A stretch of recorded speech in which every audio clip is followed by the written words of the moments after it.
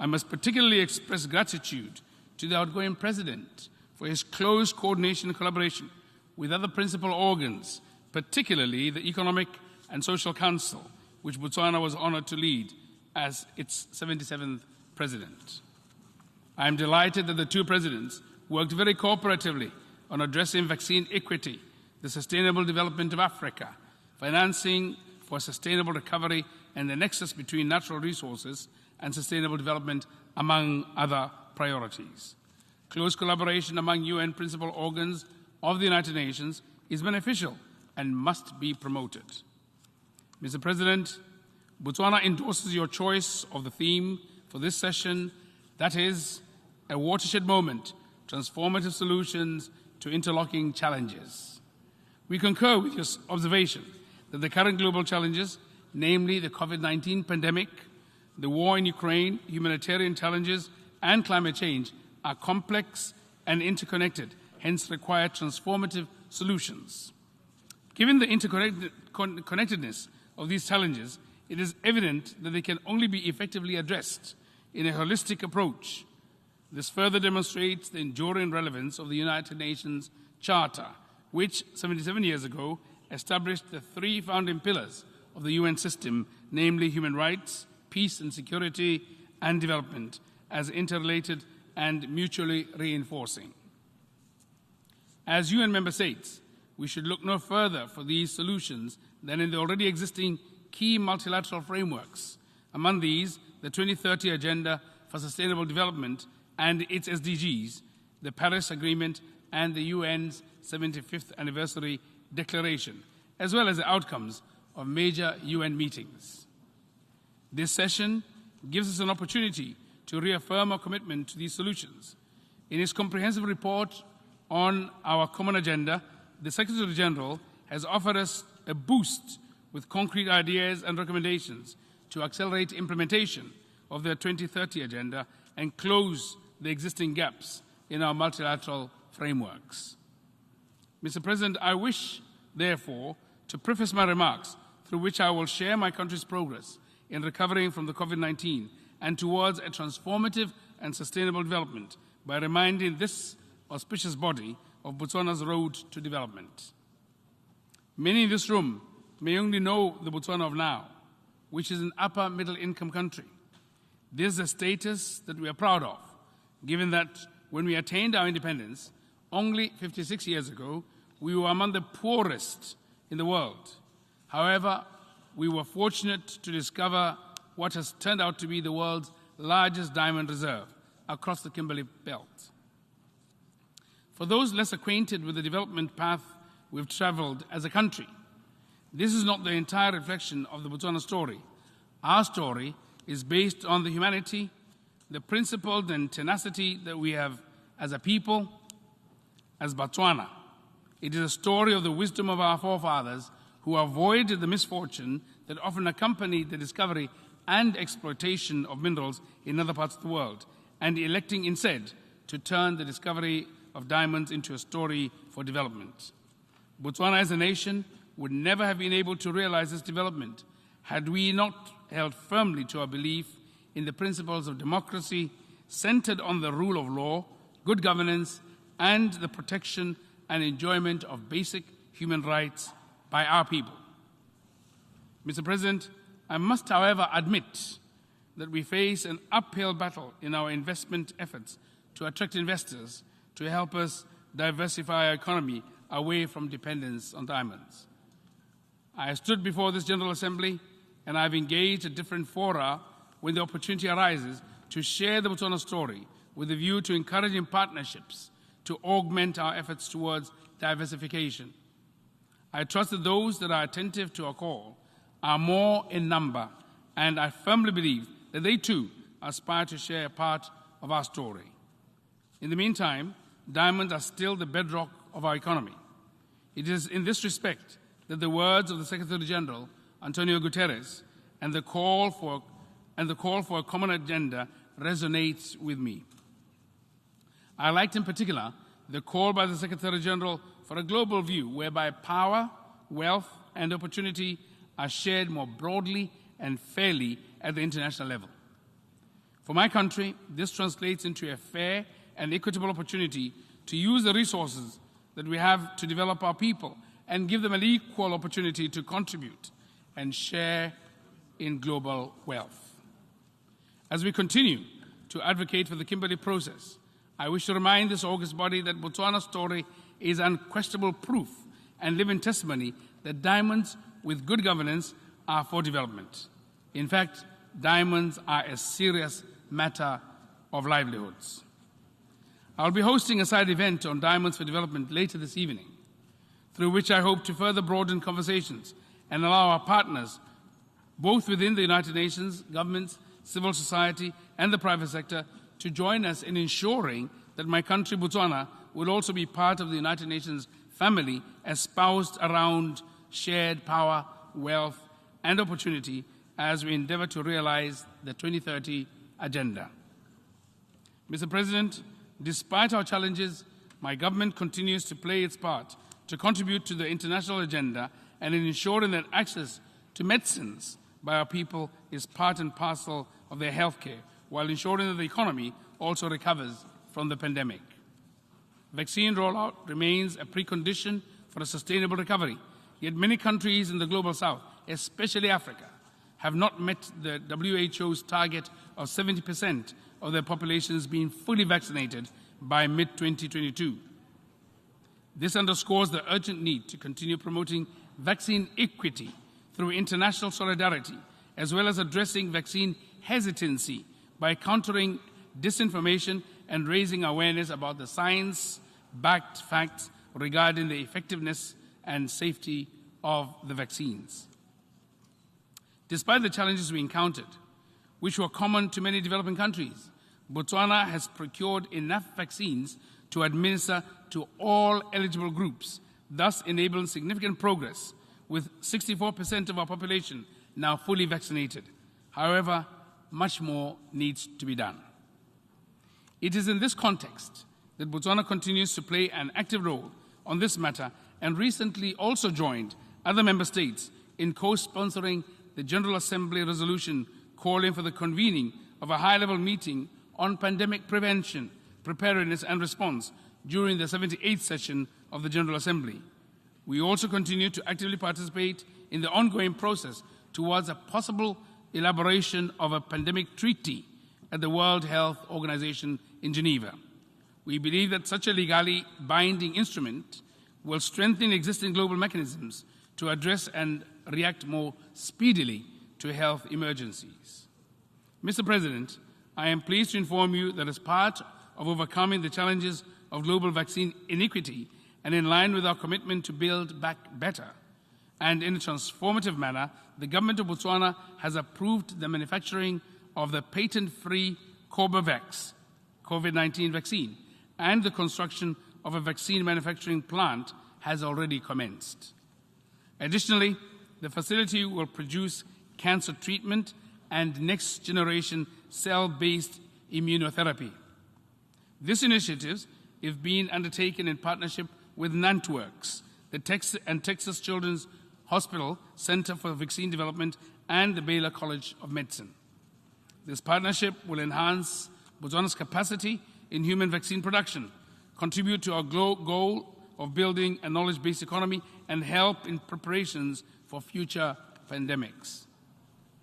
Botswana's recovery plans include strengthening the country's vast social protection system to ensure the inclusivity of vulnerable groups, persons living with disabilities, which will go a long way in facilitating equal enjoyment of their rights while broadening the accountability framework, as we recently acceded to the Convention on the Rights of Persons with Disabilities. In this regard, my government has set a medium to long-term economic recovery and transformation plan intended to fast-track recovery efforts while advancing the implementation of the 2030 Agenda and its goals. In order to achieve sustainable development, adequate financing is needed for the success of our recovery efforts from the pandemic and acceleration of implementation of the 2030 Agenda during this decade of action. Effective mobilization of domestic and international financial resources, as well as their prudent utilization, is therefore imperative. I therefore reiterate calls for development partners to scale up and fulfill our official development assistance commitments and our efforts in attaining long-term development sustainability. Mr. President, in addition to international funding, it should be noted that transformative agendas require the effective implementation by governments and associated stakeholders, as well as a sense of ownership by all stakeholders and a buy-in from the people we serve. This decisive moment of the myriad of challenges we face demands that we challenge ourselves even more. My government has thus initiated the Reset Agenda, inspired by the need for collective, inclusive, and coordinated efforts towards the transformative agenda. We are accelerating digitization in the delivery of services driven by innovation and creativity. Our people are responding to the technology-driven solutions, and they too are demonstrating the reorientation of their disposition as well as conceptual agility to venture into new frontiers of doing things differently. A full embrace of this mindset change is an inspirational approach to effective implementation of government policies, programs, projects, and business activities, and indeed the Sustainable Development Goals. The realization of transformative solutions to the current social and economic challenges will require solidarity, both within and between countries.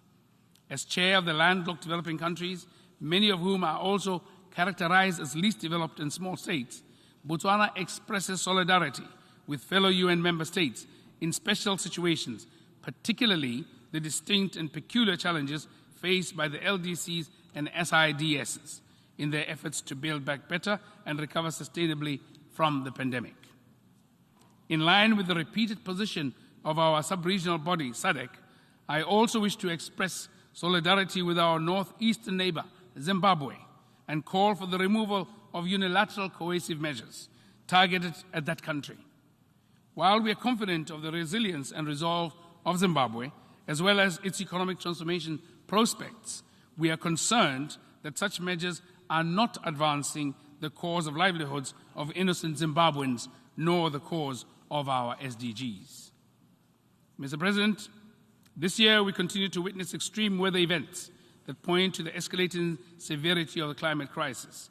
Decisive implementation of the bold climate action spelled out in the Paris Agreement and the Glasgow Climate Pact is therefore needed to prevent the worst implications. Botswana remains committed to our 15% carbon emission reduction target by 2030, as indicated in our nationally determined contributions and reconfirmed in our climate change policy adopted in 2021.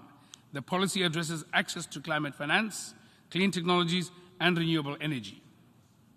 Climate ambitions will not translate into climate action in developing countries if they remain inadequately funded. We are therefore pleased that new financial pledges to support adaptation in developing countries were made at COP26 in Glasgow, the United Kingdom. It is our hope that these commitments will be fulfilled expeditiously in order to enable accelerated implementation, particularly in Africa, a region that contributes minimally to climate change but is regrettably the most affected. In this context, we are optimistic that COP27, to be held in Sharm el-Sheikh in Egypt on African soil, will further inspire ambitious climate action and deliver more adaptation resources for Africa and other vulnerable regions.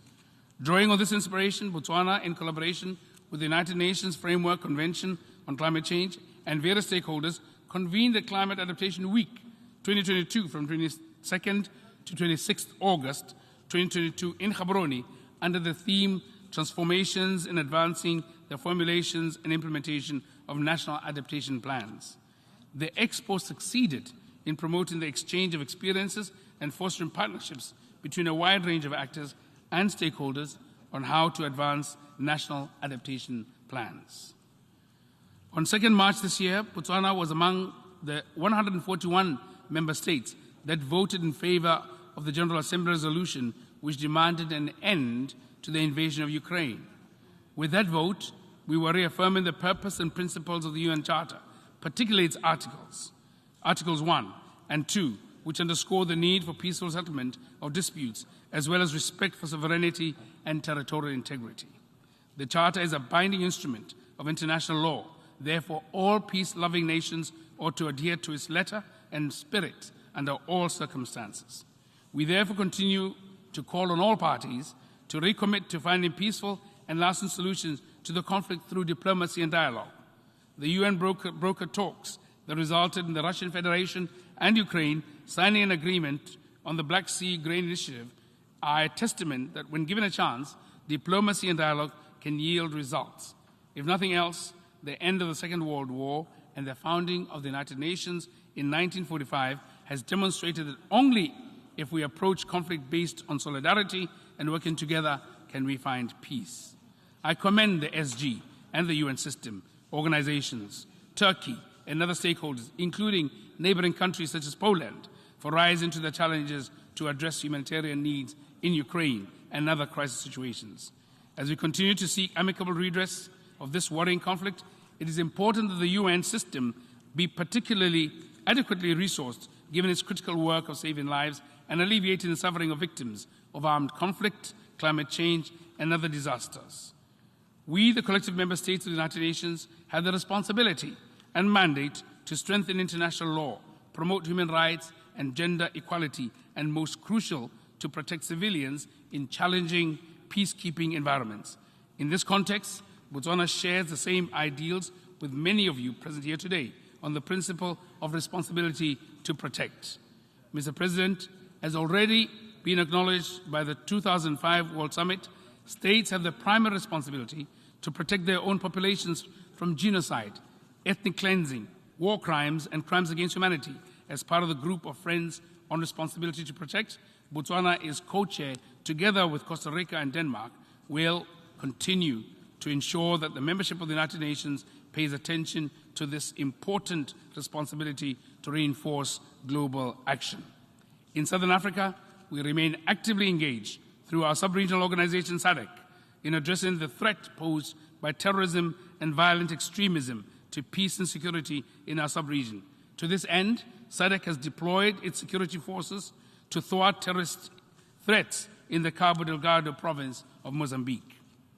The UN response to today's crisis is a clear demonstration of its indispensability as the foremost organization in addressing global issues.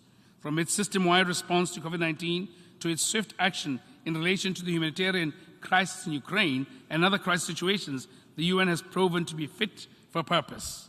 Nonetheless, there remains ample room for improving the organization's effectiveness in fulfilling the principles and purpose of the UN Charter.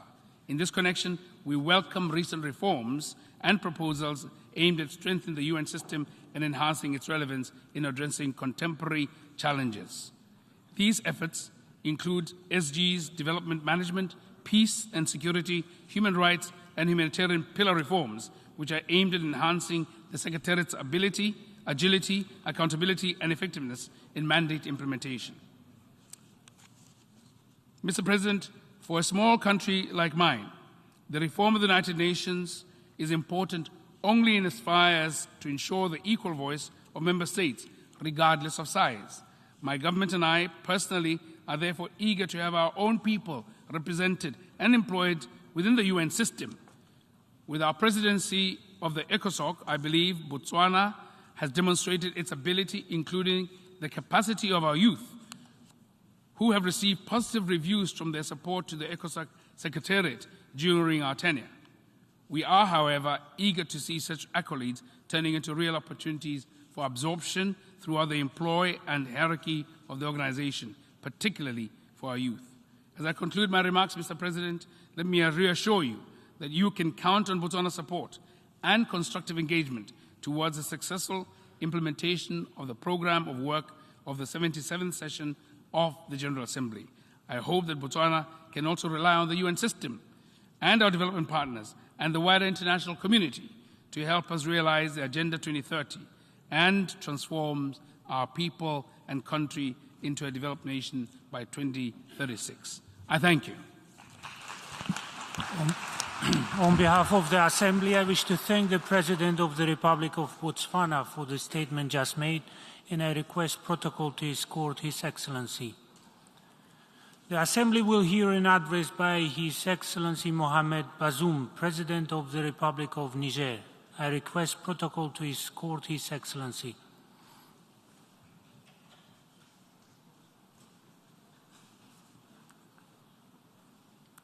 On behalf of the General Assembly, I have the honor to welcome His Excellency Mohamed Bazoum, President of the Republic of the Niger, and to invite him to address the Assembly. Monsieur le Président, Mr. President, Excellencies, Heads of State and Government, Ladies and Gentlemen, Heads of Delegations, Representatives of international organizations, Ladies and Gentlemen. Mr. President, first of all, allow me to address to you my warm congratulations, and I wish you every success on your outstanding election to the presidency of the 77th regular session of the General Assembly of the United Nations Organization. I would like to salute the leadership and commitment of the Secretary-General of the United Nations, Mr. Antonio Guterres, for peace and for development, for climate action, and for overcoming, mastering the COVID-19 pandemic, as well as his sustained efforts to find solutions to various areas of tension throughout the world. Mr. President, we are in the decade of action for achieving the Sustainable Development Goals, and the climate emergency is creating humanitarian needs at the same time as we are seeing an exacerbation of the development situation that has already existed for a long time. Alarming news is coming from the intergovernmental experts on climate change, showing that major tipping points and irreversible climate changes have perhaps been already reached or even exceeded. Due to climate disruption, the African continent is being exposed to a worsening of food insecurity, to the displacement of populations, to recurring droughts, and to pressures on water resources. Given the urgency of this situation, I am happy to see that during the special high-level dialogue on the Africa we want, organized on the 20th of July 2022 under the auspices of the United Nations, the international community recognized that COP27, scheduled for this November in Egypt, will be a unique opportunity to redress this imbalance. In this regard, I would like to express the commitment of Niger to the proposal of the African negotiators for a new goal of $1.3 billion by 2025 in order to help us better face climate changes. In the Sahel, the geographic area to which my country belongs, climate change negatively affects farming and pastoral activities as well as affecting water resources, and is also the cause for extreme droughts, torrential rainfall sometimes, as well as an increase in temperatures above the global average. This is why Niger pays particular attention to the African initiative, the Great Green Wall, which is part of the 2063 agenda of the African Union. Mr. President, with regard to the security situation in my country, well, the situation in the Sahel has gotten worse in recent years. This is particularly the case for Niger, given the unfavorable regional situation. If you remember, it all began with the fall in 2011 of the Libyan regime, and to date, it has never been able to be replaced by a stable government that has been able to exercise authority throughout the country. Also, the vast territory in the south of Libya has become a platform for transnational organized crime, where we see a blossoming of trafficking in arms, drugs, fuel, and migrants, leading to structural insecurity throughout the countries of the Sahel and its neighborhood. Mali, which succumbed in 2011 to the generalized violence coming from Libya, has never really been able to recover. It has, in its turn, become a breeding ground for terrorism, which is characteristic of the Sahel, extremely affected by the effects of climate change, threatening the practice of pastoral farming. This ecosystem of violence has experienced a bonanza amongst young shepherds of the communities affected by climate change, and very many of them have turned to terrorism. In the north of Mali, this scourge is also spreading towards Niger, Burkina Faso, and is now threatening to extend to the Gulf of Guinea. This violence has such potential for destabilizing state institutions that it has led to the fall of democratically elected governments in Mali and Burkina Faso, respectively, in 2020 and 2022. Niger, my country, in addition to this terrorist threat on our three borders, is facing another terrorist threat in the Lake Chad Basin, where we see the various groups of the nebulous organization Boko Haram operating. Mr. President, despite the constraints that I have mentioned, my country is showing great resilience based on wise governance, promoting a culture of tolerance and cohesion between communities, as well as promoting the rules of democracy and the rule of law. It is this option in favor of freedom that has made it possible for us to organize transparent elections and led to the first change in the head of state, where a democratically elected president handed over power to another president elected under the same conditions in April 2021. Our experience in Niger has shown us, as if this were necessary, that the best way to ward off the effects of terrorist violence is to strengthen the democratic system and nothing else. The war against terrorism means that we have to currently allocate significant resources to increase the number of our forces, to acquire appropriate equipment, and to strengthen the capacity of our soldiers. Allow me to take this opportunity, Mr. President, to thank our various partners that are committed with us in this fight against terrorism. I would particularly like to thank France. Their action through Operation Barkhane represents a major asset in the balance of forces vis-à-vis our enemy. I would also like to thank the United States of America, the Federal Republic of Germany, as well as the other countries that are working alongside us in various ways, all of them equally helpful.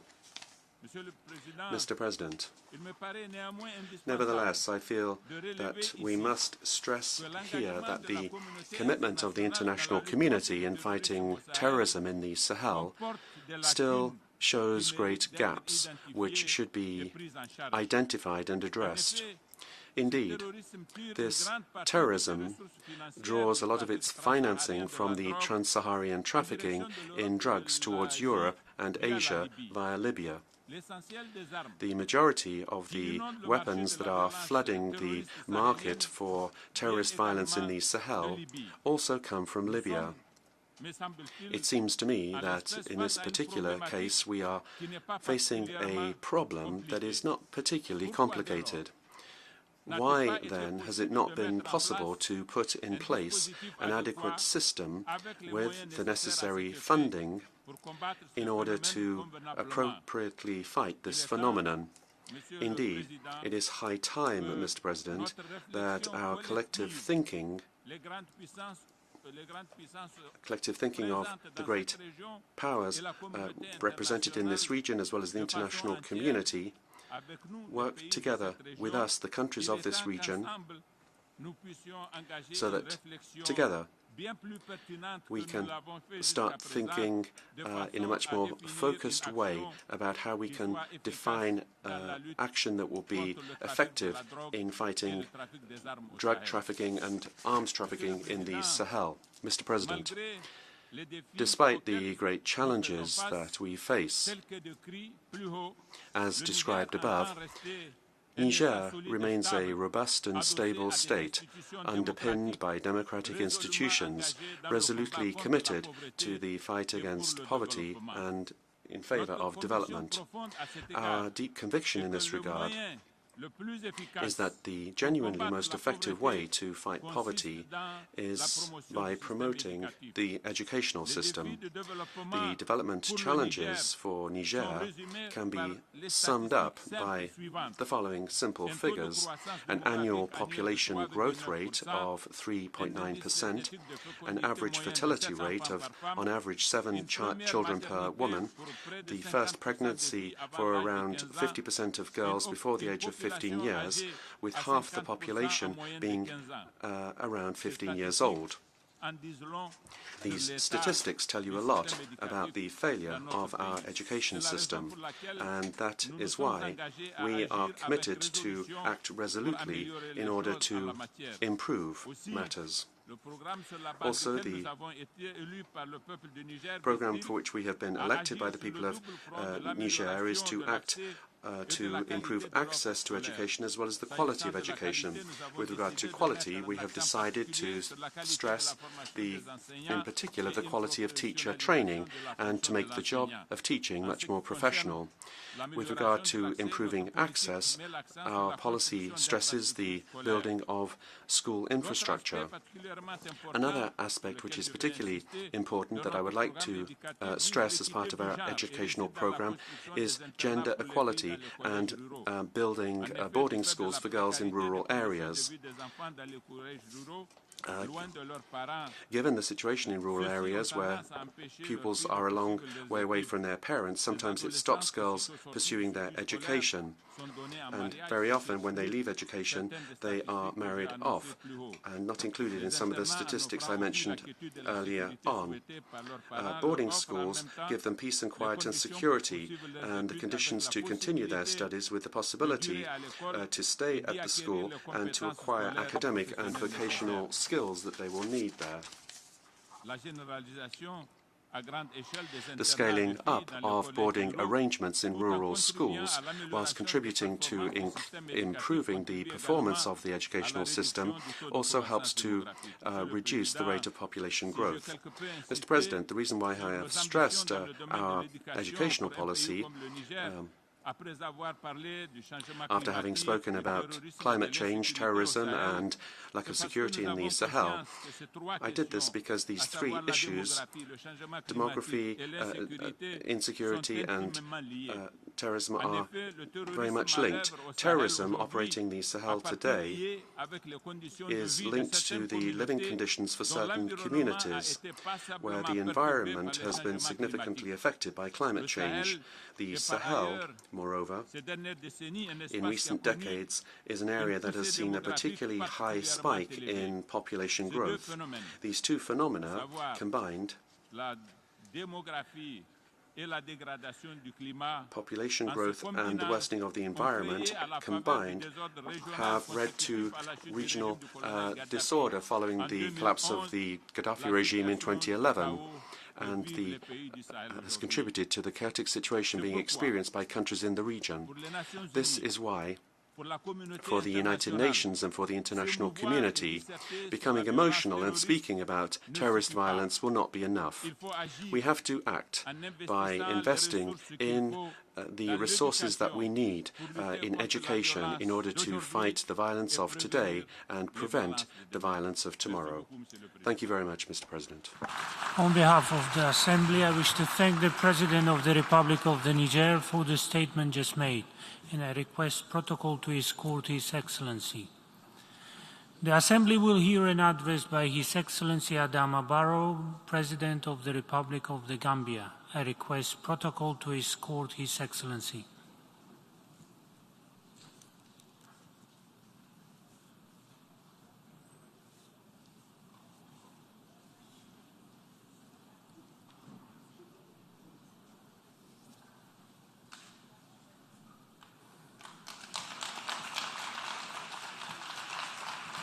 On behalf of the General Assembly, I have the honor to welcome His Excellency Adama Barrow, President of the Republic of the Gambia, and to invite him to address the Assembly.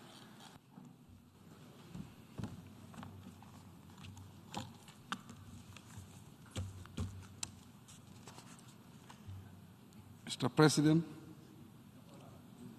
Mr. Secretary General, Your Majesties, Excellencies, Head of State and Government, Heads of Delegation, ladies and gentlemen, I bring you warm greetings from the people of the Gambia and wish that we have a successful and fruitful 77th session.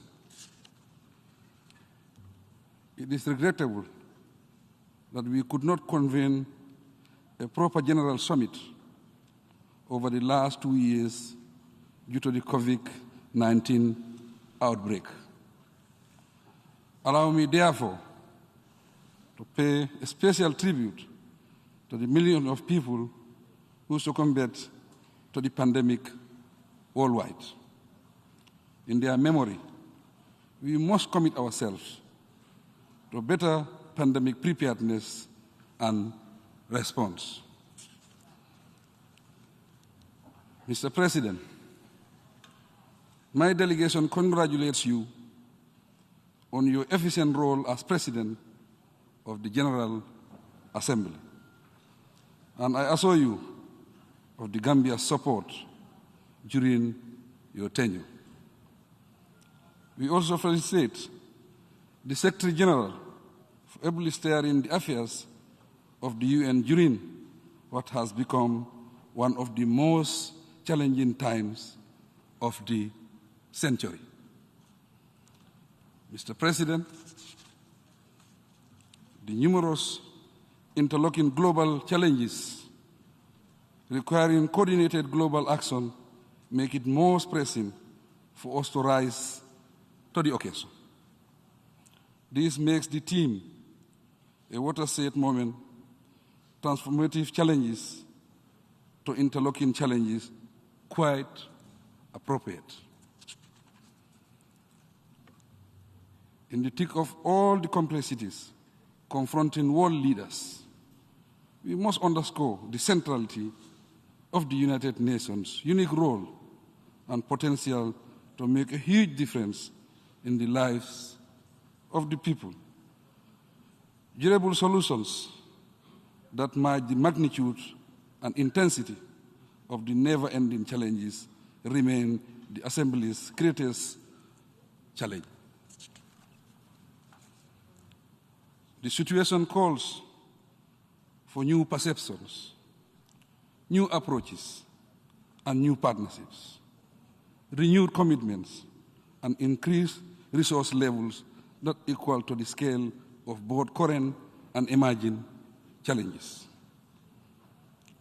To recover as a global family, we must muster the requisite courage and political will and take advantage of the opportunities that go with the global crisis. Mr. President,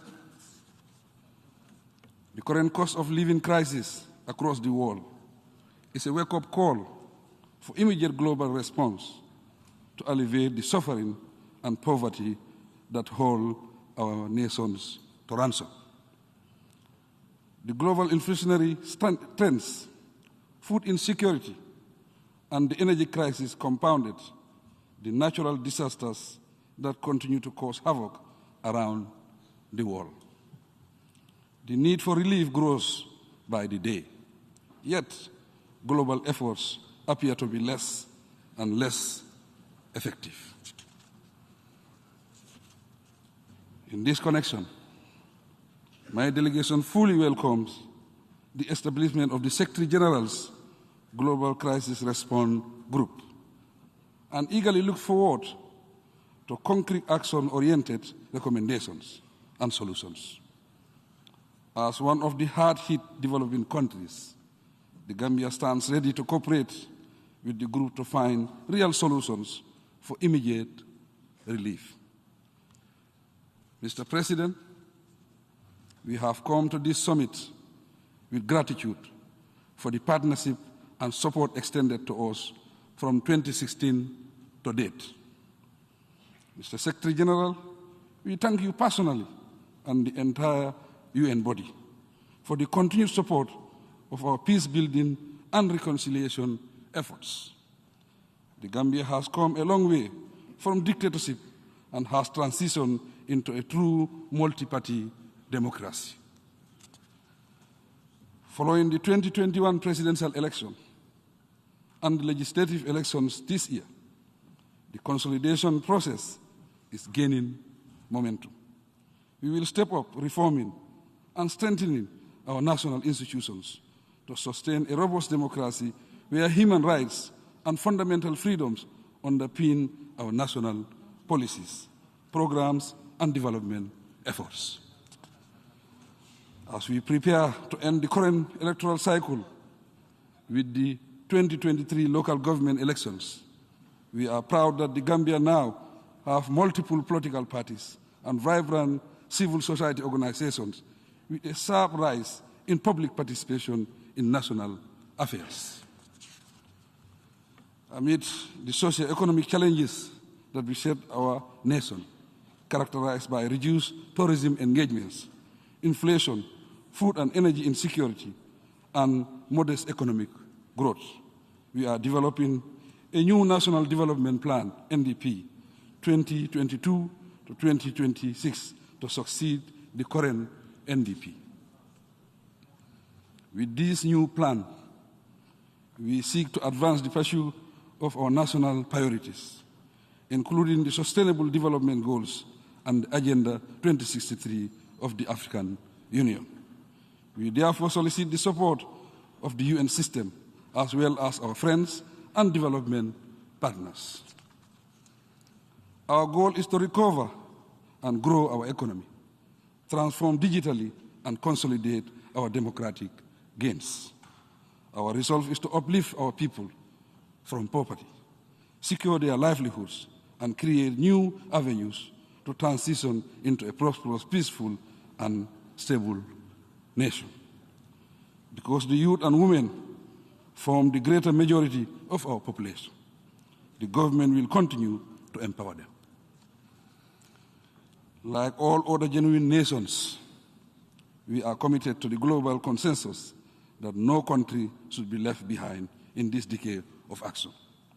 Despite its size and economic status, the Gambia is at the forefront of fighting climate change through ambitious national action plans, and we look forward to participating effectively in COP27 in Egypt and the 5th United Nations Conference on Least Developed Countries, LDCs, in Qatar. Mr. President, accelerating development in Africa hinges on addressing the underlying causes of insecurity and underdevelopment. As a continent, our collective goal is to have a peaceful Africa where the people enjoy the dividends of peace, stability, and prosperity. African governments are committed to silencing the guns on the continent as a strategic objective. For this reason, we ask the United Nations and the international community to shoulder their fair share of the burden of the African Union peace endeavors. Our experience with keeping the peace in Africa is marked by isolated efforts in many instances. Africa must be provided with adequate equipment and the means to fully play its peace enforcement role on behalf of the international community. As a long-standing troop and police-contributing country, the Gambia will continue to support the Secretary General's action for peacekeeping initiative, and we welcome its reinforcement through the Action for Peacekeeping strategy. We are committed to improving the capacity of our officers through increased pre-deployment training, innovative partnerships, and more greater balanced peacekeeping development approaches. We must, however, review and do more to address the frequency deadly attacks against peacekeepers in mission areas by giving them realistic mandates.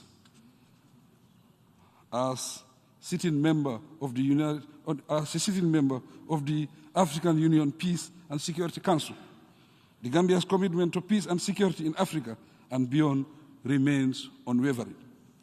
Mr. President, we have ongoing conflicts on our continent that need urgent international attention. The complexity of the challenges in the Sahel dictates multi-pronged approaches and intervention that would ensure sustainable peace and stability.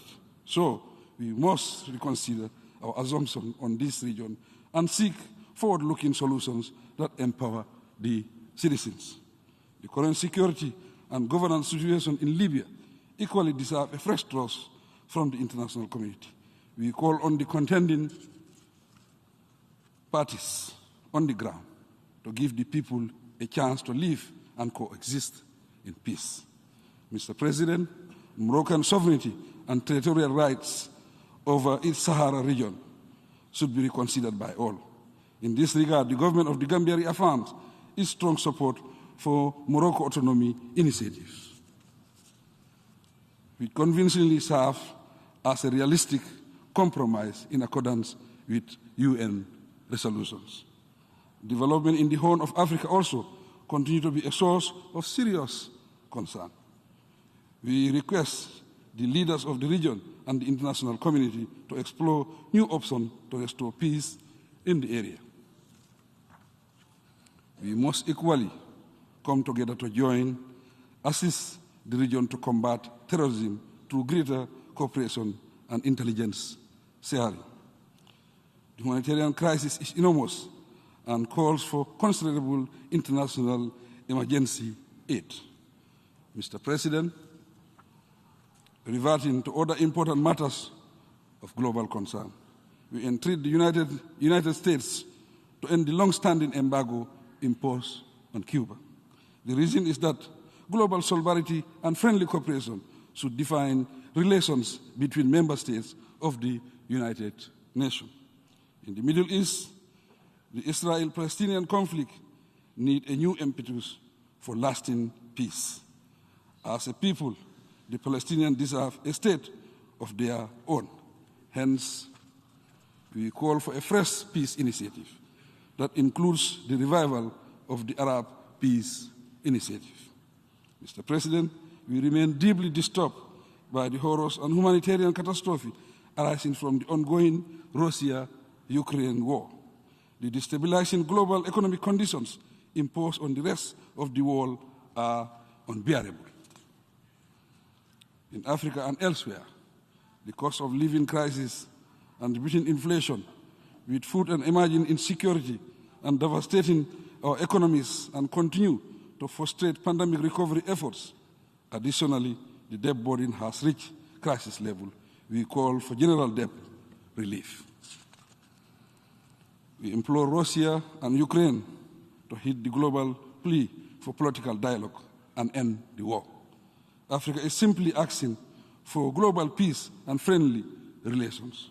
Our survival and progress depend on global peace and stability. Mr. President, the plea of the Rohingya remains a matter of grave concern to the Gambia. We call on the member government to comply with the ruling of the International Court of Justice and end all human rights violations against the Rohingya. The Gambia will continue to defend their rights, Mr. President. As a responsible member of the international community, Gambia considers Taiwan as part of the People's Republic of China, and we advocate the adoption of the One China policy. We urge the international community, therefore, to fully respect China's sovereignty over Taiwan and avoid actions that undermine global peace. The Gambia fully supports the Secretary General's call for transformation and global solidarity in the landmark Our Common Agenda. In the same vein, in the landmark report, Our Common Agenda. In the same vein, we support his effort to convene the Summit of the Future and the Sustainable Development Goals Summit next year. The renewal of global solidarity and regard for the less fortunate necessitated that we commit ourselves once again to leaving no one behind. Mr. President, Africa will continue to demand its rightful place in the permanent membership category of the Security Council. Thus, the negotiations must produce tangible results. Finally, let me emphasize that genuine commitment and substantially increased resources should accompany the transformation of our institutions, systems, mechanisms, and state of preparedness and the developing world must not be left behind. I pray that we have a successful 77th session of the United Nations General Assembly. I thank you. On behalf of the Assembly, I wish to thank the President of the Republic of the Gambia for the statement just made, and I request protocol to escort His Excellency.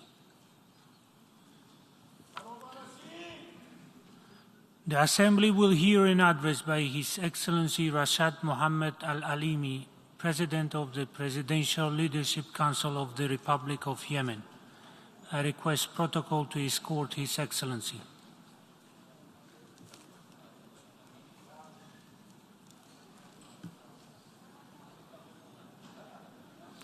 On behalf of the General Assembly, I have the honor to welcome His Excellency Rashad Mohammed Al-Alimi, President of the Presidential Leadership Council of the Republic of Yemen, and to invite him to address the Assembly.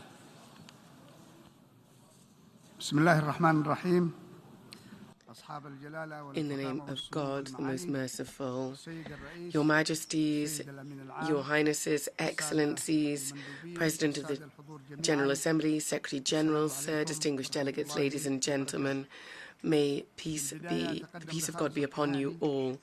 First and foremost, I would like to congratulate His Excellency Mr. Saba Kursi, as well as Hungary, a friendly state, on its election to the head of the UN General Assembly. I'd like to wish him every success in the work of this session. This session is on transformative solutions to interlocking challenges. I'd also like to congratulate his predecessor, Mr. Abdullah Shahid from the Maldives, for his real efforts to the principles and goals of the organization. I would also like to welcome the role played by His Excellency, the Secretary General, Antonio Guterres, who strengthened the presence of the United Nations on the international stage. I would like to thank all UN staff, as well as agencies and envoys and emissaries, for all their efforts to alleviate the suffering of the Yemeni people. We'd also like to thank them for their good offices and for their efforts to bring peace and stability to my country, which has been drained by 8 years of wars caused by the Houthi terrorists supported by the Iranian regime. I would like to commend the great Yemeni people, and like to take this opportunity to do so, who are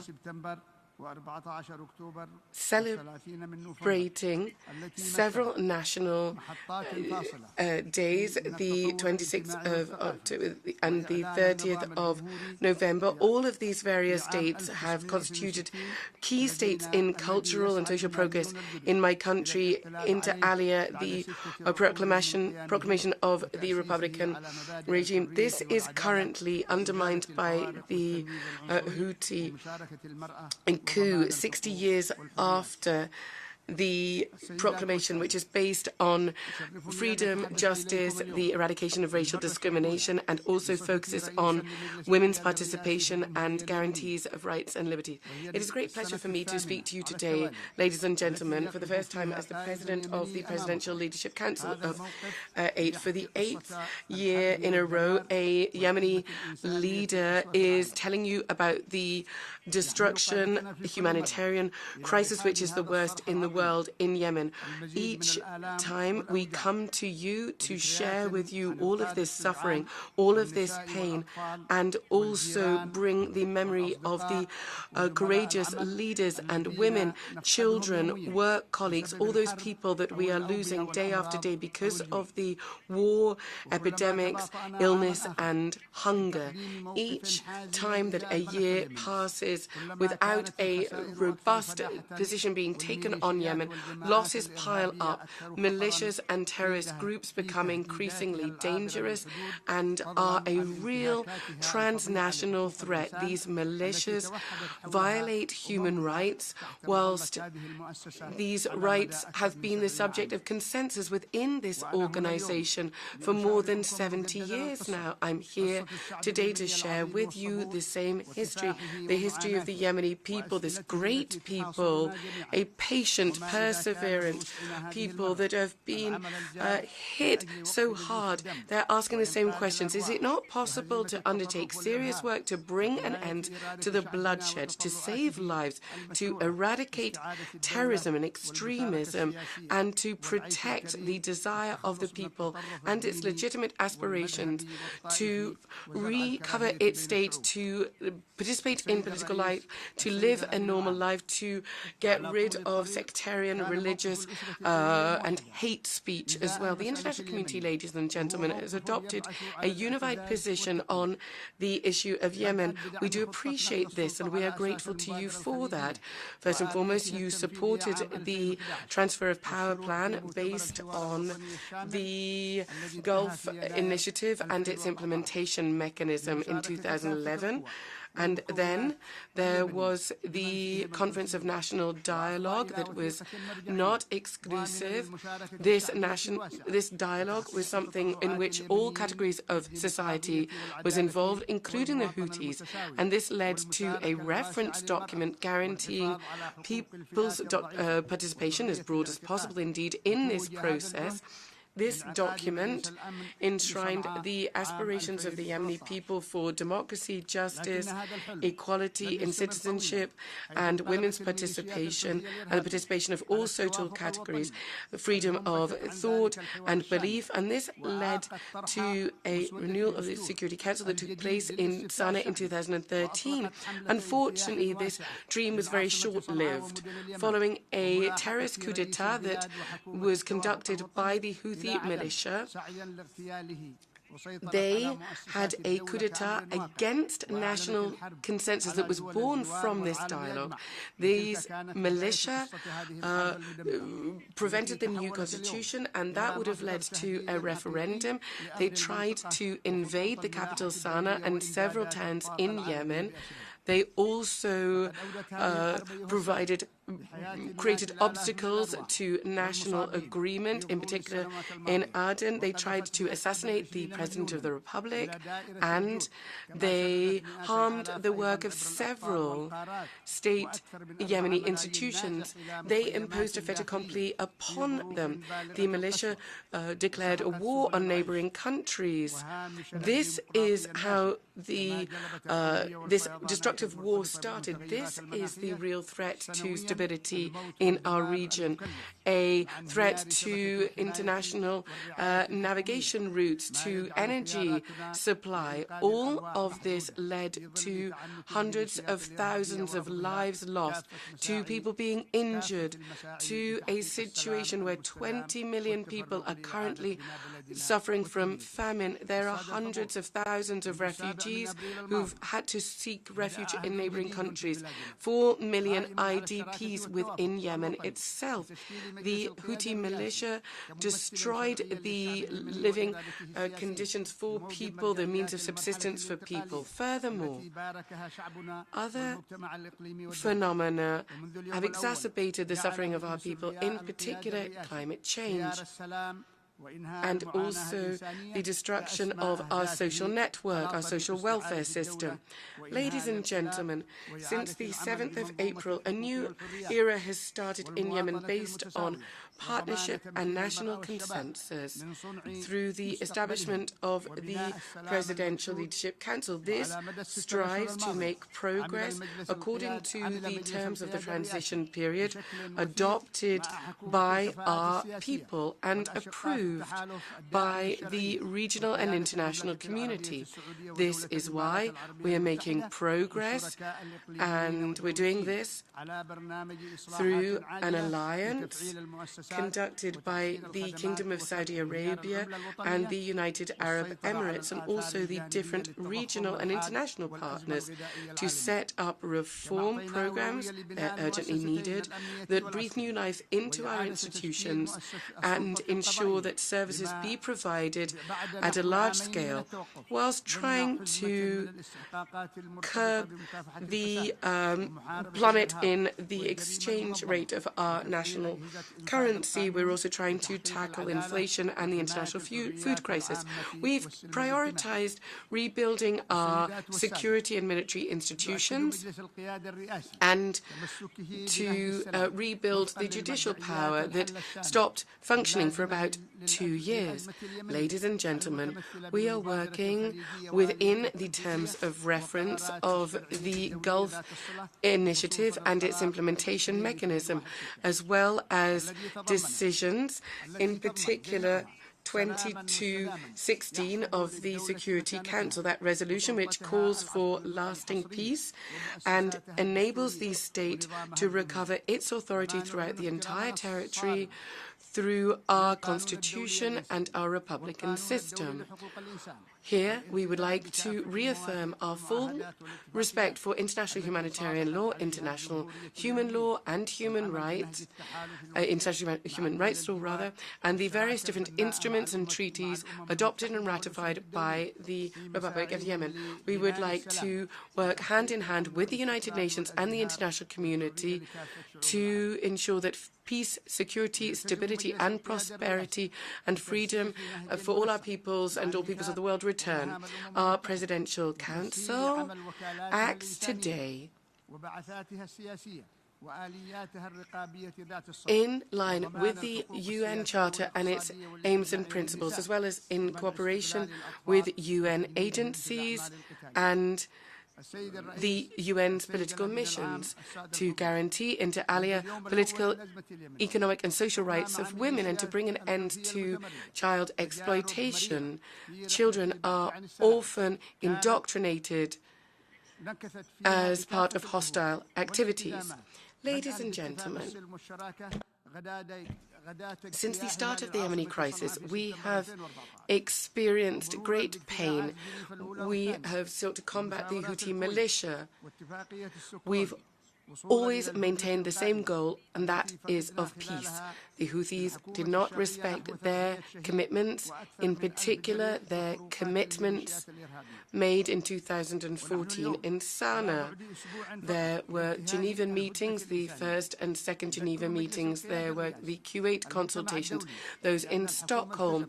Then there was the truce, during which we nonetheless lost 300 martyrs, and there were violations by the militia that caused at least 1,000 people to be injured. For some week now, the humanitarian truce has stopped. We would like the international community to take into consideration that the Yemeni government did respect the truce throughout its existence. Today, we have sought to avoid any excuse. There's no excuse to violate this truce. We want a lasting peace. This truce showed that indeed we do lack a serious partner within Yemen. We lack serious partners who want peace. The Yemenis know today that they absolutely need to combat sectarian armed groups. Today we insist on the strong position of the Yemeni Presidential Council. We are calling for a renewal of the truce. However, this must not take place if it is not in the interests of the Yemeni people. The terrorist militia must not gain power because they threaten not only Yemen but the whole region and indeed the entire world. For us, ladies and gentlemen, peace is a strategic choice. There's no doubt about this. We are perfectly aware of the difficulty of heading up our country without the participation of all components of Yemeni society. However, we cannot accept an armed militia having the monopoly of power. These are the very basis of the aspirations of the Yemeni people. They have a right to peace and stability, just like all peoples do throughout the world. Today, the militia want to place themselves above the state, above the Yemeni people. Indeed, they believe that they have been elected by God. They export violence across the borders. They export hate speech and hostility against others, everybody who is different to them. Your countries, perhaps for some time now, have been living in peace and prosperity. That's perhaps why it's difficult for you to understand the situation in Yemen, where a militia is proclaiming itself as being chosen, elected by God. This war against us, this is precisely what the Houthis, Daesh, Al-Qaeda, Boko Haram, and many other terrorist groups throughout the world are calling for. Mr. President, ladies and gentlemen, transformative solutions, which are the theme of this General Assembly session, first and foremost require the principles of peace to be upheld with the existence of a stable government, one that can protect the political process. Nonetheless, if we continue to fear the use of force against terrorism, well, that will lead to a humanitarian disaster. In truth, we need to find alternative solutions. Deterrence, indeed. The international community needs to support the legitimate government in order to ensure that the values of peace and peaceful coexistence prevail. Diplomacy is based on an exchange of points of view. We cannot implement diplomacy. We can only do this in the context of a legitimate regime. It is difficult to use diplomacy with terrorist militias. If we were to, we would undermine the very principles of this organization. Ladies and gentlemen, perhaps the world's eyes are not looking at Yemen at the moment because there are other hotbeds of tension throughout the world. However, generous and attentive partners have, through the coalition headed up by the Kingdom of Saudi Arabia and the UAE, they have helped us. They have spared no effort, no resource has been spared to help us on behalf of the international community to protect our people. They have also hosted Yemeni refugees and they have been given many advantages in those countries. Furthermore, a technocratic government was set up alongside the Presidential Council. This government enjoys the support of the Kingdom of Saudi Arabia and the United Arab Emirates. There have also been many commitments undertaken by the United States and the European Union and also the United Kingdom. They have undertaken to finance many processes in Yemen. Nonetheless, we are experiencing a real gap in funding. We need humanitarian emergency assistance, in particular in the area of healthcare. We also need a rapid response from humanitarian organizations. That is why projects need to be invested in that allow Yemeni people to enjoy means of subsistence and to protect the central bank in Aden so that the currency can be protected, so that basic products can be protected, so that a potential famine can be warded off. We need to act against the Houthi militias who are trying to divert the or rather, we need to address the safer oil tanker situation. This would lead to a particularly serious environmental disaster. It would be a crisis even worse than the one we experienced in the Atlantic Ocean following the oil spill from the Exxon Valdez vessel. There's a need to make more efforts to bring an end to this situation that is being used by the Houthis as a tool to exert pressure. We are calling upon all countries of the world to ensure free navigation in international waters. We're also calling for a combat to be conducted against the proliferation of weapons of mass destruction, in particular by the Islamic Republic of Iran. Today, Iran is interfering in our domestic affairs in an absolutely unacceptable way.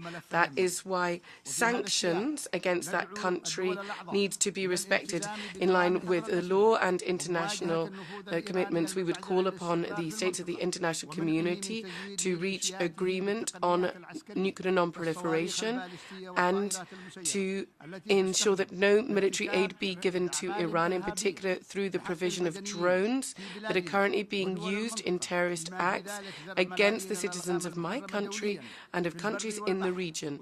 By the same token, the Houthi militia are planting anti-personnel mines in the sea and on land. That is why the Republic of Yemen would like to urge the states of the international community to respect disarmament. Thus, we would like to talk about the need to find a solution on the Palestinian question so that the rights of the Palestinian people can be guaranteed. Ladies and gentlemen, the Universal Declaration of Human Rights enshrines the respect for the dignity of each human being in it. This is the very basis of freedom, justice, and peace throughout the world. This is why there is a need to prioritize these rights in all action of the General Assembly. The aim here is to guarantee the dignity of thousands, hundreds of thousands of our citizens throughout the world who are displaced, who are refugees, who are the subject of numerous forms of violence. Do we need to show even more evidence to show that violence is carried out by the Houthis? There is abuse carried out by these militia. In conclusion, I would like to tell you a story. Quite recently, a young Yemeni man was in Cairo in Egypt, and he was asked his date of birth by doctors. He said that he was born just 2 weeks ago, and this is the date when he left Sana'a. So he was born again, so to speak, after he left Yemen, but nonetheless he was afflicted by the loss of his family and by having to leave all of his family behind. In Yemen, the Yemeni people aspire for peace, they aspire for a peaceful future, and this is what all countries of the world want for their populations. Thank you very much. May God's blessing be with you. Leadership Council of the Republic of Yemen for the statement just made, and I request protocol to escort His Excellency. The Assembly will hear an address by His Excellency Tanete Maamau, President, Head of the Government and Minister for Foreign Affairs and Immigration of the Republic of Kiribati. I request protocol to escort His Excellency.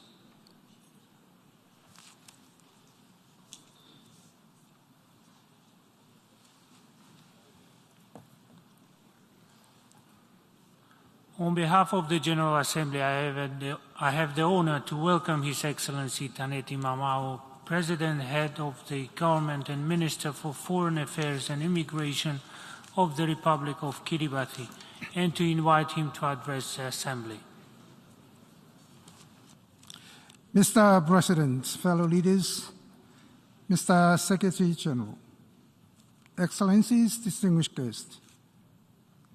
Let me begin by praising and thanking the Almighty God for His everlasting love, peace, mercy, and blessings upon the world and each one of us here today. In His holy name, Mr. President, I join previous speakers in congratulating you and the government of Hungary for your election as President of the General Assembly. Mr. President, please be assured of Kiribati's full support and cooperation as you steer the helm of this august body to make the 77th session a watershed moment for the many interlocking challenges facing humanity. In the same token, I congratulate and thank the outgoing President of Maldives for a resoundingly successful 76th session, as demonstrated in the accomplishment of his many new initiatives. He has infused a renewed sense of faith and hope in the power of a united humanity and a stronger multilateralism. The most remarkable legacy of his leadership has been for the inclusion of underrepresented member states within the workings of the United Nations. Never before have the small island developing states been diversely and widely represented within the realms of the office of the President of the General Assembly. And to the Secretary General of the United Nations, thank you for your stellar and steady leadership, especially during these very difficult and trying times. Kiribati welcomes and fully endorses your reappointment for a second term to further advance and complete a comprehensive overhaul of the United Nations in meeting its obligations for the peoples it serves.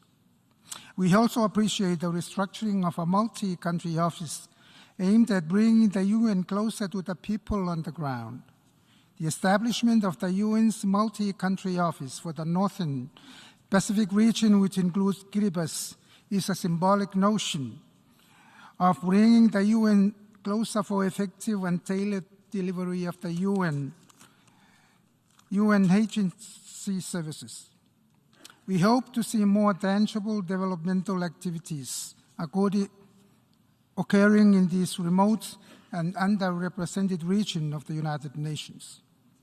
I wish to also acknowledge the great contributions and services that the UN agencies have delivered to my country and people. In particular, I would like to convey a big thank you to the UN Police for all the assistance and support that has enabled our Kiribati police to participate for the first time in the UN peacekeeping missions, starting with UNIMIS in South Sudan.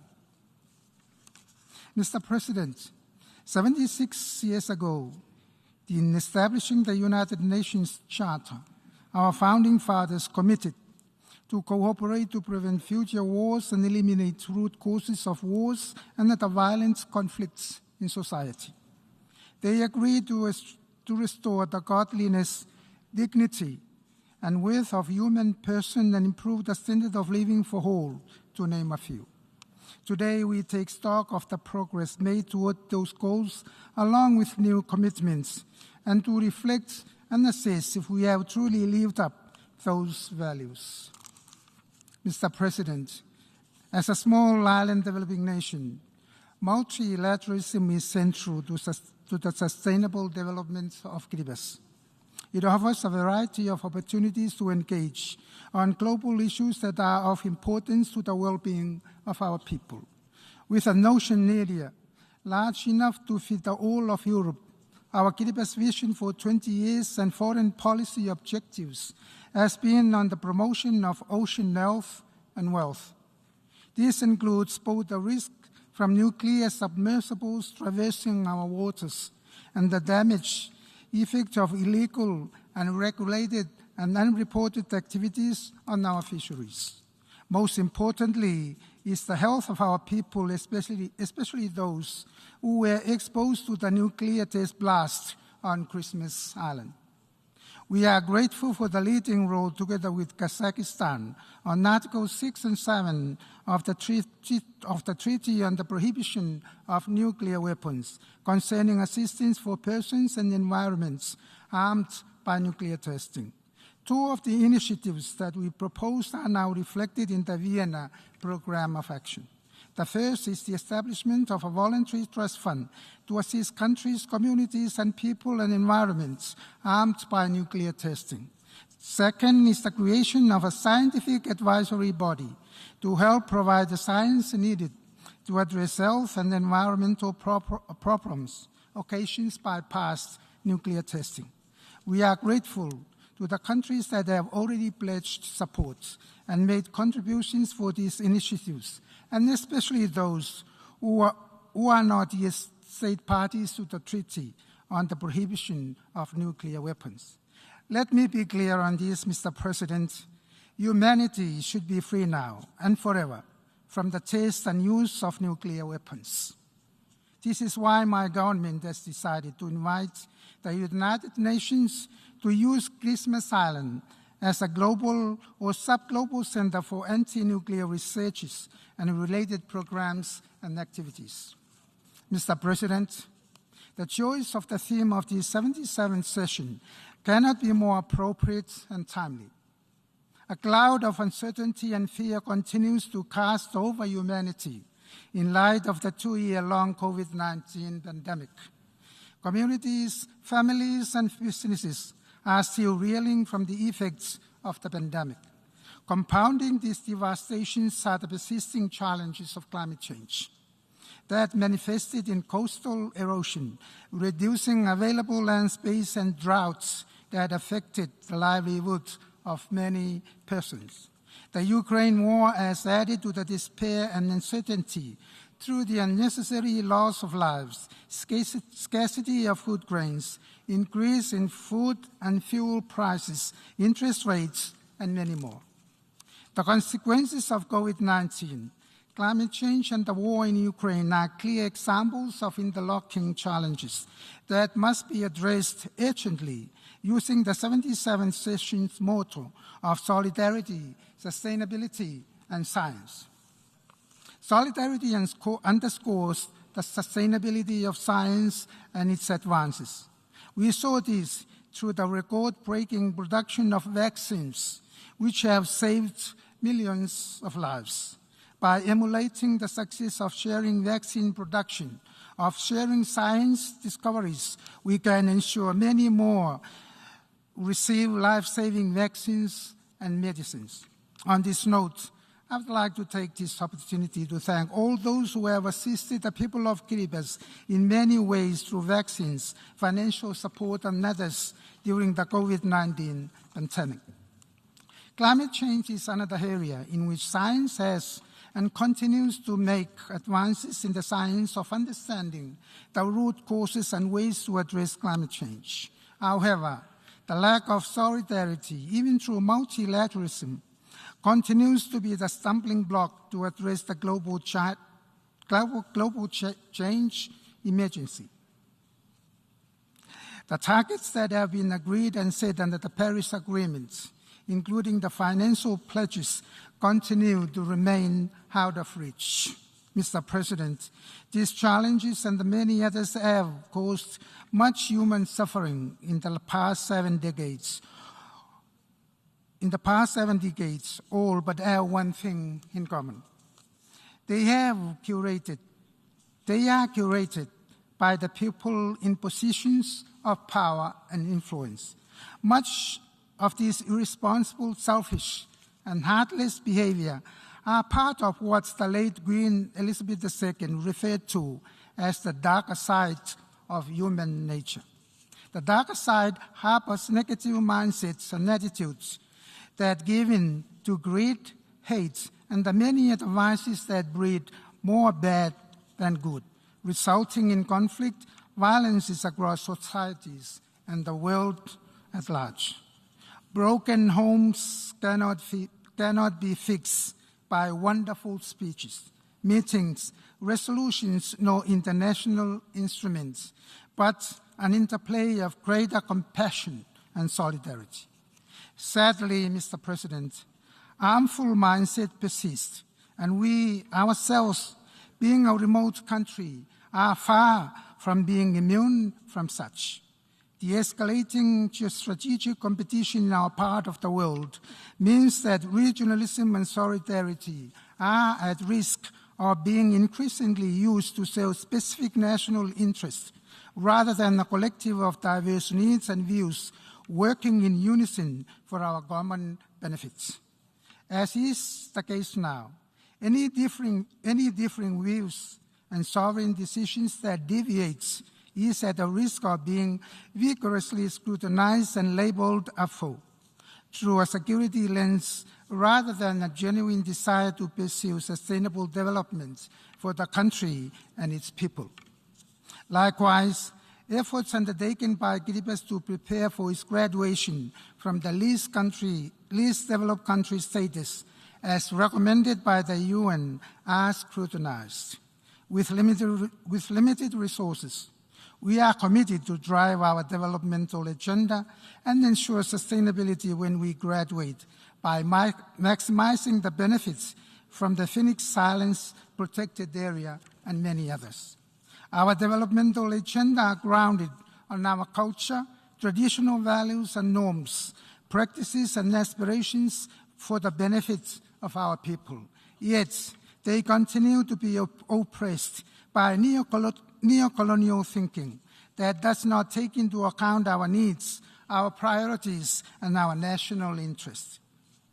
This is a system of global thinking that remains steeped with legacies of environmental destruction, which our people have now inherited, as is the case of the mining of Panama Island.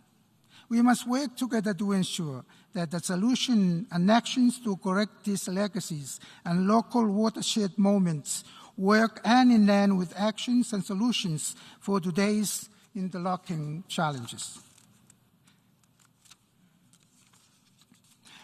Wendell Berry pointed out that global thinking is often merely a euphemism for abstract anxieties or passions that are useless for engaged efforts to save actual landscapes.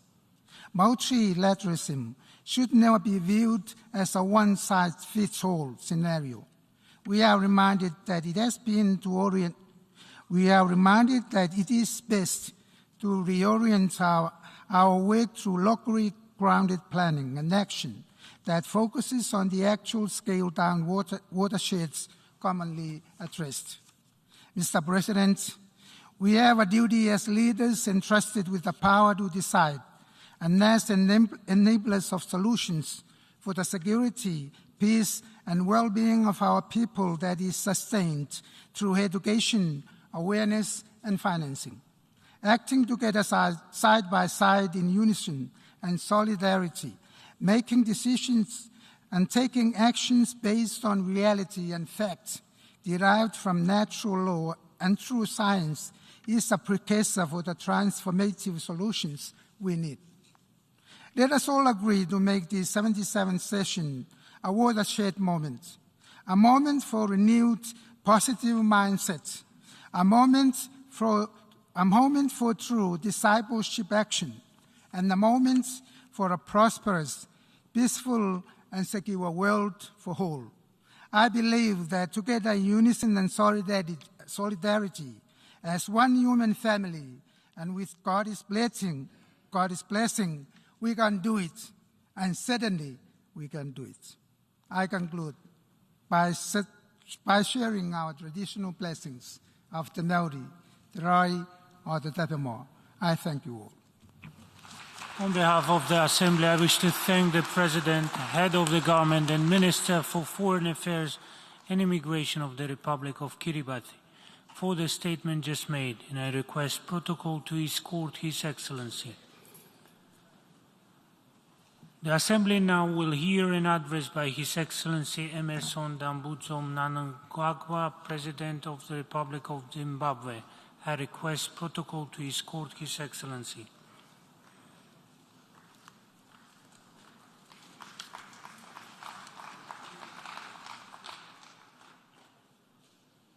On behalf of the General Assembly, I have the honor to welcome His Excellency Emmerson Dambudzo Mnangagwa, President of the Republic of Zimbabwe, and to invite him to address the Assembly. Your Excellency, Mr. Karosi, President of the 77th session of the General Assembly, Your Excellency, Mr. Antonio Guterres, Secretary General of the United Nations, Your Majesty, Your Excellencies, Heads of State and Government, distinguished guests, it is my singular honor to deliver this statement to this august assembly. Allow me to congratulate you, Mr. President, on your election as the President of the 77th session of the United Nations General Assembly. Please be assured of Zimbabwe's full support as you guide our deliberations during this current session. I also pay special tribute to your predecessor, Mr. Abdullah Shahid, for leading the 76th session of the United Nations General Assembly as the world grappled with a plethora of challenges. We commend him for the President of the General Assembly's Fellowship of Hope initiative towards enhancing youth interest, engagement, and commitment in the work of the United Nations. This will go a long way towards safeguarding the interests of future generations as embodied in today's youth. Their voices must be heard across our governments and within the United Nations. Zimbabwe is privileged to be among the pioneering beneficiaries of this program. Mr. President, delivering the 2030 agenda remains an urgent priority for us all. Our theme for this session in the court, a watershed moment, transformative solution to interlocking challenges, end of quote, captures the importance of scaling up our actions informed by the state of our world. The number of persons exposed to food insecurity continues to increase. Meanwhile, the scourges of conflict and climate change have become major drivers of migration and refugees.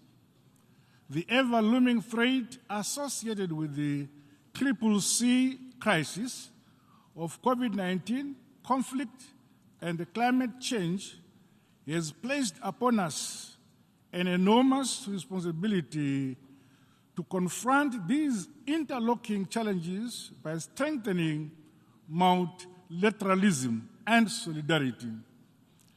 Terrorism, biodiversity, loss, desertification, pollution, and cybercrime, among other challenges, reinforce the urgent need to implement the inclusive and transformative solutions that leave no one and no place behind. This 77th session comes in the wake of debilitating impacts of the COVID-19 pandemic that overstretched our healthcare systems and severely exposed the disparities between developed and developing countries with regards to vaccine access. Africa is among the most affected. The lessons from the pandemic should inspire and enable the United Nations General Assembly to urgently scale up means to build multi-pronged capacities that must guide our collective response to future pandemics and other global challenges. Despite the illegal economic sanctions imposed on Zimbabwe, Zimbabwe successfully implemented its COVID-19 national response strategy, encouraged largely by our own internal resources and institutional capacities. The proactive approach by my administration enabled the country to achieve high vaccination rates, which extended to children up to 12 years. Meanwhile, our focus on the construction, rehabilitation, and modernization of health facilities across the country, coupled with the enhanced capacities around biotechnology and the pharmaceutical value chain, attest to my government's determination to realize universal health coverage. Mr. President, lifting many more people out of poverty and into a higher quality of life must remain at the core of both United Nations activities and the programs and projects of our respective countries. Zimbabwe has made significant strides towards ending poverty and hunger. This has seen the implementation of various policies and programs to support and empower communal and small-scale farmers. At the household level, the provision of agricultural inputs, equipment, and technical support to farmers, especially the vulnerable, has contributed to household and national food and nutrition security. However, in 2022, mid-season drought and tropical cyclones regrettably reduced the overall performance of the agricultural sector. To this end, the climate change conundrum has continued to be an albatross. The United Nations Framework Convention on Climate Change and the Paris Agreement should remain the primary platform for negotiating our collective global response to climate change. All measures taken to achieve the targets and commitments set under the Paris Agreement have to be implemented. Furthermore, the principle of common but differentiated responsibilities and respective capabilities in light of the different national circumstances must also be reflected. Financing for climate change has remained inadequate, leaving the scope for effective and just transition to renewable energy among developing countries under serious threat. It is our hope that at COP27 in Egypt later this year, the developed countries will deliver more concrete action on climate change, not just for mitigation targets, but also in relation to adaptation, loss and damage, climate-specific finance, technology transfer, and capacity building. In our case, Zimbabwe is making concerted and deliberate efforts to integrate climate action into our national policies, strategies, and planning. This includes strengthening resilience and adaptive capacity of the most vulnerable in our society. Additionally, my government is implementing an ambitious program to increase the number of dams for irrigation.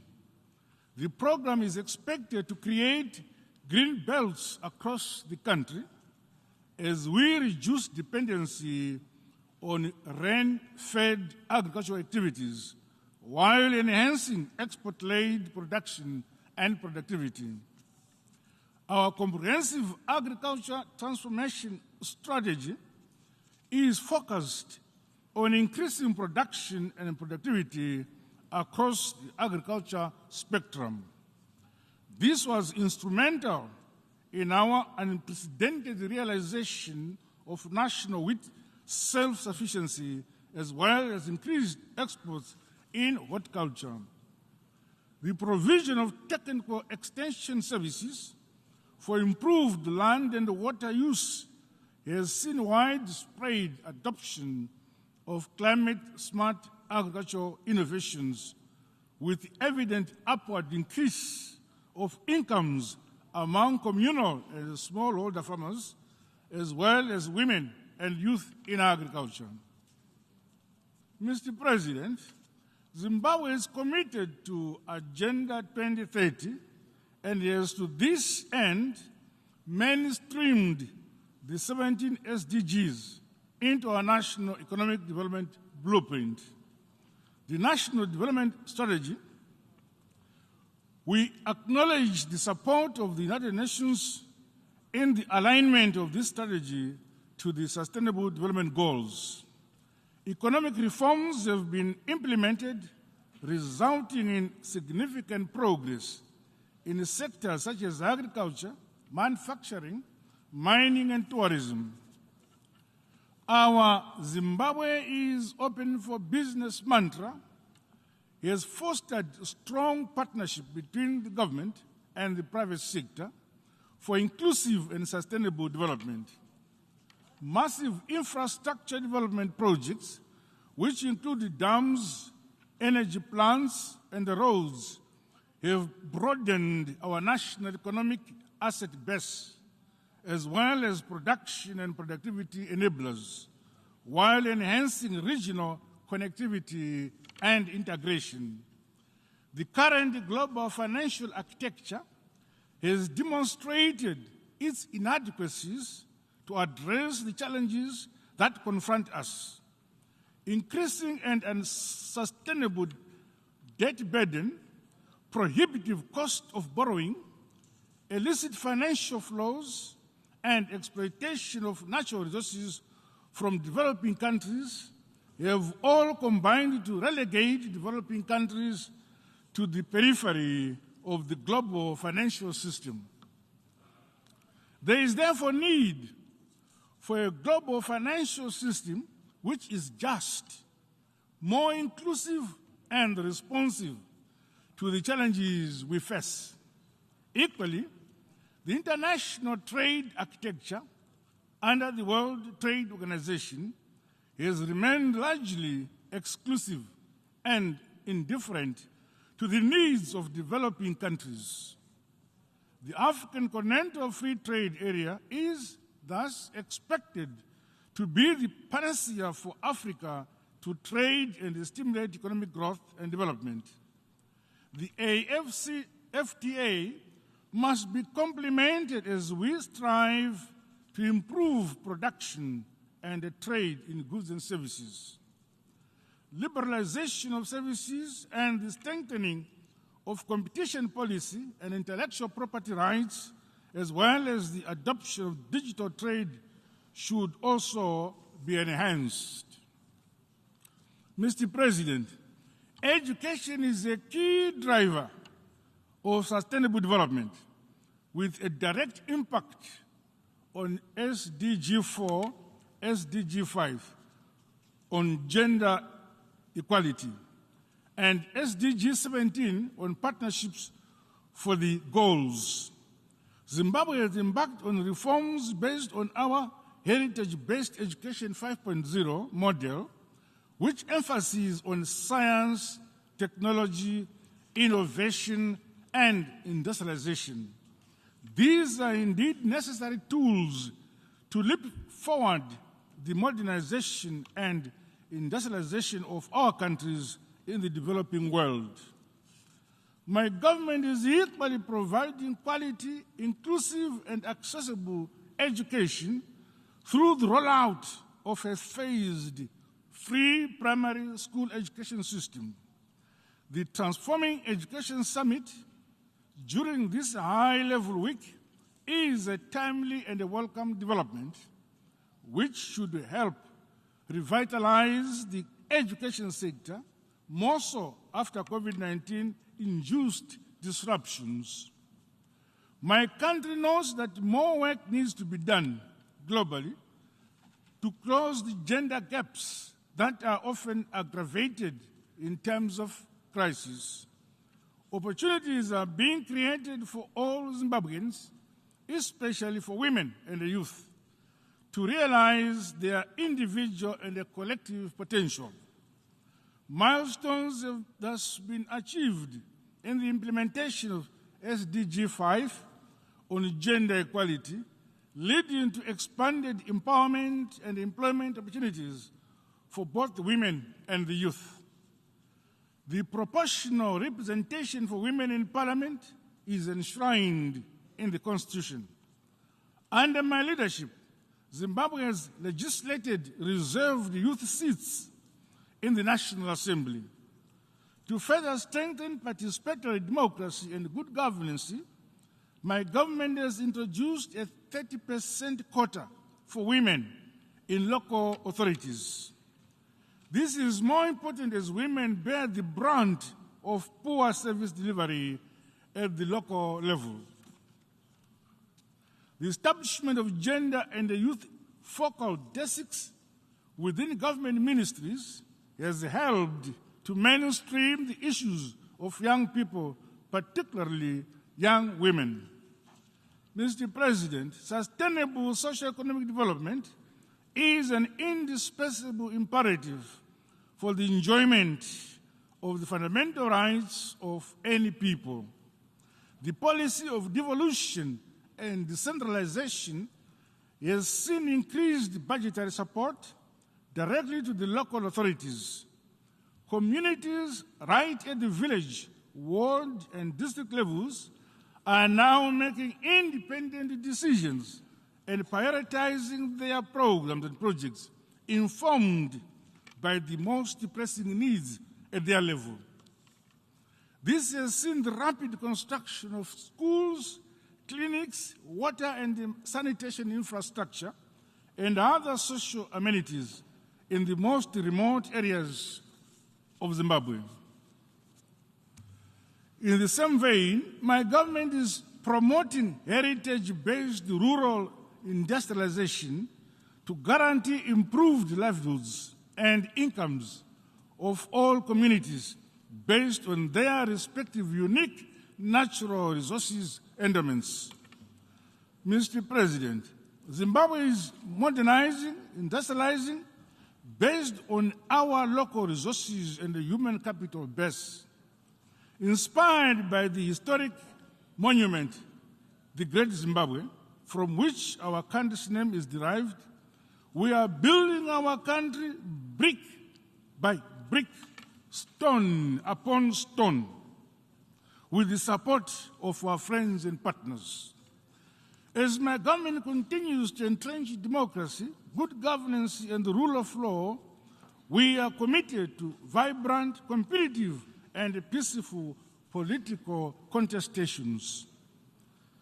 Notwithstanding our success, the ongoing deleterious effects of the illegal sanctions continue to hamper and slow down our progress and the realization of sustainable and inclusive development. Zimbabwe is a peace-loving country.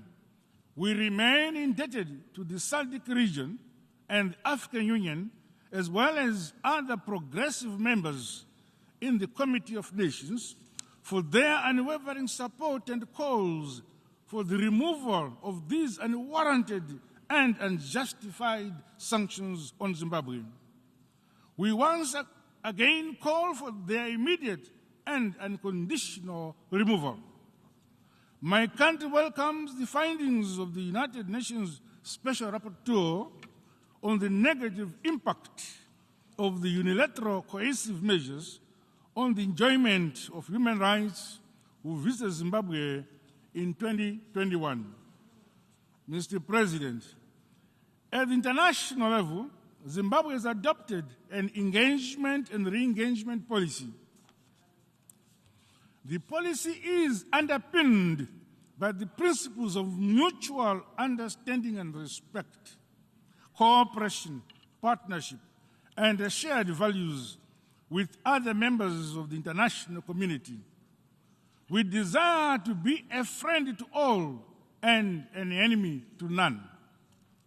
My country is greatly concerned that more than 20 years after the Durban Declaration and Program of Action, hate crimes, xenophobia, racial discrimination, and intolerance have continued to increase at an alarming rate, including at international level.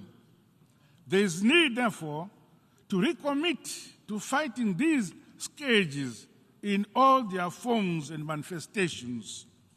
The spread of terrorism and intensification of all the conflicts on the African continent and throughout the world have been a setback to our quest to silence the guns. In Southern Africa, we remain seized with insecurity and a terrorist insurgency in northern parts of Cabo Delgado in Mozambique and the conflicts in parts of the Great Lakes region. Emboldened by our SADC regional philosophy that an injury to one is an injury to all, we continue to pool our resources to fight terrorism and other threats to peace, security, and stability in our region. We appeal to the United Nations to render the requisite support to our efforts to restore peace in the affected areas. Zimbabwe stands committed to playing its part for the realization of peace and security within various United Nations, African Union and SADC peacekeeping and peace-building missions. The scale and gravity of our challenges today cannot be addressed through old structures and the old ways of doing business. Zimbabwe subscribes to the Ezulwini Consensus and the CITE Declaration as the sustainable approach to the reform of the United Nations Security Council.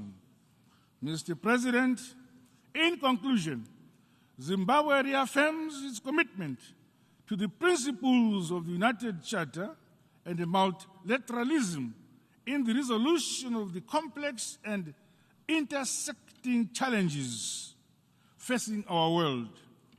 The implementation of the inclusive 2030 agenda remains our biggest hope for the future we all want. There is indeed a more compelling case for enhanced solidarity, cooperation, and partnerships if we are to respond effectively to these challenges and ensure our collective survival. The United Nations should remain the beacon and a source of hope for the global citizenry. As leaders, we have a weighty burden and responsibility to make the United Nations deliver to the expectations of all the peoples of this world. I thank you for your kind attention. On behalf of the Assembly, I wish to thank the President of the Republic of Zimbabwe for the statement just made, and I request protocol to escort His Excellency. Now the Assembly will hear an address by His Excellency Umaro Sissoco Embalo, President of the Republic of Guinea-Bissau. I request protocol to escort His Excellency.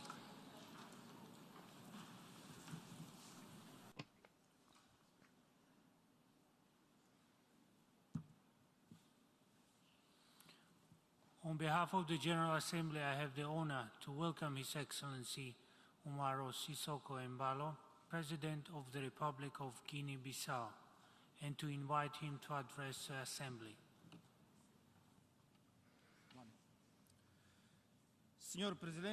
Mr. President, Honorable Heads of State and Government, Mr. General Secretary, ladies and gentlemen, I would like to warmly congratulate Mr. Kasaba Korosi from Hungary for his election as the President of the 77th session of the United Nations General Assembly. I would also like to congratulate the Secretary General, Antonio Guterres, for his commitment to world peace, and Mr. Abdullah Sahid from the Maldives for the results that he achieved during his term. Mr. President, much has been said by the eminent speakers who were before me on this podium, which allows me to avoid certain repetition. The time has come for us to think of a global and lasting solution based on solidarity, sustainability, science, as the themes of this session calls us to do. Because the solution to many of our problems is in the joint reflection, global solidarity, and the pursuit of concerted and collective actions. The COVID-19 pandemic tragically reminded us that we live in a globalized world, that the lives of all human beings have equal value, that humanity is one, and that we have a common destiny. We must share scientific knowledge and ensure equitable access to vaccines. Mr. President, during the last 2 years, we were able to create greater political stability in our country, reaffirm our role in the African continent, and reclaim our place in the concert of nations. However, the international context does not favor the full implementation of our development plan, particularly in respect to the achievement of the Sustainable Development Goals. In Africa, we're also feeling the consequences of the war in Ukraine, whose impact is unfortunately broad, particularly in the energy and agricultural sectors. Inflation and increased prices of grains and other staples have considerably worsened a food situation that was already challenging. Guinea-Bissau is a coastal country with a great number of islands. We have dedicated much effort to mitigation and the adaptation.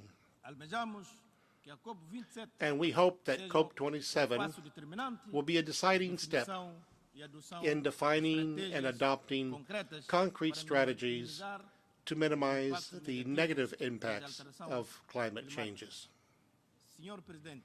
Mr. President,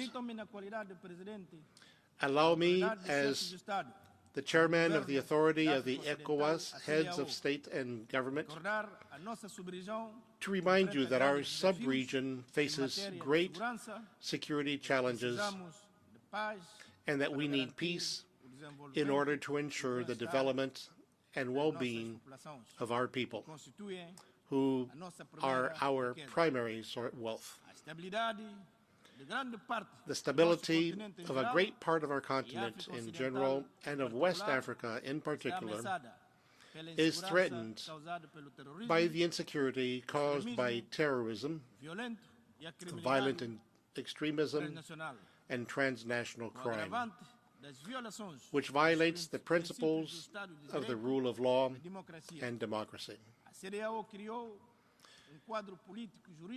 ECOWAS created a political and legal framework and structural mechanisms to prevent and resolve political and institutional crises. However, the challenges continue to be numerous and difficult to overcome. We need international assistance to stop the advance of terrorism in West Africa and in the entire Sahel region. This is a threat to international peace and security, and in order to combat it effectively, we must involve the entire international community and the UN in particular.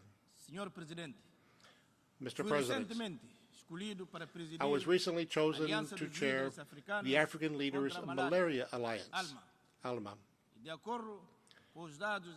According to the WHO data, 96% of the malaria cases globally and 98% of the malaria deaths occur in Africa. Our continent has not achieved the establishment of the goals to reduce malaria and mortality by 40% by 2020. And this was a fundamental step in eliminating malaria in the African continent by 2030. Therefore, more than ever, we need to adopt appropriate measures to protect all, everywhere, from infectious diseases. I would like to take this opportunity to call on all countries, governments, donors, and development partners to contribute to the replenishment of the Global Fund. Together and in solidarity, we can end malaria once and for all and save millions of human lives. Mr. President, speaking of solidarity among states and peoples, we cannot forget to mention Cuba and the need for this American embargo against our fellow nation to be immediately lifted. In conclusion, I want to emphasize that Guinea-Bissau, despite being a small country with limited means, will not spare any efforts in order to contribute to maintaining peace, stability, and security on our planet. We are resolute in continuing to actively participate in the consolidation of multilateralism and the promotion of dialogue and cooperation among the nations and peoples of the world. Thank you very much. On behalf of the Assembly, I wish to thank the President of the Republic of Guinea-Bissau for the statement just made, and I request protocol to escort His Excellency.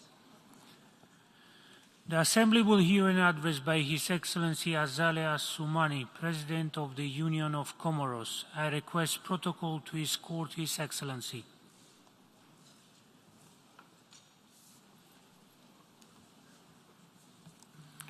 On behalf of the General Assembly, I have the honor to welcome His Excellency Azale Assoumani, President of the Union of Comoros, and to invite him to address the Assembly.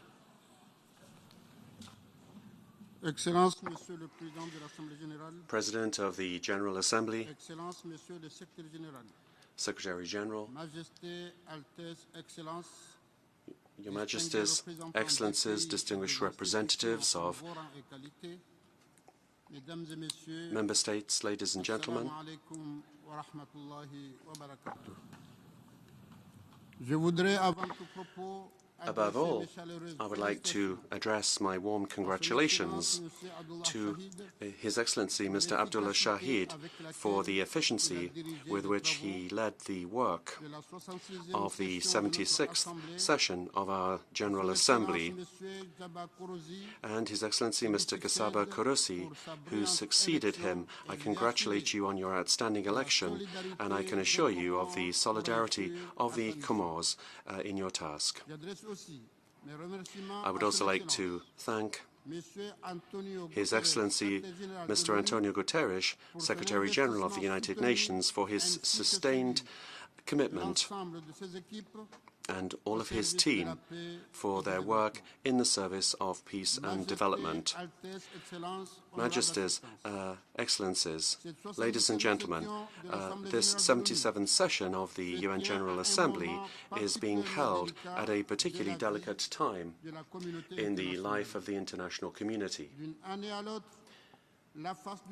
From one year to the next, the face of the world has changed, and for 3 years now, our countries have been facing the worst health crisis of our history, notably the COVID-19 pandemic. This pandemic, as you will know, has brought all countries of the world to its knees and has shown that all countries, big and small, all face these risks from disease. And this is really one of the worst crises that the planet has ever had to face. In that regard, the Union of the Comores once again would like to address our thanks to all of those that have worked so quickly to provide effective solutions within months, giving hope again to the world that progressively we could come out of this crisis, which has seriously damaged the world economy, has shown once again the dramatic way in which the multilateral system is fragile. And yet, this is what we come here together to discuss today. The price of wheat and other foodstuffs have reached levels never seen before, and this is endangering food security by increasing the risk of shortages and of famine. And that is why my country condemns in the utmost manner this invasion. And we call upon the international community to convince Russia and Ukraine to pursue the path of dialogue as soon as possible. That is the only way to end hostilities. And I would also like to welcome the Istanbul Agreement of last July, led under the auspices of Mr. Erdogan, President of Turkey, and Mr. Antonio Guterres, allowing the export of millions of tons of cereals that were blocked in Ukrainian ports. Those agreements must be consolidated. They are proof that dialogue can and should always take precedence in order to avoid the world falling into chaos and into misery. Ladies and gentlemen, apart from the concerns linked to the conflict, the health crisis, the current food crisis, the community of nations must continue to find the most appropriate solutions to the political and territorial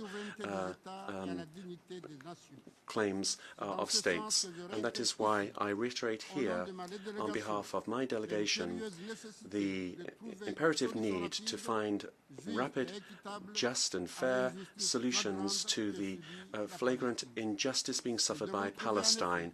We have to find a solution that will ensure the rights of the Palestinian people to have a sovereign state of their own, with East Jerusalem as their capital, living in peace and harmony with the state of Israel, because as they say, you can choose your friends, but you can't choose your neighbors.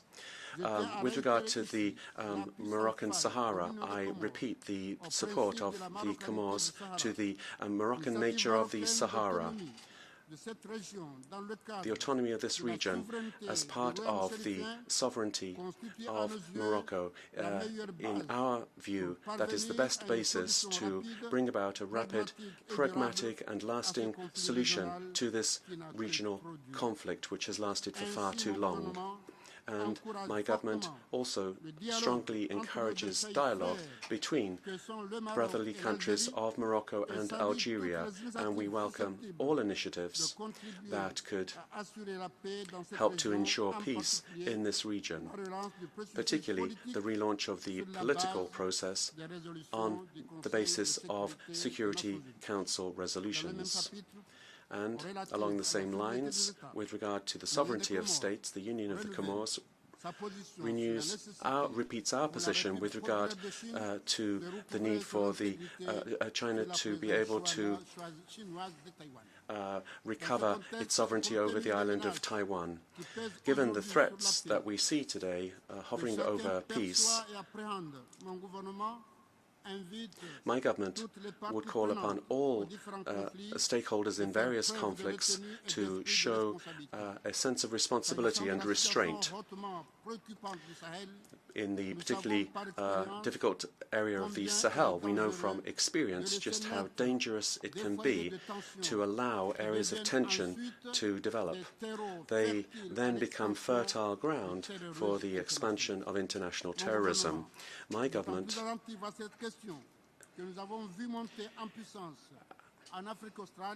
in Eastern Africa has seen al-Shabaab. This is a threat to the entire continent. And I reaffirm here, as I did last year, before this August Assembly, that these groups that threaten peace in the world are not Muslims. They are simply terrorists that have nothing to do with Islam, which is a religion of peace, tolerance and living together. However, we are aware that behind these current terrorist movements that we have to fight, we also have a lot of frustration amongst the young people that don't see a future for themselves. And here I would call upon the great powers of this world that their support is capital to contribute to the social and economic development of countries.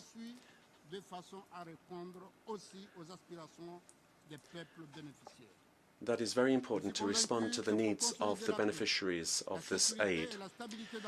Peace and security in the world need prevention. Prevention is the only way that we will be able to address problems upstream through diplomacy. This is how we can address the difficult issues that are threatening peace in the world.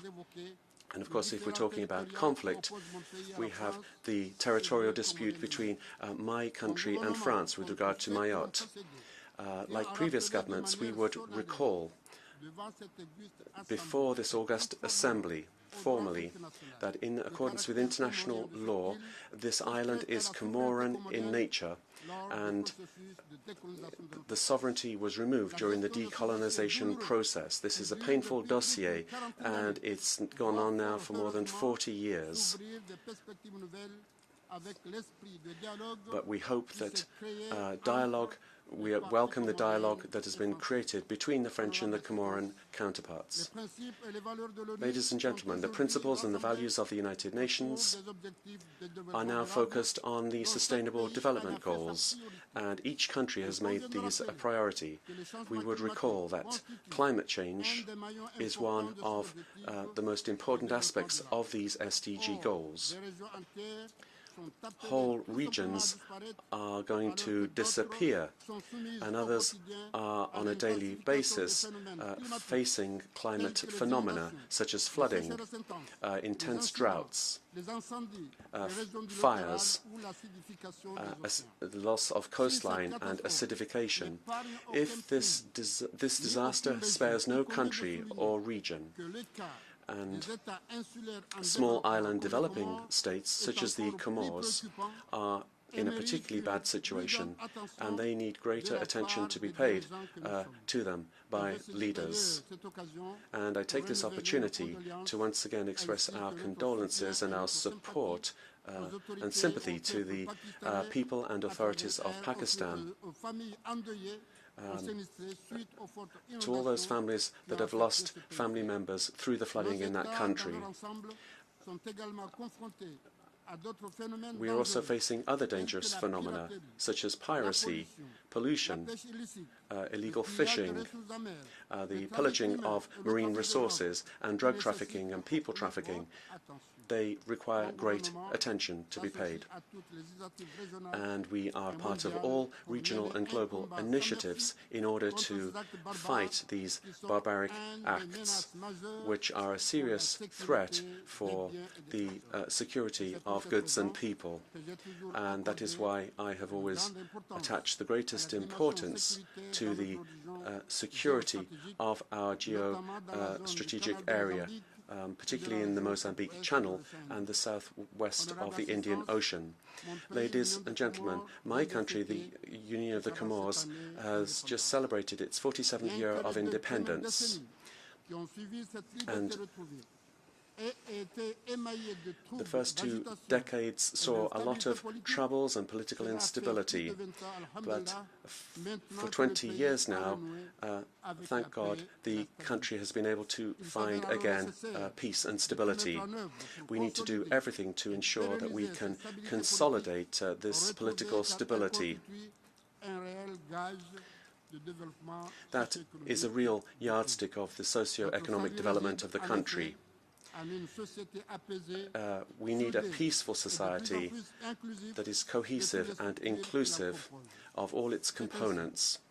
And that is why, in order to bring about greater peace and social cohesion, in last February, we held a national political dialogue aimed at bringing together the citizens of the Comores around essential goals, namely peace, security, towards lasting economic and social development. And that's why I would like to thank all partners that have provided their support to this dialogue. I am convinced that all political forces in the country that took part in those important talks will work towards consolidating what's been achieved over the years and ensure democratic changes of power and development in the country. With regard to human rights now, allow me to stress that my country works closely with regional and international bodies that are tasked with implementing the quadrennial review in 2019. Essential reforms have been implemented, showing the willingness of my country to ensure that human rights are a national priority. Mr. President, ladies and gentlemen, with regard to the social situation, COVID-19 has forced countries to give priority to the management of the pandemic. We had two waves in the Comores. The second was more virulent than the first, with a number of victims. Nevertheless, the situation was mastered in the country, overcome thanks to the early measures taken by the authorities and supported in that, as we were, by all of our bi- and multilateral partners and civil society, and I would like to thank them all here once again. The Union of the Comores, thankfully, today is an island country and has taken steps to avoid a new outbreak of this disease. The government thanks countries helping us with this crisis arising from COVID and also worsened by the Ukrainian crisis. I welcome the action of all development partners helping the Comores, and once again I thank you for your help. With the United Nations system and a new framework for sustainable development that has just been signed for the next 5 years, that perfectly aligns with the emerging Comores development plan. That is our plan for the development of the country. All of these efforts combined of the government and of partners, bi- and multilateral partners, should move towards a common goal, namely to see our country improve by 2030. And we plan to organize at the beginning of December a follow-up seminar for the conference of the Partners in Development that was held in France in 2019 in order to accompany these challenges before us before 2030. And here I would like to appeal to all of our partners that we find ways together to move towards importance to cooperation between the Comores and the countries with which we share a common destiny in the Indian Ocean. We also participate in regional efforts to ensure security in the East African area, and we provide our support to the friendly Republic of Mozambique in their struggle against terrorism, a scourge which spares no country. International solidarity is therefore important in order to fight this scourge and ensure all of our security.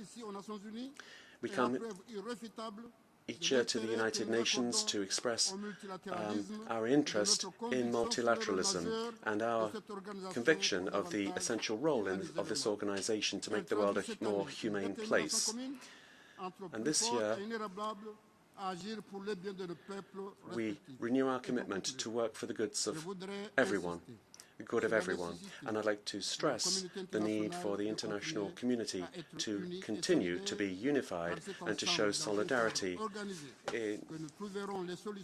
that we will find appropriate solutions to the great challenges of our times for more peace, progress, and for the good of ourselves and future generations. Thank you.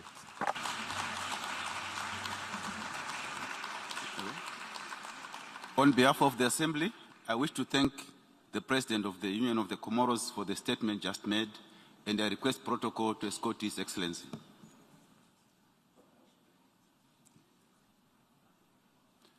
The Assembly will hear an address by His Excellency George Mani Weah, President of the Republic of Liberia. I request protocol to escort His Excellency.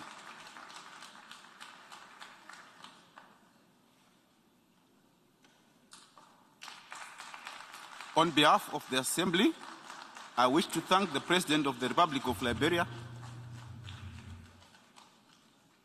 to welcome His Excellency George Mani Weah, President of the Republic of Liberia, and invite him to address the Assembly. His Excellency Saba Korosi, President of the 77th United Nations General Assembly, His Excellency Antonio Guterres, Secretary General of the United Nations, Excellencies, Heads of State and Government, distinguished delegates, ladies and gentlemen. I'm honored to address this 77 sections of the United Nations General Assembly on behalf of the government and people of Liberia. Let me congratulate His Excellency Saba Korosi on his election as President of this 77 sections of the United Nations General Assembly and assure him of Liberia's further support.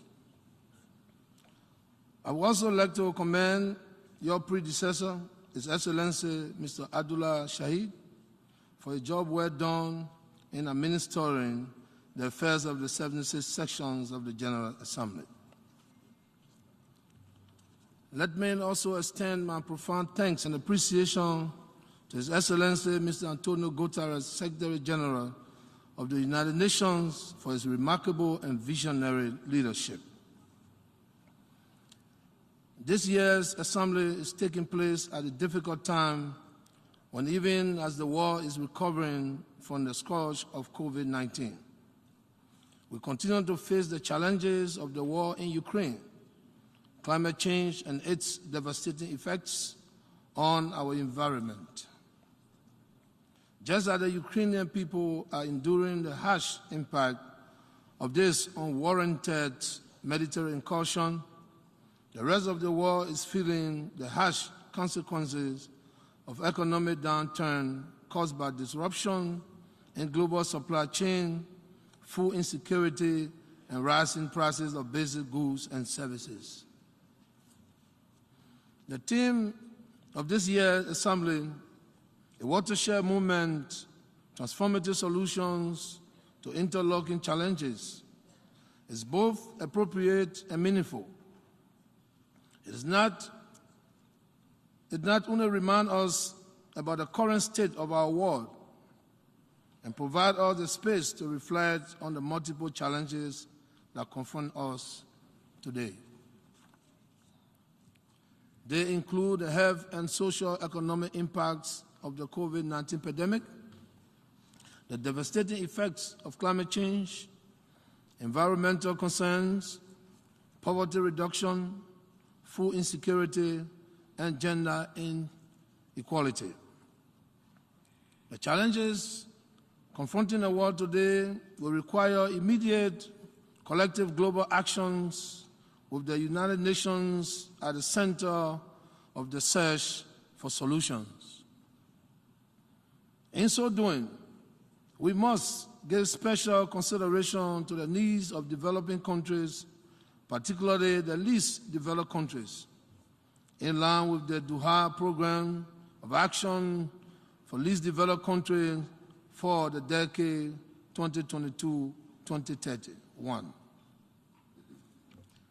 Working together with the United Nations family, Liberia hereby commits to protect our planet, to promote peace, prevent conflicts, to ensure sustainable financing, and to boost partnership.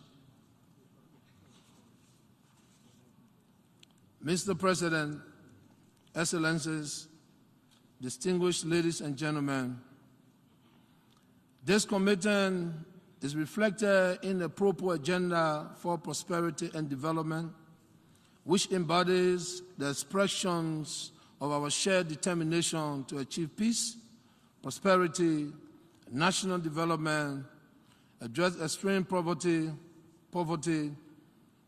inequalities, regional disparity, infrastructure deficit, climate change, and equitable distribution of our national wealth. Given Liberia's youthful populations of more than 60%, my government initiated a youth rehabilitation and empowerment program, the socio-economic empowerment of disadvantaged youth project, between 2019 and 2021, with the subsequent launch of a $13 million United States national fund drive for the rehabilitation and empowerment of at-risk youth in Liberia. We remain of the firm conviction that when empowered, our youth can be a positive force for good.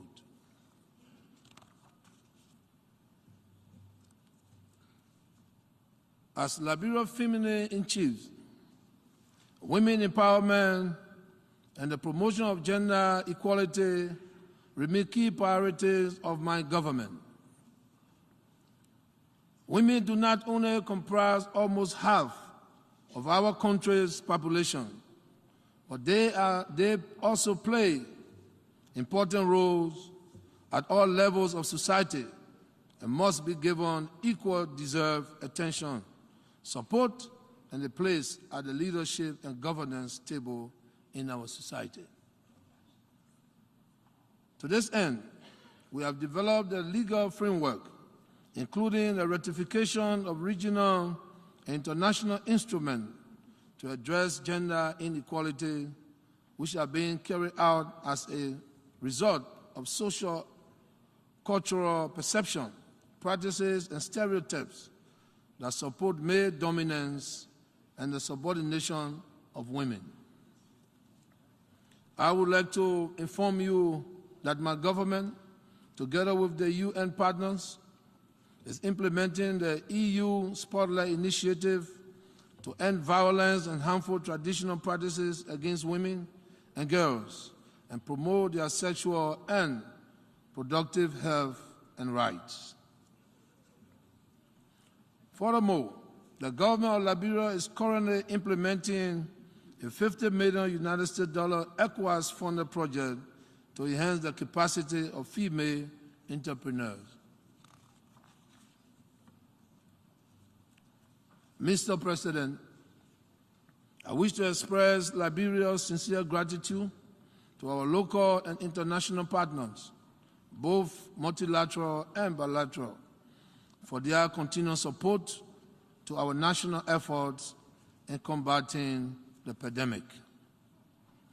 As a result of that support, Liberia is well on its way to achieving herd immunity, hopefully by the end of this year, with 67% of the population already fully vaccinated. Distinguished delegates, ladies and gentlemen, my government continues to take actions through the formulations of new policy framework and strategic interventions to address the impacts of climate change and protect the environment. Liberia commits to achieving a target of 64% reduction in carbon emission below business as usual by 2030. We anticipate that the United Nations Climate Change Conference in Egypt, COP27, will provide the opportunity to accelerate actions towards the goal of the Paris Agreement and the UN Framework Convention on Climate Change. Mr. President, Excellencies, sustainable development can take place only in a peaceful and secure environment. In fulfillment of our commitment to the maintenance of regional and global peace and security, Liberia takes pride as a troop-contributing country, with Liberian troops and other security apparatus serving in the United Nations multi-dimensional integrated stabilization mission in Mali, the United Nations mission in South Sudan, and the United Nations Interim Security Forces for Abai. We thank the United Nations and our bilateral, international, multi-bilateral partners for the support we continue to receive in facilitating our contribution to global and regional peace and security. Mr. President, Excellencies, I am pleased to report that the IMF latest appraisal of the ongoing program it has with Liberia is very positive. It shows that inflation rates have been significantly reduced. There are now better prospects for economic growth compared to previous years in spite of the negative effects of COVID-19. Our effort at instituting new policy measures to fight grabs were also particularly commended in the report, along with our adherence to prudent fiscal management. Mr. President, distinguished ladies and gentlemen, democracy in Liberia also continues to grow from strength to strength. After many years of civil upheaval, Liberia is becoming a stronghold for peace and a safe haven for democracy. This is because we have taken actions in the last few years to build and strengthen democratic institutions such as the press and the Liberian judiciary. We have put forward new legislation that empower the media while eradicating those that have tended to suppress free speech. I am proud to say that from the beginning of my administration to date, there is no political prisoner in Liberia. Our regional conferences of the Mana River Union and the ECOWAS, which have been called to discuss efforts to restore democracy in a few troubled spots in our West African region, Liberia has constantly and consistently pleaded for a strict adherence to constitutional terms limit and for a return to democratic civilian rule in cases of military takeover. Liberia is expected to hold presidential and legislative elections in October 2023. The forthcoming election will be crucial to consolidating our democracy. In this regard, I wish to underscore my government's unwavering commitment to ensuring that the enabling environment continues to exist for the conduct of peaceful, free, fair, transparent, and inclusive elections.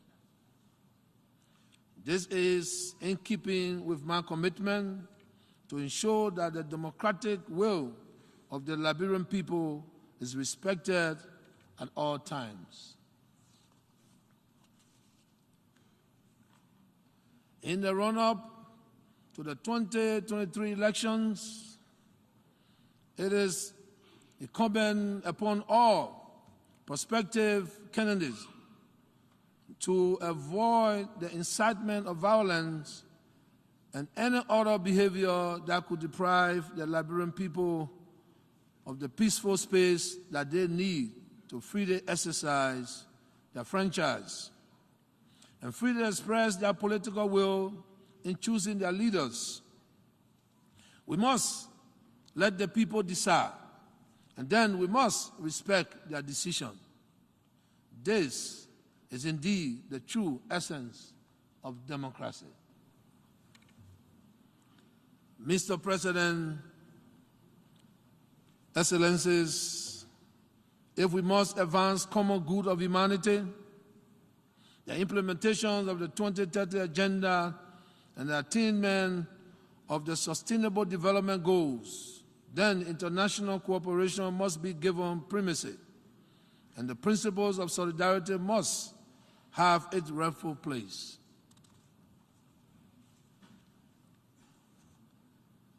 We have the platform to generate the transformative solutions we seek. The world is watching. Our people are watching. And we must now seize the moment, confront the challenges, and collectively endeavor to lift the poor from poverty and hunger, sickness and disease, and ensure progress, development, and prosperity for all. At the same time, we must protect our planet, guarantee and maintain global peace, security, and stability. Mr. President, we must pursue efforts to make the United Nations more efficient, more effective, more inclusive, more accountable, and more suited for the purpose. I thank you. On behalf of the Assembly, I wish to thank the President of the Republic of Liberia for the statement just made, and I request protocol to escort His Excellency.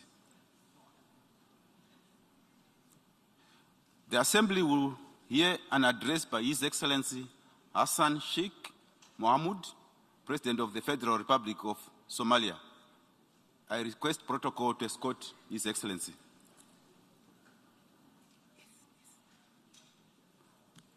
On behalf of the General Assembly, I have the honor to welcome His Excellency Hassan Sheikh Mohamud, President of the Federal Republic of Somalia, and to invite him to address the Assembly. Bismillah, alhamdulillah, wassalatu wassalamu ala rasulillah. Assalamu alaikum wa rahmatullahi wa barakatuh. Your Excellency, the President of the 77th Session of the United Nations General Assembly, Heads of States and Governments, Excellencies, ladies and gentlemen, all protocols observed. It's a great honor and privilege to address the 77th Session of the United Nations General Assembly here in New York today. At this particular challenging time in human history, I welcome the important theme of this session which direct us all to find a transformative joint solution to the various interlocking challenges we face today.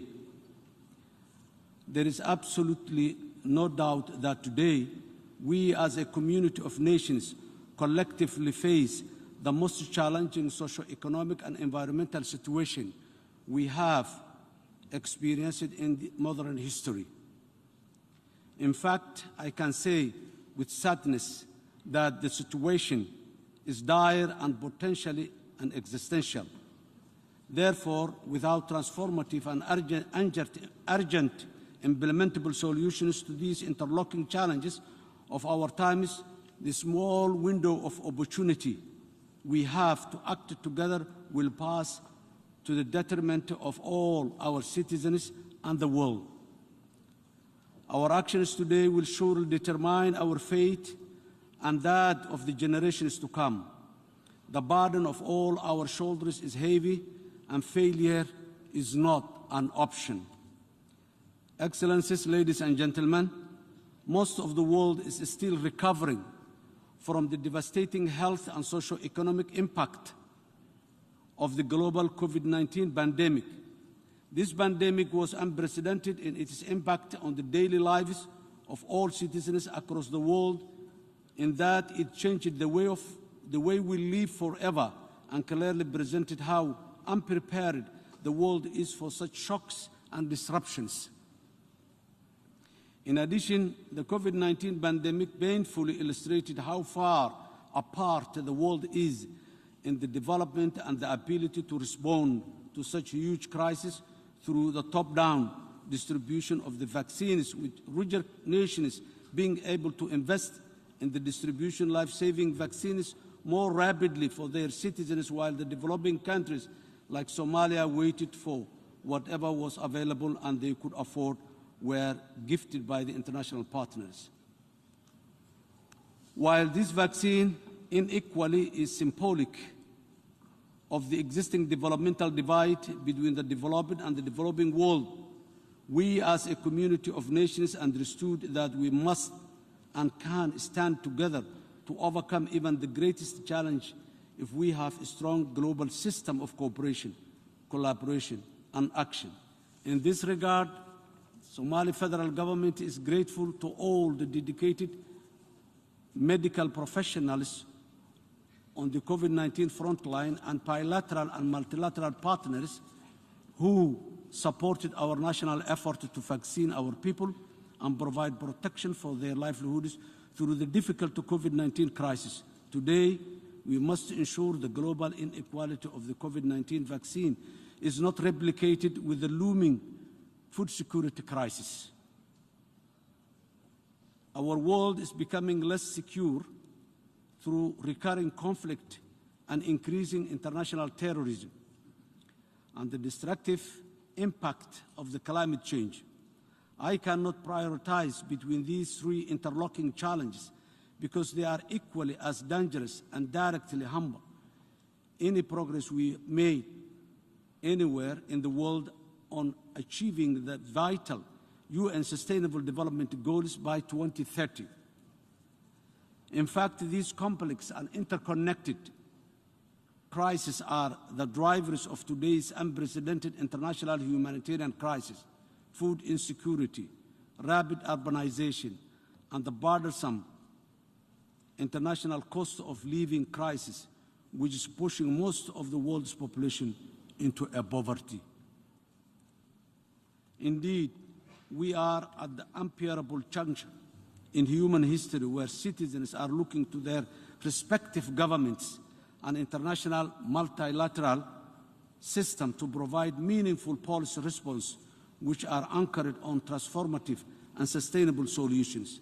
Accordingly, we as a community of nations must be more optimistic and work even more closely together rather than retreat to nationalistic isolation, which does not and cannot serve our global citizenry in this new age of interconnectivity and interdependency. In Somalia, we are working tirelessly to transition from over 2 decades of devastating conflict, droughts, famine, and developmental stagnation to a new age of stability, progress, and prosperity.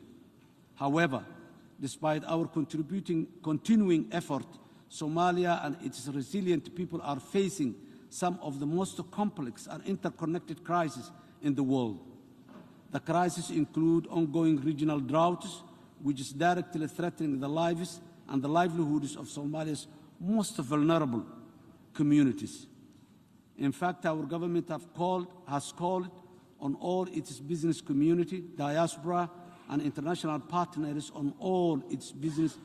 international partners to work with us to do everything possible to avert a possible looming famine.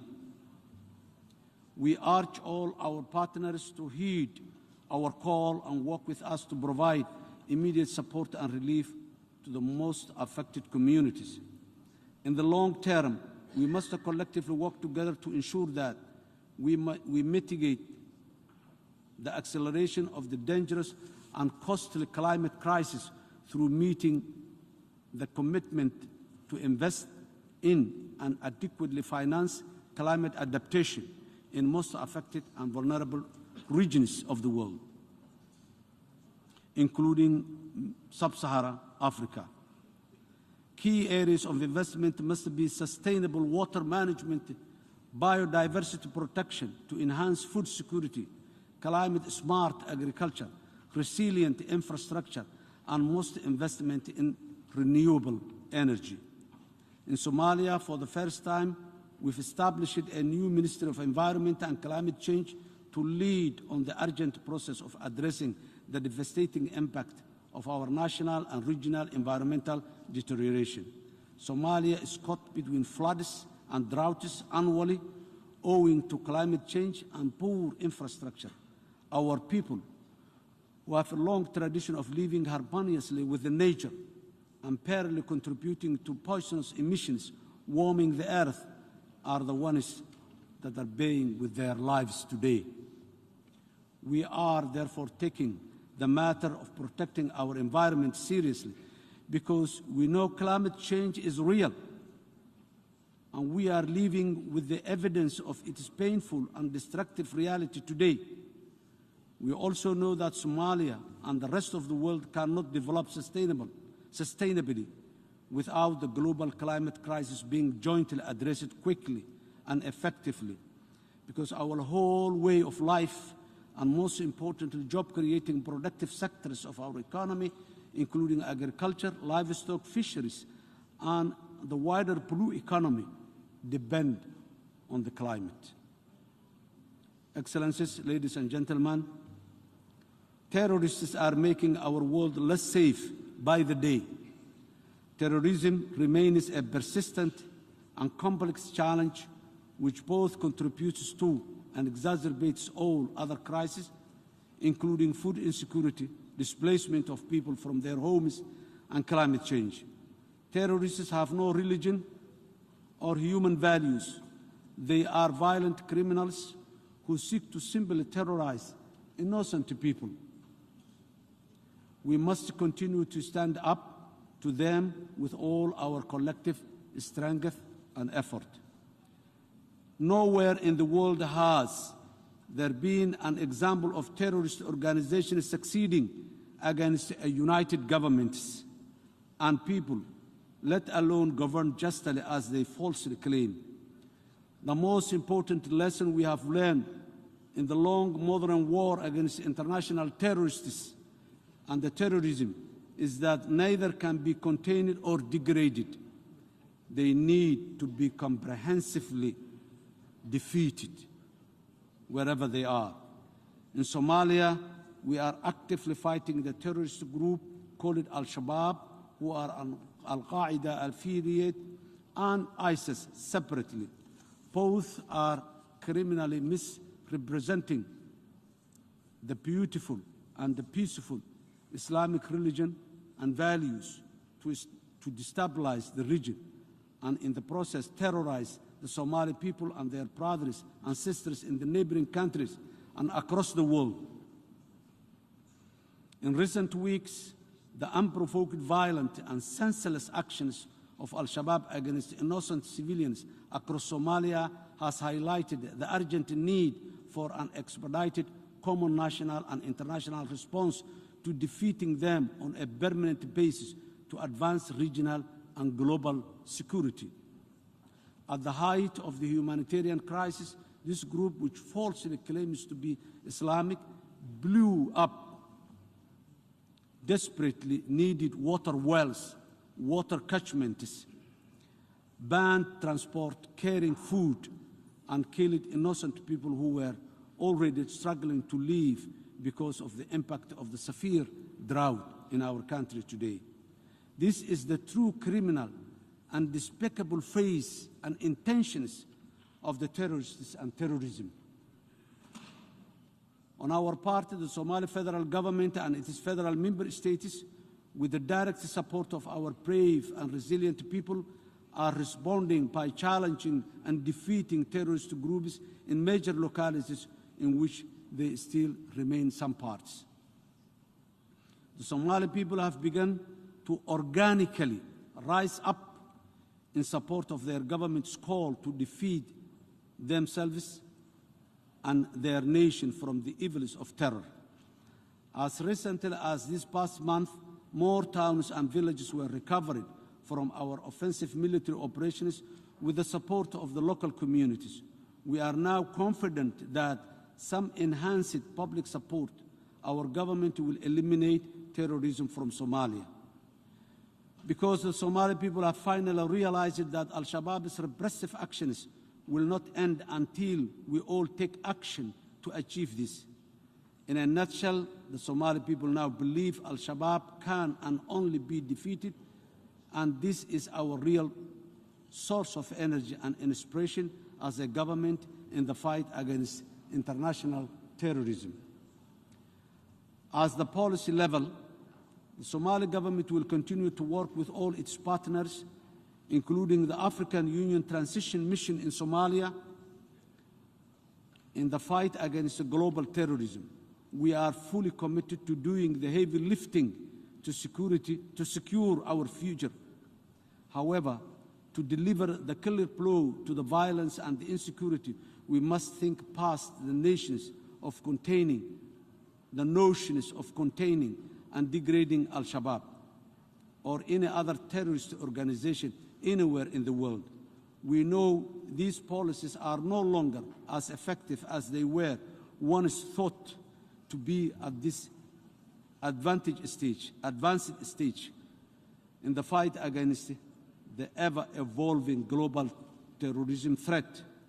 Instead, we need to focus all our joint effort on Somali government's new strategy of military, ideological, and financially challenging terrorism and terrorists to ensure that they are comprehensively defeated once and for all and quickly.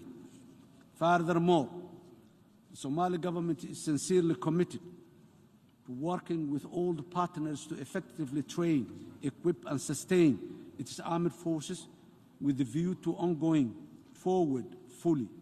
That is the only long-term sustainable solution for stability and progress our country and the region and the world at large.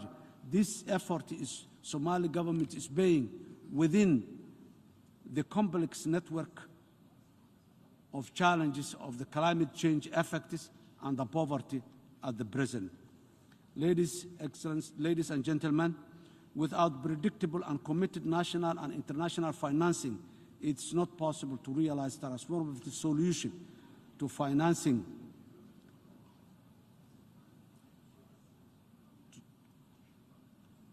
It is not possible to realize transformative solution to the interlocking challenge we face today.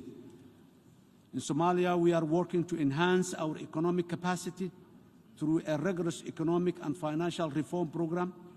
This will strengthen Somalia's economic fundamental, improve public financial management, and mobilize more urgently needed domestic resources to respond to the crisis more sustainably and swiftly. We are very much grateful for international financing organizations like the World Bank and the IMF, who is supporting Somalia to make a real reform, economic and financial reform.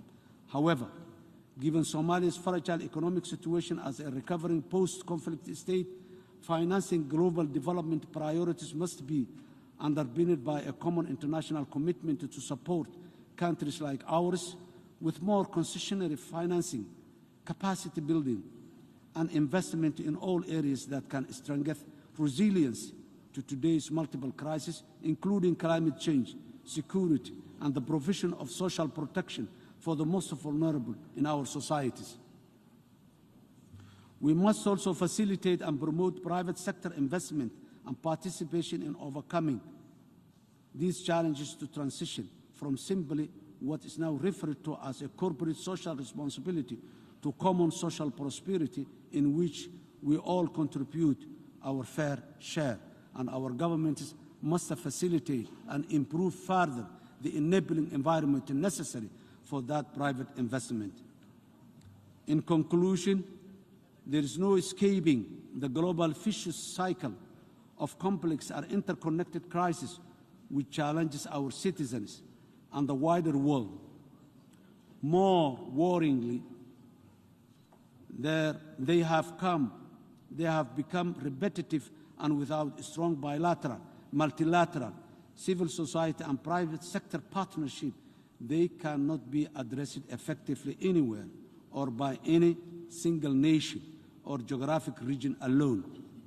In the absence of urgent and effective joint action starting today, the dream of achieving the UN Sustainable Development Goals by 2030 will remain just that, a mere distant dream. On our part, the Somali government is committed and determined to defeat international terrorism with all our international partners, tackle extreme poverty, raise the environmental consciousness of our population, mitigate the worst of the climate change impact, and rebuild an inclusive, resilient, and people-centered society and economy through our successful ongoing socio-economic reform program. These are the basis for the transformative solutions that will help us mitigate and overcome the interlocking challenges that our nations face today and pave the way for a future progress and prosperity. The most important lessons we learned from dealing with the multiple complex and interconnected crises in Somalia is that we must not always be behind and plan for and respond to the worst cases of emergency. When we have many early national and international warning systems in place, it's better and more just and prudent to plan ahead and focus on building resilience by finding and financing durable solutions that help to deliver sustainable development for the most vulnerable across the world. In Somalia, we have a wise saying, and it is, one finger cannot wash a whole face. If we work together sincerely, collaboratively, as a community of nations, no challenge, no matter how big it is insurmountable. I thank you all.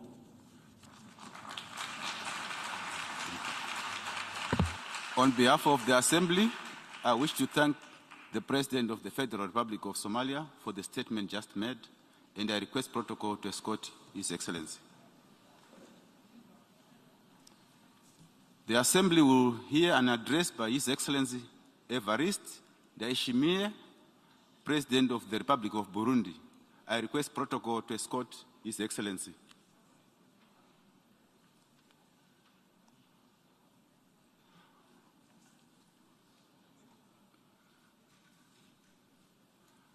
On behalf of the General Assembly, I have the honor to welcome His Excellency Evariste Ndayishimiye, President of the Republic of Burundi, and invite him to address the Assembly. Nous rendons d'abord grâce à Dieu le Tout-Puissant. Thanks to God, the Almighty and All-Powerful, and the Merciful, for having allowed us to participate in this forum in the beautiful city of New York in such pleasant conditions. Excellencies, Mr. Chaba Kereshi, President of the 77th session of the United Nations General Assembly, Excellencies, Heads of State and Government, Your Majesties, Secretary General of the United Nations, Heads of Delegation, distinguished delegates, ladies and gentlemen. At the outset, allow me, Your Excellency, Mr. President, to express and rightly so, my deepest thanks to the government and people of the United States of America. I particularly extend my thanks to the people and authorities of New York for the legendary hospitality that has been shown to me and my accompanying delegation. I also wish to convey my heartfelt congratulations to His Excellency Mr. Chaba Kereshi for his deft election to the presidency of the 77th session of the United Nations General Assembly. Burundi, through me, assures you, Mr. President, of its full support and cooperation as you discharge your mandate in service of humankind. I would also like to take this opportunity to express my deep gratitude to your predecessor, Mr. Abdullah Shahid, for the remarkable work conducted in incredibly difficult conditions in a context marked by the current crisis which followed the COVID-19 pandemic, as well as security crises shaking several regions of the world.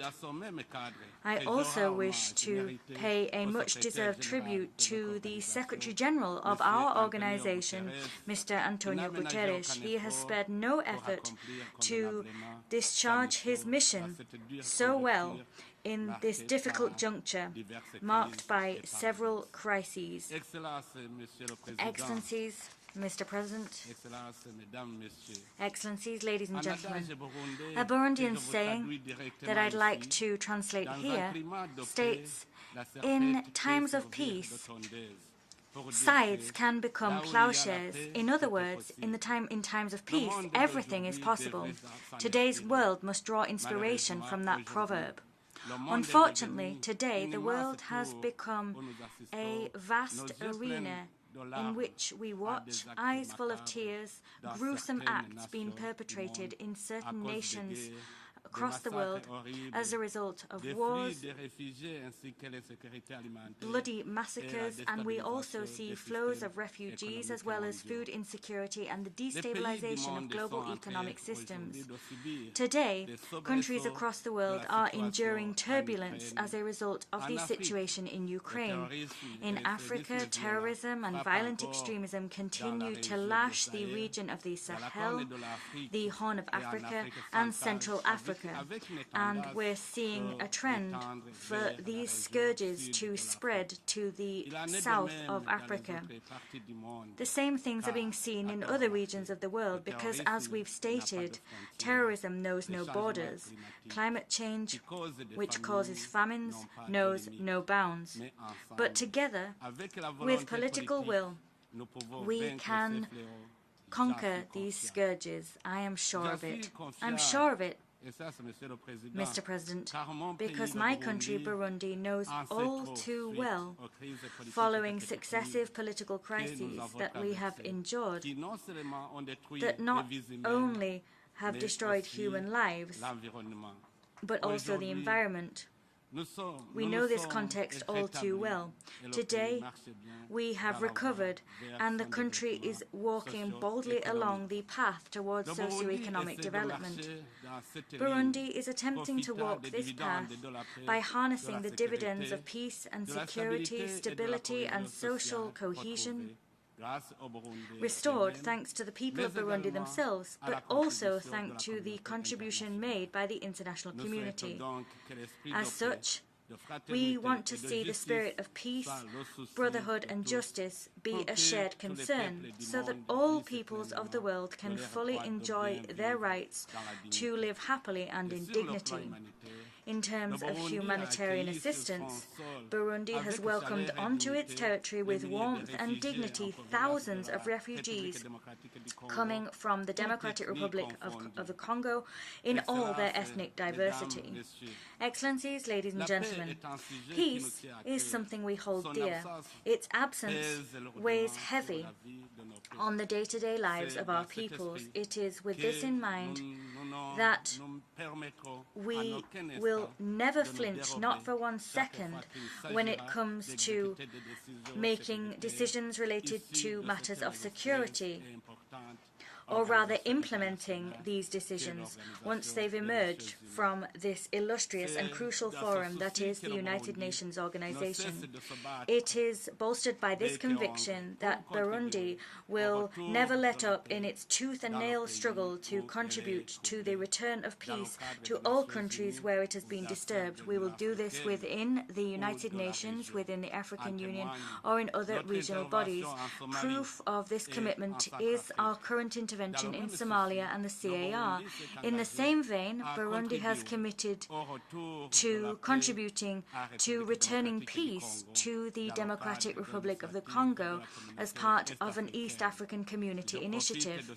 I'd like to take this opportunity to request that the international community support the Nairobi process to give succor to the Congolese people in distress. Still discussing peace and security now, my participation in this session compels me to humbly request that the United Nations lend their assistance as we attempt to pursue terrorist groups which are beginning to infiltrate our sub-region, of course not forgetting those terrorist groups that are already raging in other corners of the world. The East African Community, of which Burundi is now chair, has just welcomed a new member, the DRC, and with other heads of state of member countries, we have set ourselves the goal of stabilizing the whole community so that the peoples of our country can finally focus on socio-economic development.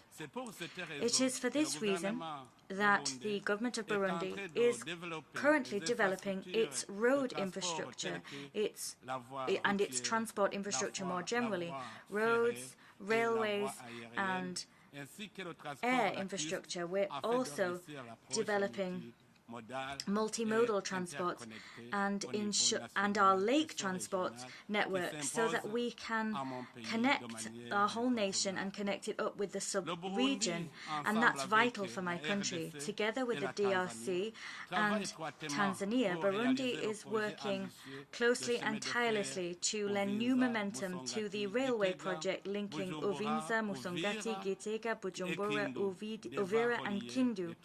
This railway project should link 3 countries and the Atlantic and Indian Ocean. This mega project will not only lend new life to the economies of our 3 countries, but will also make it easier for goods and people to move through the sub-region. We wish to see the member states of the United Nations rise up and speak with one voice to protect and promote the human rights that all humans should enjoy without exception. We appreciate what's already been done today, but work has yet to be done so that all people can fully enjoy all of the rights which they should enjoy by virtue simply of being a human being. It is for this reason that I wish to take this opportunity to warmly thank the international community for the efforts it has made to restore peace and stability to my country. In that vein, I wish to inform this august assembly that equitable justice for all is today a reality in Burundi. Human rights, and including the freedom of expression and the press, are respected across all of Burundian territory.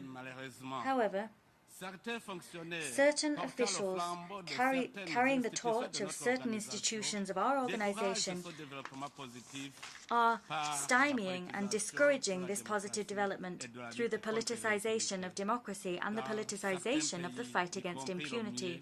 In certain countries, including my own, when democracy as it is defined begins to take root, some United Nations officials distort it by labeling it as not credible unsustainable or not inclusive, and that serves to keep us in a state of fruitless tension. When we struggle day by day to fight against impunity, certain United Nations civil servants continue to seek to discredit our actions. It is therefore high time, Mr. President, that the High Commissioner for Human Rights be in tune with all of Member States, to have a shared reading of the direction taken by my country's policies, rather than simply wanting to remote control their actions through various commissions and offices and special rapporteurs. The time has come, President, for the United Nations to recognise the progress made by my country over the last 17 years, and for the UN to understand that the status of a fragile country no longer applies to Burundi. Excellencies, President, ladies and gentlemen, humankind is at the heart of our economy, from the scale of the family to the world as a whole. We must therefore contribute to the development of human capital, providing our people with the appropriate tools, experience, and skills that are adapted to the demands of the day and age. We must find solutions to counter the threats to our economy, to our health, to our education system, to our peaceful coexistence. In a word, to our way of living and living well within our states and between states around the world. We know that the United Nations is working to contribute to improving the standards of living for people around the world. This is done through accessing sufficient family income to ensure a decent standard of living. Education is a key tool to achieve this. Now, indeed, speaking of education, no one could put it better than Nelson Mandela, who said, and I quote, "Education is the most powerful weapon to change the world." End of quote. Several years after this famous quotation, this remains a way of achieving positive change within our communities, and remains so. Education allows young people to have hopes and dreams for the future, and is an effective tool in itself to fight against violence and terrorism. Thus, in my country, we are currently launching reforms. We are rethinking our education policy, so that our young people can become more than merely public servants. We are pleased to note that in my country, the education is free of charge, and this has significantly increased the attendance at school by girls and boys, and school dropout rates, which is often linked to food scarcity, or the fact that schools are very far away from home, or there aren't enough money to cover education. School dropout rates have therefore significantly fallen. In order to transform our young people into agents for peace and inclusive development in Burundi, we've set up an ambitious economic empowerment program and a young person's jobs program, which aims to reduce unemployment through creating jobs for young people through entrepreneurship. To support this program, we have made available for young people a young person's investment bank and a support and guarantee fund for them to facilitate access to credit.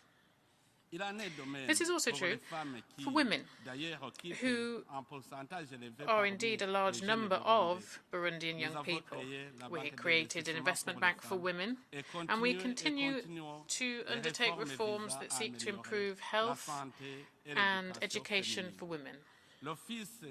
The Office of the First Lady in Burundi opened a hospital to treat obstetric fistula. And with our development partners in Burundi,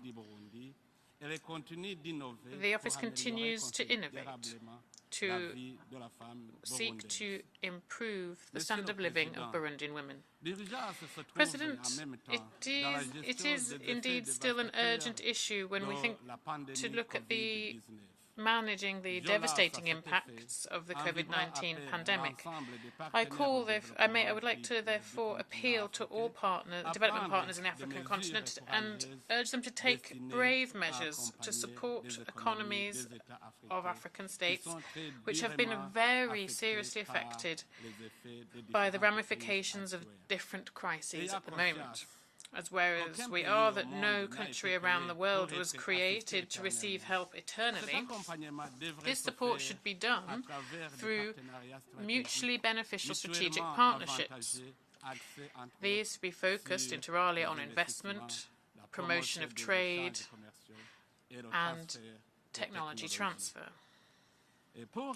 In order to succeed in developing human capital, and in order to make our population dynamic and productive, a government is currently providing each district with at least one hospital and healthcare centres to prevent and care for and treat diseases, epidemics and pandemics. We are proud to have been able to effectively fight against the COVID-19 pandemic, but the fight continues. I would like to inform you also that health care is free for children of under 5 years of age and for pregnant women who give birth in public hospitals and health care centres. This has made a significant reduction to infant mortality. Within this framework, the fight that we are waging for economic development of my country includes particularly developing the agricultural sector. To this end, my government christened this year the Agricultural Year in Burundi, under the topic of agriculture as a source of supporting our national economy. Our agriculture development programme includes changing mentalities and current practices. We are encouraging the population to reach higher and not simply content themselves with producing, developing and to consume locally, but also to focus on exports, to pool their efforts, to work together with agricultural cooperatives and progressively replace hoes with modern tools and agricultural technology. Within the framework of the environment, we're looking at the environment now. Burundi is not sitting idle here either, particularly because we are experiencing cases of drought in some regions, as well as floods from rivers and lakes, and landslides, which sometimes can be deadly. They can carry away houses, farms, plantations, and thus they're then leading to food shortages. But faced with this, Burundi rallies with the decision made to carry out protection, conservation and environmental management work. And this is done through various activities throughout the country. All of this is accompanied by learning on how to be resilient to climate change, not only through practicing sustainable irrigation, but also through activities to protect soil and also marking out contours and reforesting land as part of projects that have been initiated by the government called Iwi Burundi Irumbaye, a Burundi with covered. In my country, every Thursday is dedicated to these efforts across the country. We should also seek to progressively develop infrastructures to support production, particularly of energy and transport, to better support growth in other sectors that then create jobs. The Burundian government has started a large amount of work on the energy sector through the mobilization of resources through co-financing and private sector investment. The aim here is to showcase the potential of hydroelectric and solar panels and geothermic resources and how to manage municipal waste, as well as peat. The two sectors that I've just mentioned, that I've just underscored, also provide crucial support to developing the mining sector. We wish here to develop a technical and financial partnership that is mutually beneficial and balanced in the field of prospecting, exploitation, and processing of minerals and geological projects. And studies that have been carried out have shown that we have a very rich and as of yet unexploited subsoil. President, ladies and gentlemen, so that peace and development becomes a reality, we need to ensure good governance and good management of public finances. This allows us not only to tackle frustrations amongst our citizens which are rooted in social conflict, but also to allow us to plan our national economy well. We'd like to inform you that our national mechanism to tackle corruption and related activities are very strong, and acts of corruption are tackled effectively, and our citizens are satisfied with this. In terms of economic activity, Burundi is on the right track by leveraging its mineral resources, its road, maritime and rail transport, or soon to be rail transport. And we also would like to inform investors that the banks of the Tanganyika Lake is currently being developed to support the growth of tourism. And other new tourist sites are also currently being developed at the interior of the country. President, ladies and gentlemen, before I conclude, I wish to once again reaffirm the determination of my country to continue to enjoy good diplomatic relations and win-win cooperation with all states and all international organizations, as we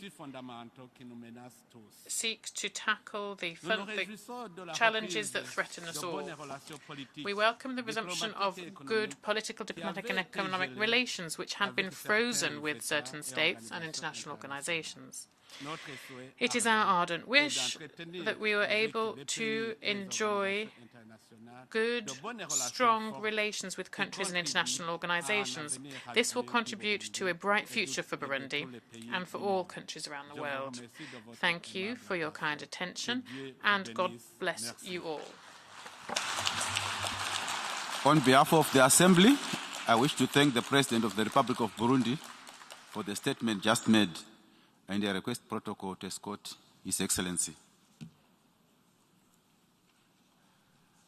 The Assembly will hear an address by His Excellency Abdel Fattah al-Burhan, Abdel Rahman al-Burhan, President of the Transitional Sovereign Council of the Republic of the Sudan. I request protocol to escort His Excellency.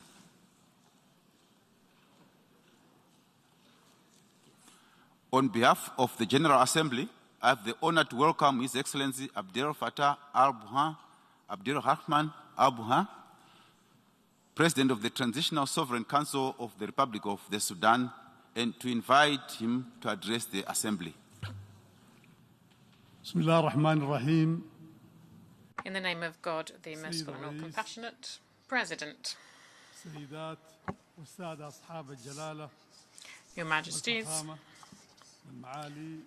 Excellencies, heads of state and government, heads of delegation, Secretary General of the United Nations, ladies and gentlemen, may the peace and compassion of God be with you. At the outset, I am pleased to extend to you, Mr. Chaba Kourouzi, my warmest congratulations on your election to preside over the United Nations General Assembly at its 77th session. I wish you every success in your work. I would like to express my appreciation also to your predecessor, Mr. Abdullah Shahid, who was President of the 76th session of the United Nations General Assembly. President, we welcome the theme of this United Nations General Assembly session, and we call for more cooperation joint action, multilateralism, and also the implementation of cooperation mechanisms in order to find sustainable solutions to global challenges, and in order to reduce the nefarious repercussions of people around the world, particularly on countries who have been affected by conflict and less developed countries. Ladies and gentlemen, I have the pleasure to look over the most recent political developments in Sudan and to reiterate our commitment for peace and a peaceful transition, to establish a real democracy that includes fair, free and transparent elections at the end of the transition period, in order to establish a civilian regime which represents all Sudanese people, and also to promote national understanding and to allow civilians to enter into dialogue and work together. We decided in a communique from the armed forces from the 4th of July 2022 to withdraw the military institution from this dialogue and to allow revolutionary political forces to form a civilian government. This will be a government which will be independent and will implement the rest of remaining requests from the transition period. Here, I wish to reiterate our commitment to cooperate with UNITAMS in line with the United Nations Charter and its mandate set forth by Security Council resolution and in line with the list of requests presented by Sudan to the United Nations to promote the transition. Cooperation will continue with UNISFA. Excellencies, ladies and gentlemen, we welcome the different initiatives that foster national understanding in Sudan, particularly national initiatives which are subject to rigorous debate where all civilian forces participate in too, i.e. youth, leaders of community leaders, civil society organizations, and signatories to the Juba Peace Agreement. We hope that this process will succeed and will allow for a democratic transition to take place through the holding of free and transparent elections.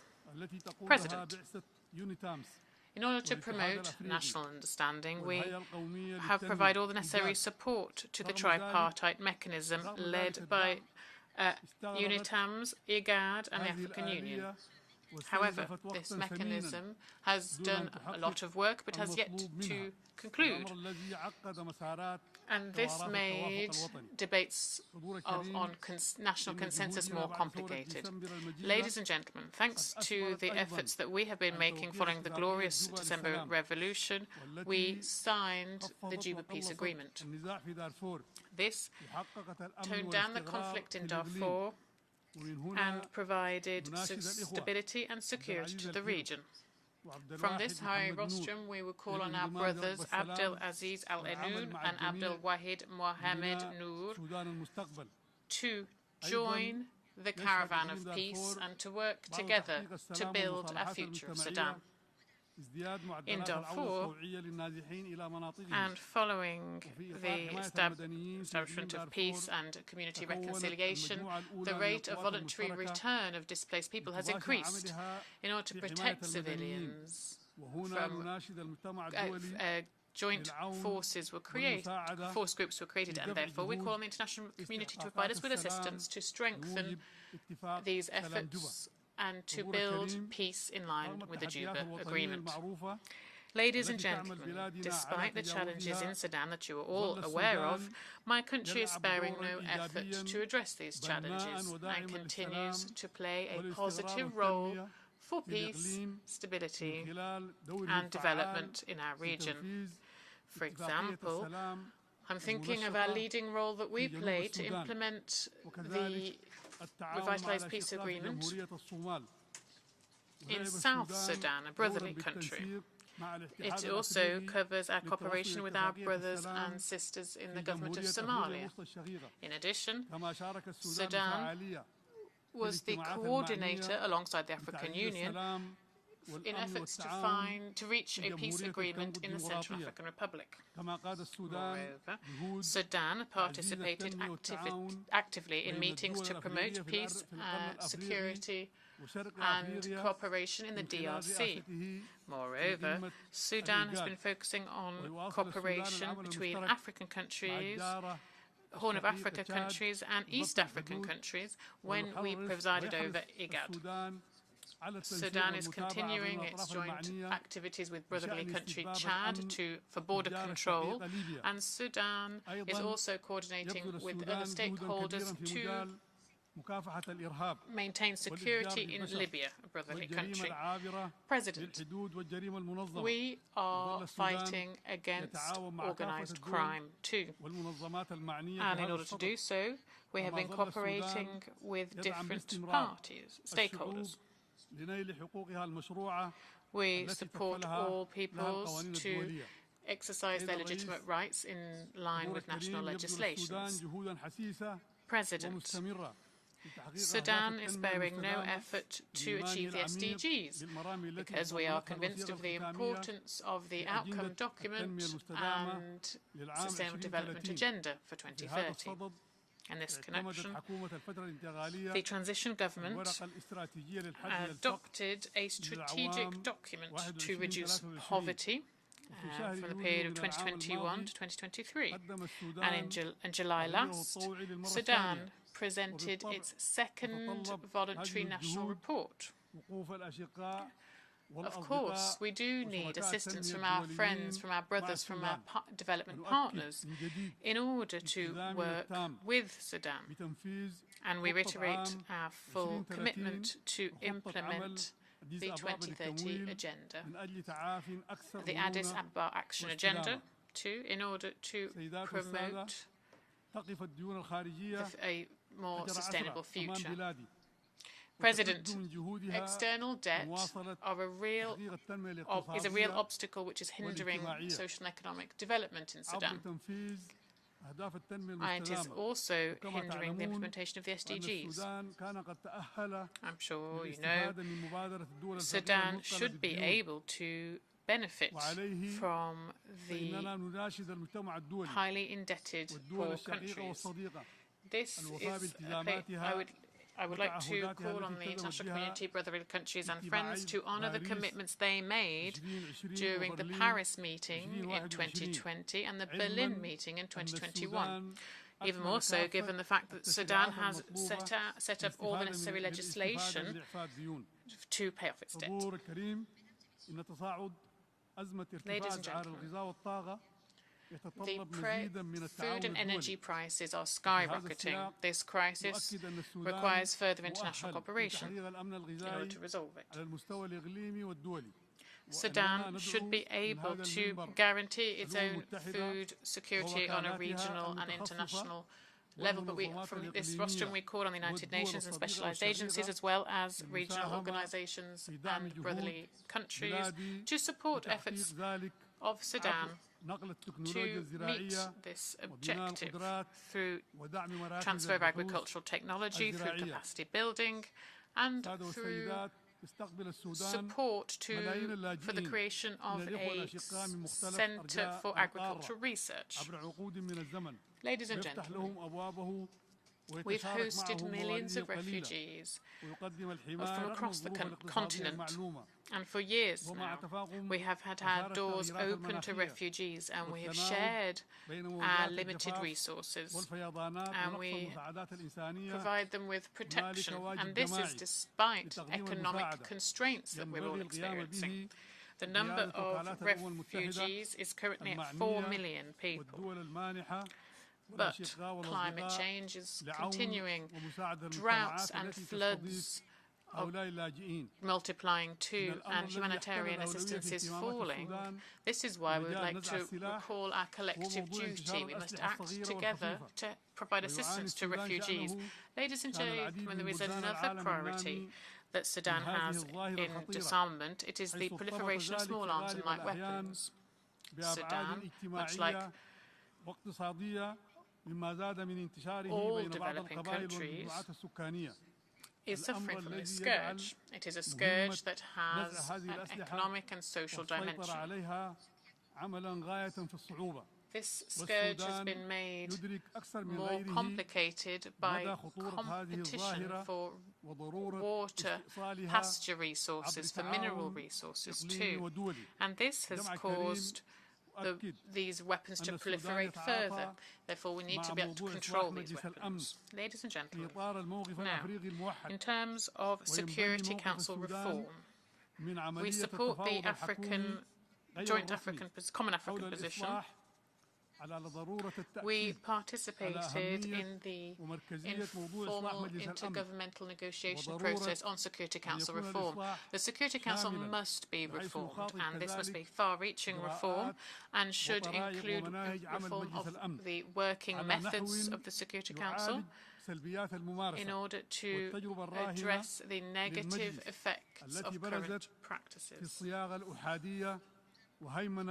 For example, we have seen that unilateral wording has been used and the hegemony of penholders over some countries. Ladies and gentlemen, in conclusion, I would like to thank all brotherly, friendly countries who have stood by our side at our darkest times. I would like to call on the international community, the UN, and our friends to show further solidarity with Sudan. Thank you very much. President, may peace be with you.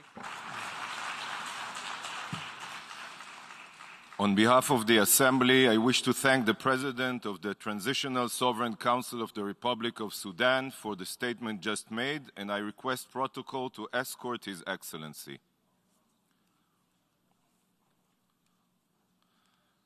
We shall now continue the general debate. The Assembly will hear an address by His Excellency Yair Lapid, Prime Minister and Minister for Foreign Affairs of the State of Israel. I request protocol to escort His Excellency.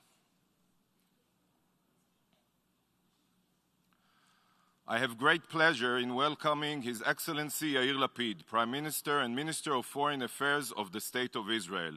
I invite him to address the Assembly. Thank you. Mr. President, Mr. Secretary General, delegates, ladies and gentlemen. In November 1947, this General Assembly gathered and decided upon the creation of a Jewish state. Only a few 100,000 Jews lived in Israel at the time, in hostile surroundings, shocked and devastated after the Holocaust, in which 6 million of our people were murdered. 75 years later, Israel is a strong, liberal democracy, proud and prosperous. The startup nation that invented the Waze and Iron Dome, medicines for Alzheimer's and Parkinson's, and a robot which can perform spinal surgery. A world leader in water and food tech, cyber defense, and renewable energy, with 13 Nobel Prize winners in literature and chemistry, economics, and peace. How did this happen? It happened because we decided not to be a victim. We chose not to dwell on the pain of the past, but rather to focus on the hope of the future. We chose to invest our energies into building a nation, into building a happy society, optimistic and creative. We didn't only reach the promised land, we are building the promised land. History is determined by people. We need to understand history, respect it, and learn from it, but also to be willing and able to change it, to choose the future over the past, peace over war, partnership over seclusion and isolation. A few months ago, we convened the historic Negev Summit. We sat at dinner not far from the grave of David Ben-Gurion, the founding father of the State of Israel. There were 6 of us: the Secretary of State of the United States, foreign ministers of Egypt, the United Arab Emirates, Bahrain, Morocco, and Israel. A dinner that only 2 years ago no one would have believed was possible. And then the door opened. Someone came in and said, "I'm sorry to disturb you, but there was a terror attack not far from Tel Aviv. 2 Israelis were murdered." In an instant, we all understood that the goal of the attack was to destroy the summit, to create anger among us, to cause us to argue and to divide this new partnership between us. And I said to the foreign ministers, we have to condemn this terror attack right now together. We have to show the world that terror will not triumph. The room fell silent. And then one of the Arab foreign ministers said, "But we are always against terror. This is why we're here." And 5 minutes later, we put out a joint statement from the 6 of us condemning the attack and sanctifying life, cooperation, and our belief that there is a different way. The summit continued. Agreements were signed. Working groups were formed to deal with issues of technology, food security, energy, water, education, and infrastructure. Those working groups are changing the face of the Middle East as we speak. The people of the Middle East, the people of the entire world, should look around and ask themselves, who is doing better? Those who chose the path of peace, or those who chose the way of war? Those who chose to invest in their people and country, or those who chose to invest in the destruction of others? Those who believe in education, tolerance, and technology, or those who believe in bigotry and violence? Whenever I meet someone who has criticism of Israel, I always have the same answer. Come and visit us. Come and meet the real Israel. You will fall in love. A country which combines breathtaking innovation with a deep sense of history, great people, great food, great spirit, a vibrant democracy, a country in which Jews, Muslims, and Christians live together with full civic equality. In the government which I lead, there are Arab ministers. There is an Arab party as a member of our coalition. We have Arab judges in our Supreme Court, Arab doctors saving lives in our hospitals. Israeli Arabs are not our enemies. They are our partners in life. Come and visit us. You will discover that Israel is an incredible cultural mosaic, from the white snowy mountains of the Golan to the white desert sand of the Negev, from Tel Aviv, the high-tech capital, a non-stop party on the Mediterranean Sea, to Jerusalem, our eternal capital, the holy city for 3 religions, in whose beautiful streets the past meets the future every single day. There are, however, 2 major threats hanging over the head of our wonderful country. They also hang over your heads. even though you may try to deny them. The first is the nuclear threat. The fear that terrorist states and terrorist organizations will get their hands on nuclear weapons. The second threat is the demise of truth. Our democracies are slowly being poisoned by lies and fake news. Reckless politicians, totalitarian states, and radical organizations are undermining our perception of reality. We should know there is no country in the world that faces this phenomenon more than Israel. There is no country that has come under a greater attack of lies with such a vast amount of money and effort being invested in spreading disinformation about it. Last May, the picture of Malak Al-Tanani, a 3-year-old Palestinian girl, was published all over the world with the terrible news that she was killed with her parents in an attack by the Israeli Air Force. It was a heartbreaking image. But Malak Al-Tanani doesn't exist. The photo was taken from Instagram. It is of a girl from Russia. I can give you thousands more examples of similar fake news about Israel. The anti-Israel movement has been spreading these lies for years in the media, on college campuses, and on social media. The question is not why they do it, but why are you willing to listen?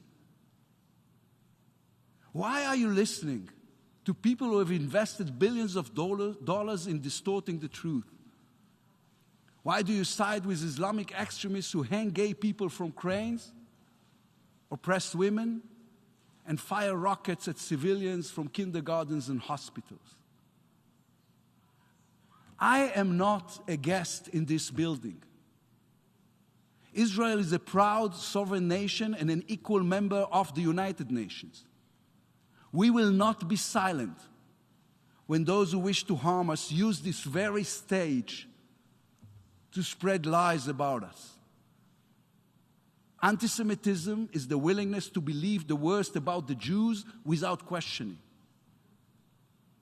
Anti-Semitism is judging Israel by a different standard than any other country. Conducting this orchestra of hate is Iran. For more than 40 years now, in the town squares and on the streets of Iran, demonstrators have been photographed burning Israeli and American flags. Ask yourselves, where are the flags coming from? How did they get so many of our flags? The answer is they are manufacturing them especially, just so they can burn them. This is what an industry of hate looks like. This is a regime that systematically deals with hatred. They even hate their own people. Young Iranians are suffering and struggling from the shackles of Iran's regime, and the world is silent. They cry for help in social media. They pay for the desire to live a life of freedom with their lives. Iran's regime hates Jews, hates women, hates gay people, hates the West. They hate and they kill Muslims who think differently, like Salman Rushdie and Mahsa Amini. Their hate is a way of life. It is a way to preserve the oppressive rule. There is only one member state in the UN that openly states it wished to destroy another member state. Iran has declared time and time again that it is interested in the total destruction of the state of Israel. And this building is silent. What are you afraid of? Has there ever been a time in human history where silence stopped violence? The country that wants to destroy us is also the country that founded the largest terrorist organization in the world, Hezbollah. Iran funds Hamas and Islamic Jihad, and it is behind mass terrorist attacks from Bulgaria to Buenos Aires. It is a murderous dictatorship that is making every effort to get a nuclear weapon. If the Iranian regime gets a nuclear weapon, they will use it. The only way to prevent Iran from getting a nuclear weapon is to put a credible military threat on the table. And then, and only then, to negotiate a longer and stronger deal with them. It needs to be made clear to Iran that if it advances its nuclear program, the world will not respond with words, but with military force.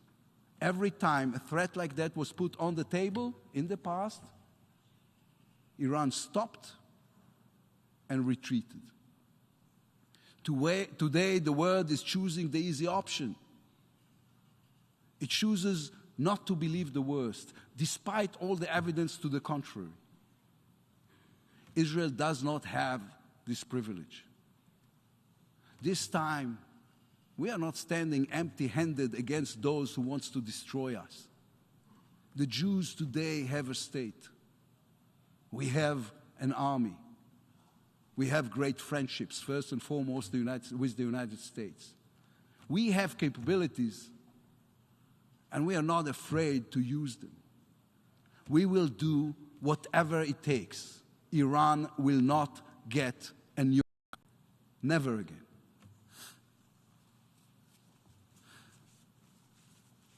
Israel's economic and military strength allows us to protect ourselves, but it also allows us something else. To strive for peace with the entire Arab world and with our closest neighbors, the Palestinians. An agreement with the Palestinians based on the 2 states for 2 people is the right thing for Israel's security, for Israel's economy, and for the future of our children. Peace is not a compromise. It is the most courageous decision we can make. Peace is not weakness. It embodies within it the entire might of human spirit. War is a surrender to all that is bad within us. Peace is the victory of all that is good. Despite all the obstacles, still today, a large majority of Israelis support the vision of the 2-state solution. I am one of them.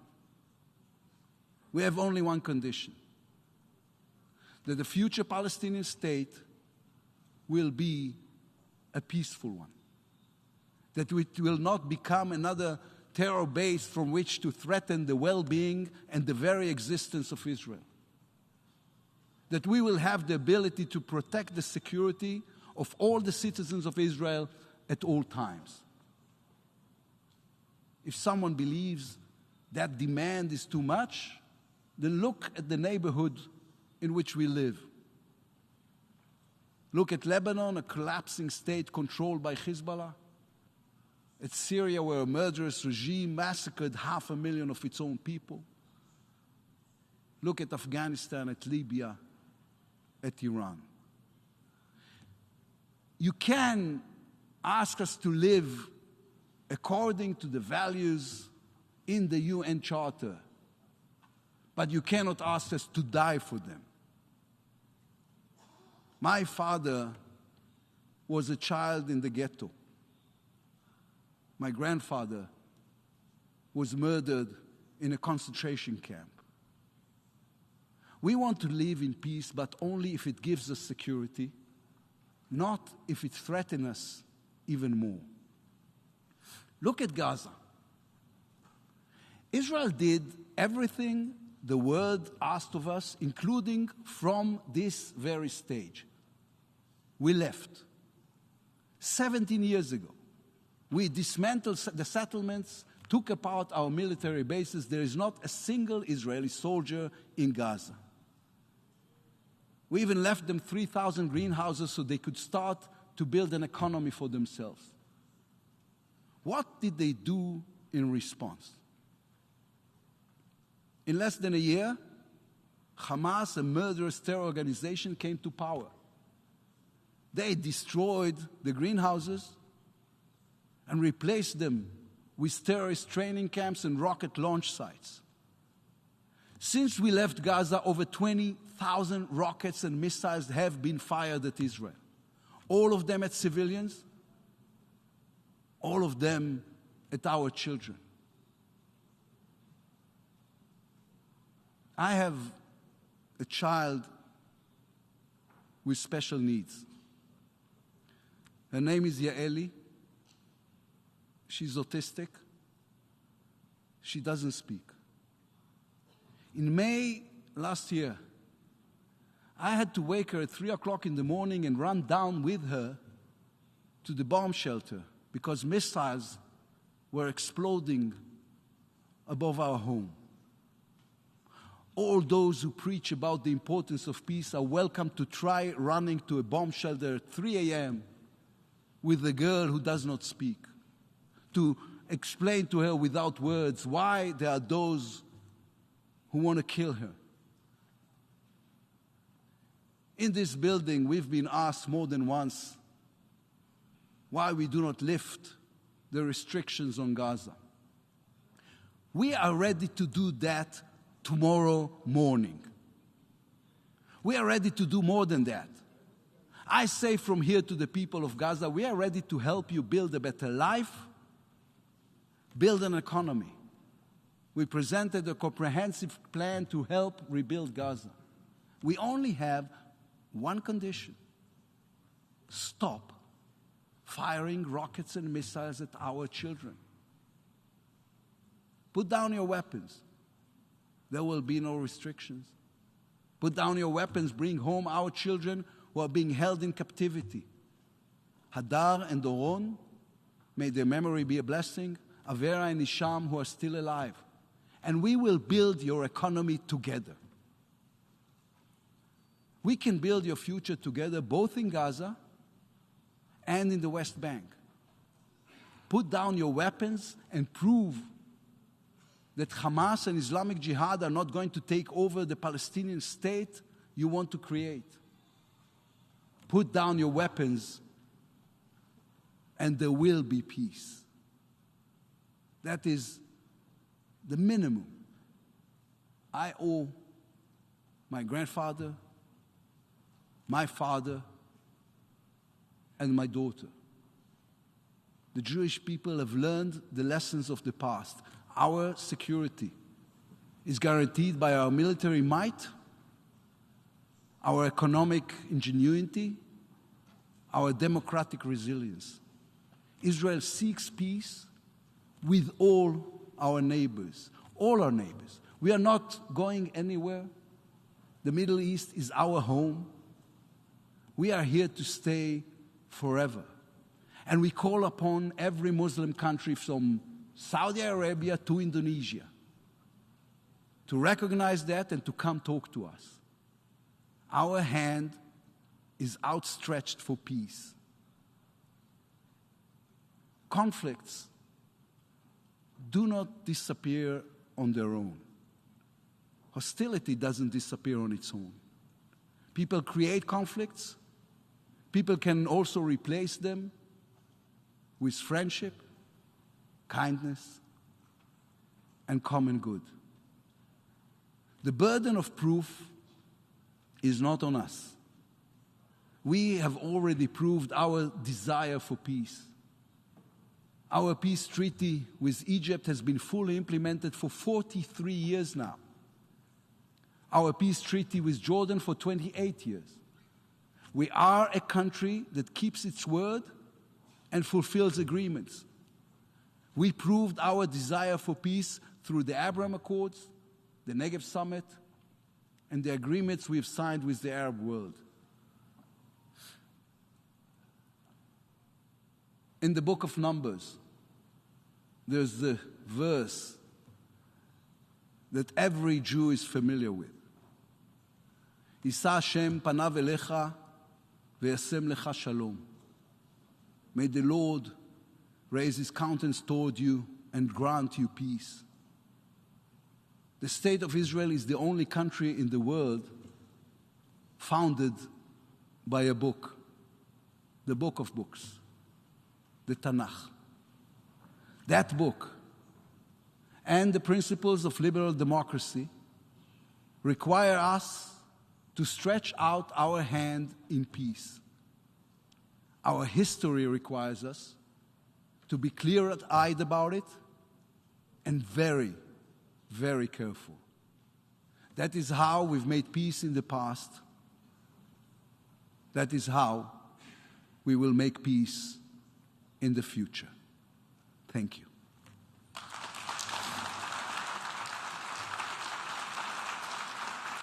On behalf of the Assembly, I wish to thank the Prime Minister and Minister for Foreign Affairs of the State of Israel for the statement just made, and I request protocol to escort His Excellency. The Assembly will now hear an address by His Excellency James Marape, Prime Minister of the Independent State of Papua New Guinea. I request protocol to escort His Excellency.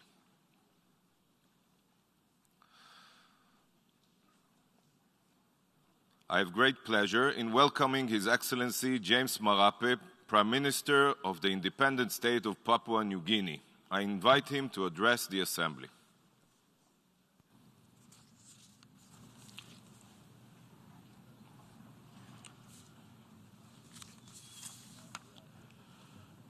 His Excellency, Mr. Saba Korosi, the President of our General Assembly, His Excellency, Mr. Antonio Guterres, Secretary General of the United Nations, distinguished fellow heads of government and heads of state, ladies and gentlemen, it is my honor and privilege to again join and address this August hall.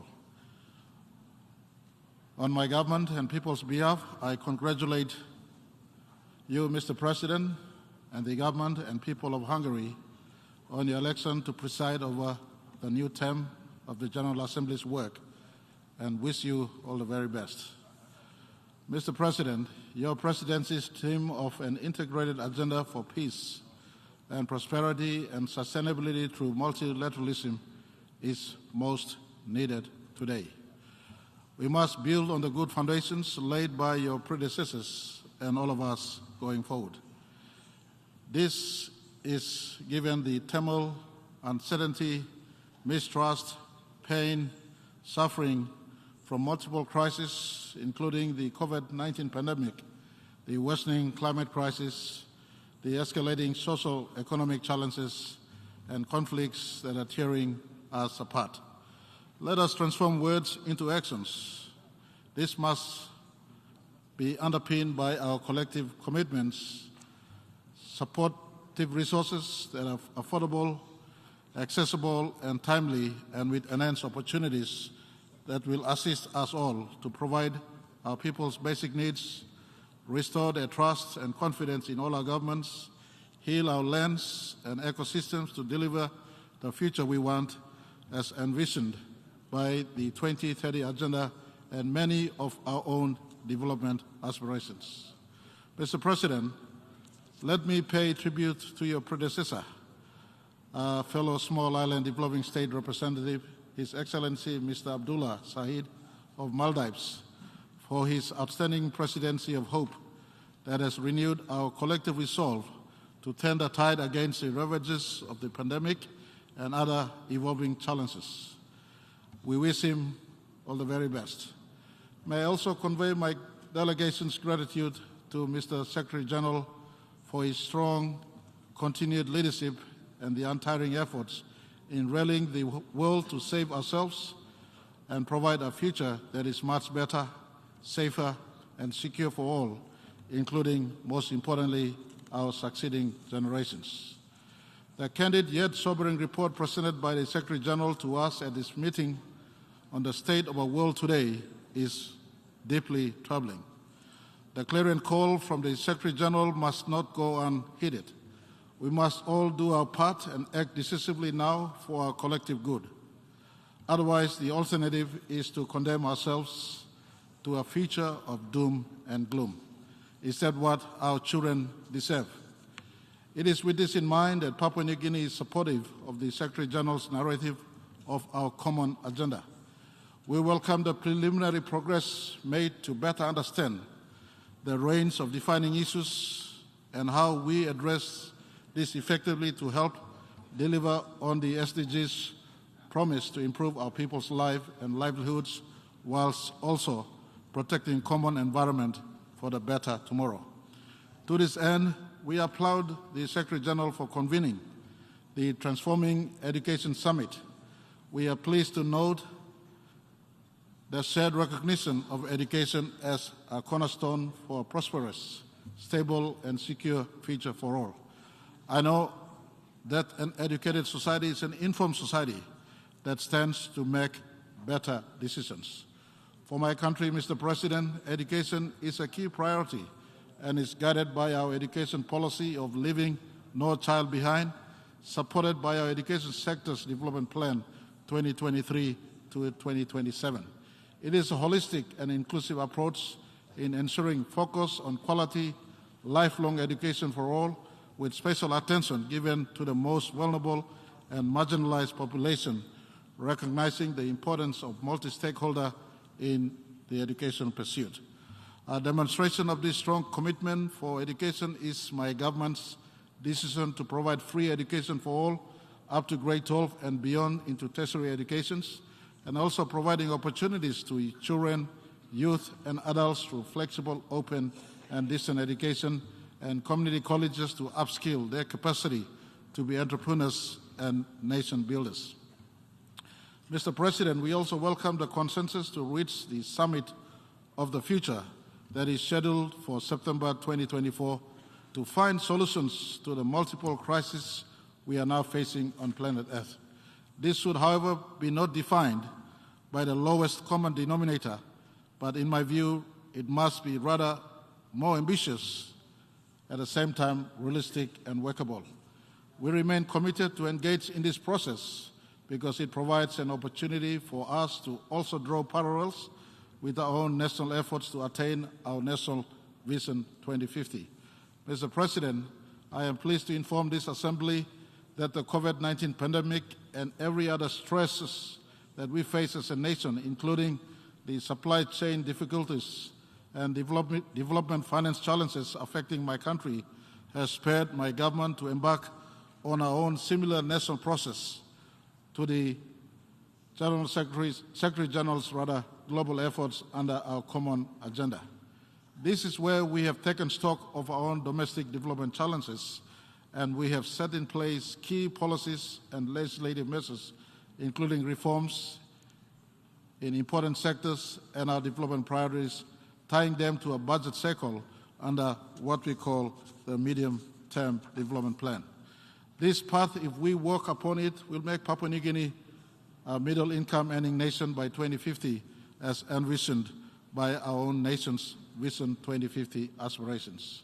Mr. President, I report to the United Nations that the core focuses of my government for the next 5 years, because we've won and received mandate in the recently concluded democratic election process, will be to build a resilient and diversified economy, invest in high-quality economic and social infrastructures, ensure fair and equitable natural resources development, address business and investment confidences, strengthening the rule of law and domestic security, deliver quality education and health to all our people, and lastly but not the least, strengthening the institutions of state, including governance on key issues like corruption and everything that is fundamental to developing nations.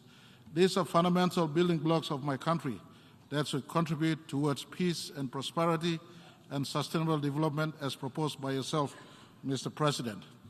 Mr. President, as Papua New Guinea approaches our 50th independence anniversary in 3 years' time, my government is also prioritizing industrializing our economy through import substitution, value-adding, and downstream processing of our vast natural resources with the use of modern, clean, green technology that will not compromise my country's rich biodiversity and our pristine natural environment.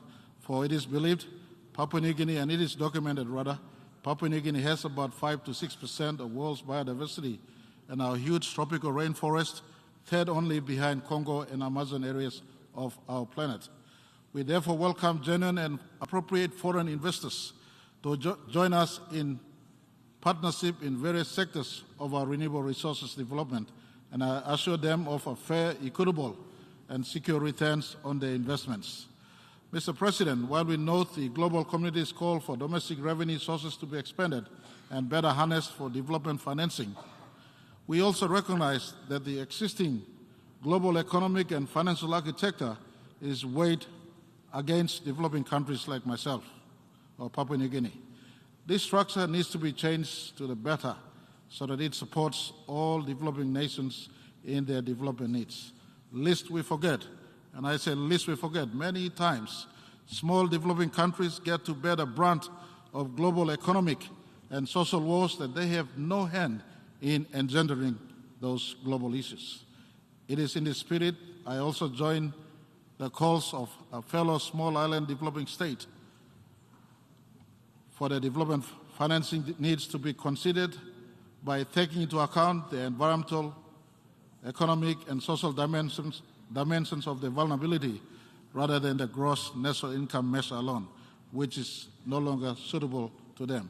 We therefore urge the international community to support the proposed SID as multi-vulnerability index as a tool to support small island developing states' concessional financing and debt relief given their special circumstances amidst the ongoing and increasing challenges they continue to face in as far as their development needs are concerned, including food securities that our good General Secretary alluded to.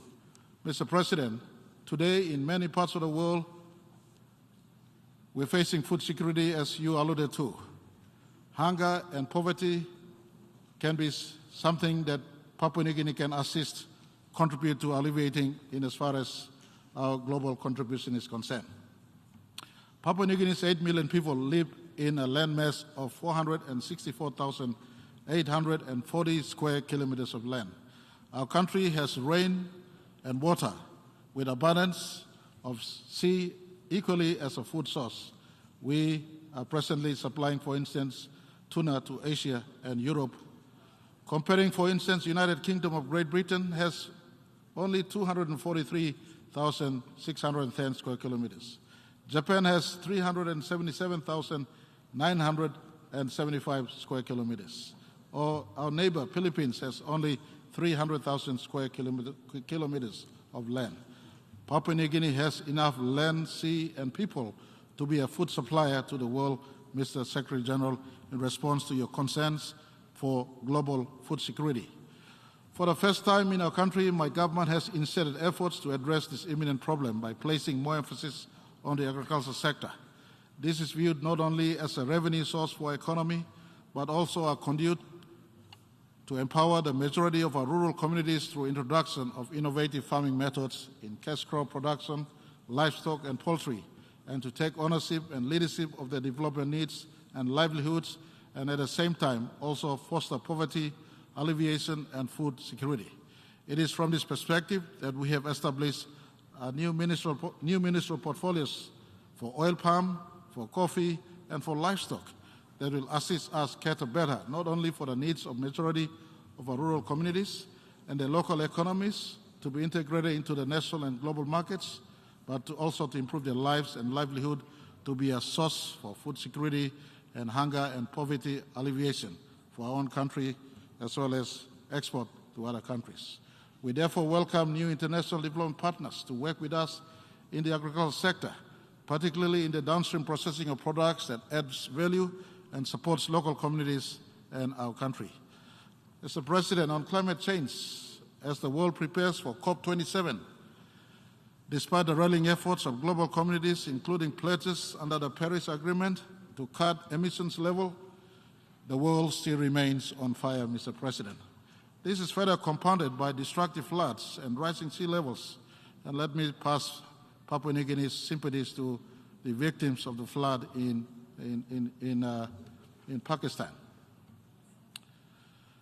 These effects on our coastal communities include displacement of many and loss of identity as a people, and in my own country and across the Pacific region and beyond, the carbon emission level continues to cause destruction, and the destructive spiral is getting out of control.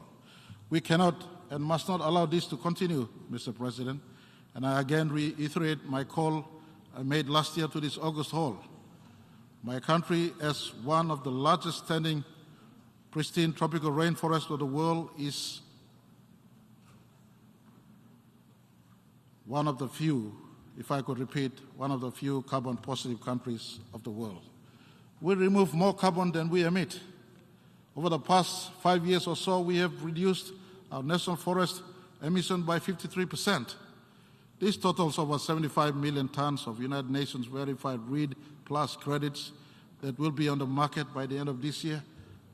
My government has adopted our Climate Management Act, and this year we have set in place our nationally determined contribution regulation. We now have the legislation needed to implement the Paris Agreement. We have also endorsed our nationally determined contributions implementation plan and the NDC electricity roadmap and the agriculture, forestry, and other land use NCD roadmaps. We are also drafting our first electric vehicle policy and working towards endorsing our national adaptation plan. It is, however, despite small countries like Papua New Guinea who don't have many or big carbon footprints, it is, however, disheartening to note that despite our proactive national efforts to implement our Paris Agreement commitment, we seem to be getting the raw end of the deal all the time. We have done our part. We have had little support from the global north, including our submissions to the Green Climate Fund. We have not, however, lost all hope, despite the fact that the REED Plus and the forest nations were almost forgotten in the Glasgow conversations. We cannot be placated by toothless pledges anymore. We need the power of sovereign carbon markets that fully comply with the Paris Agreement. The world cannot talk about climate change without talking about forest conservation and proper land use management. Papua New Guinea is calling now for an urgent global focus on conservation, preservation, and sustainability of our global forests with proper land use practices, because only in our DA3s of the forests that you find the dual benefit of carbon cleansing and oxygen production. Excellencies, I was given a rare privilege of meeting His Majesty King Charles III, where his views shared with me on forests is the same as I am mentioning here today, and that the world, especially those whose carbon footprints of a Mother Earth is the greatest, must help preserve the forests of the earth that commensurates their levels of emissions. This is incumbent upon all nations. We must preserve our forests. It is Papua New Guinea's humble view that the atmospheric balance of oxygen and carbon should be ranked the number one focus of all mankind, because therein lies the sustenance of life, and the DA3s of our forests place this balancing act as created by Creator God. The world must save our forests, because not to do so is suicidal, and is suicidal for the Earth's future. We are living a gloomy future for our children. This is something we must correct at COP27 in some else sake. This must be corrected. Let us not forget that there is more carbon stored in the world's forests than held in the known coal, oil, and gas reserves. In short, if we lose our rainforests, climate stability is impossible. We may as well kiss the temperature goal of 1.5 degrees goodbye. We and the other rainforest nations are trying our best to balance forest harvest for our development needs, at the same time conserving for the world need. We need help here. You have to hear us. Our planet is fragile. Time is short. Together, we can do it. For not to do so is to the detriment of planet Earth. And on my final point on climate change, given the increasing adverse impact of climate change on our communities, I would also like to echo Papua New Guinea's strong support for our Melanesian neighbor Vanuatu's initiative to seek International Court of Justice advisory opinion on the existential threat, and welcome others to join the Pacific and Caribbean and other partners to take this forward in this General Assembly for our common good. On the ocean agenda, Mr. President, I would reaffirm that Papua New Guinea, as a maritime nation, is strongly committed to ensuring our maritime zones remain safe, secure, and peaceful under the spirit of the United Nations Convention on the Law of the Seas. It not only provides us economic opportunities, I beg your pardon, but also includes through our fisheries resources, but also symbolizes our ties with the ocean as we've been for many, many centuries. Like other small island developing states and least developed countries, Papua New Guinea calls on developed nations to assist us access appropriate capacity building resources, research, science and technology, and finance to strengthen our national efforts to protect our ocean and harness ocean-based economy. We therefore welcome public-private partnerships. On SDG 14, it was pleasing to note the success of the second Ocean Conference. Mr. President, we also encouraged by the welcome offer by France and Costa Rica to be the next co-host of the conference, and look forward to working with like-minded countries to take forward this initiative. Such partnerships on the ocean agenda is most welcome. Mr. President, I would like to also applaud the sterling efforts under the leadership and presidency of Singapore for last month's negotiation related to the new implementing instrument on the conservation and sustainable use of marine biodiversity in areas beyond national jurisdiction. As a marine nation, we offer our fullest support. Mr. President, a resounding call we continue to hear loud and clear and repeatedly, and rightfully so, is the importance of empowering youth to be at the table of decision-making about their lives and livelihoods, and as a real partner for national development. This is indeed long overdue, must be brought to fruition without further delay. In recognition of the ever-increasing youth bulge in my country and the challenges they continue to face, under my government, we have put development priorities and have brought youth issues to the forefront and center of our nation building. We are rolling out cadetship programs as a tool for capacity building and training that will equip them to be owners, drivers, and leaders and entrepreneurs to build our nation. And we are also using our education system as a lever to foster integral human development for all our youths. And we welcome development partners to join us in these transformative endeavors. Mr. President, it is in this spirit that Papua New Guinea was pleased to be a main sponsor and strong supporter of the establishment of a youth office in the United Nations Secretariat. It was also pleasing to note the consensus on this issue. Whilst we recognize that much work remains to be done, however, once operationalized, we look forward to harnessing the United Nations Youth Office to support our national efforts on the youth agenda. The potential of our youth, as well as recognition by Her Excellency Amina Mohammed, the United Nations Deputy Secretary General and the Youth Special Envoy during the groundbreaking visit to my country in March 2020, is a testament to this partnership. Mr. President, on gender equality and empowerment, including combating gender-based violence, this remains a top priority for my government. We have established a bipartisan parliamentary committee that has done extensive public consultations, and the recommendations made to the last parliament will be taken up by this parliament in a serious way to address the protection of our women and girls and give them fair and just opportunities to reach all their full potentials. We have also put in place legislations and policy to address concerns to gender equality, empowerment, and combat gender-based violences. Additionally, we are pleased to have 2 well-qualified women elected into Parliament in our recently concluded election for 11th Parliament. an improvement from our last parliament where there were no women in parliament. I've also recognized their capabilities and their professionalism, and we have tasked them with certain responsibilities for our country. We will continue to work hard to have more women representatives in decision-making bodies as equal development partners. Mr. President, I would like to join the call for global peace and stability. The simmering tensions and mistrust, which are the nemesis of peace, cannot and must not be allowed to fester anymore. We, as members of this United Nations, took it upon ourselves to uphold the Charter of the United Nations.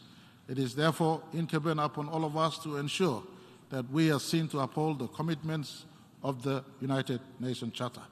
In our context of peace, the Bougainville peace process is continuing, and I want to assure this August forum, and I want to assure United Nations in this meeting that this important issue remains our top priority in Papua New Guinea. Peace by peaceful means this is a very important national priority for my government, and I'd like to say we are on a road to having a political solution settled for Bougainville. We have a roadmap that continues to serve as a blueprint, and we will consider all issues under the existing parameters of our Constitution for a lasting and peaceful political solution that is acceptable to all Papua New Guineans in as far as Bougainville is concerned. We would like to place our big thank you to the United Nations for their role in Papua New Guinea and the Melanesian conflict resolution that they have come to know can be replicated in other areas in and around the region and on planet Earth in as far as those that face political conflicts are concerned. On the reforms of the Security Council, Mr. President, to make it relevant today, it is a task we must attend to, and we note the incremental progress that continues to be made into intergovernmental processes. However, let me again reiterate our call to expedite the long drawn-out process by ensuring that we have a negating document that can serve as a basis for all of us to go forward. May I also take this opportunity to recognize the milestone achievement. Earlier this year, the General Assembly held the members of the Security Council responsible for the decisions regarding peace and security. This is welcomed, and we support the emergency special session measures invoked under the General Assembly with respect to the situation in Ukraine and to ensure the Security Council is really accountable for all their actions. The success that arose from this process is a small but nonetheless significant step to why the reform of the Security Council is necessary and cannot be prolonged any further. In closing, and not the least, Mr. President, may I take this opportunity to pay homage to the memory of Her Majesty Queen Elizabeth II, who, by the grace of God and Lord Jesus, was Papua New Guinea's head of state for the last 47 years. Our beloved Queen personified grace, dignity, honesty, humility, tolerance of others, forgiveness, and all the other Christian virtues, and lived 70 years of consistent, unfailing life of public service. Some lessons we leaders of the world today must learn to practice. And I, and on behalf of my Papua New Guinea, pay our respects to Mama Queen, as we affectionately call her. May her soul rest in peace with the Maker Jesus. And we say our heartfelt sympathies and condolences to His Majesty King Charles III and his royal family, and the people and the government of the United Kingdom and the Commonwealth family. Let me conclude by thanking you, Mr. President, for giving me this opportunity to speak again on a very appropriate contemporary theme to our shared global need, and I thank the United Nations for one more time being a wonderful host. In fact, our milestone 77th session. May God bless the United Nations of the world, and I thank you all for listening. Thank you, Mr. President.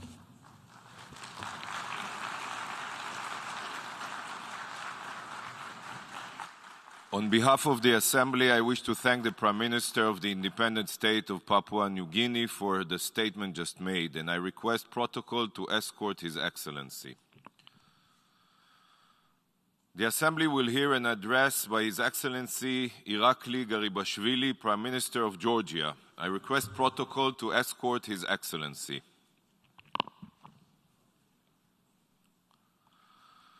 I have great pleasure in welcoming His Excellency Irakli Garibashvili, Prime Minister of Georgia. I invite him to address the Assembly.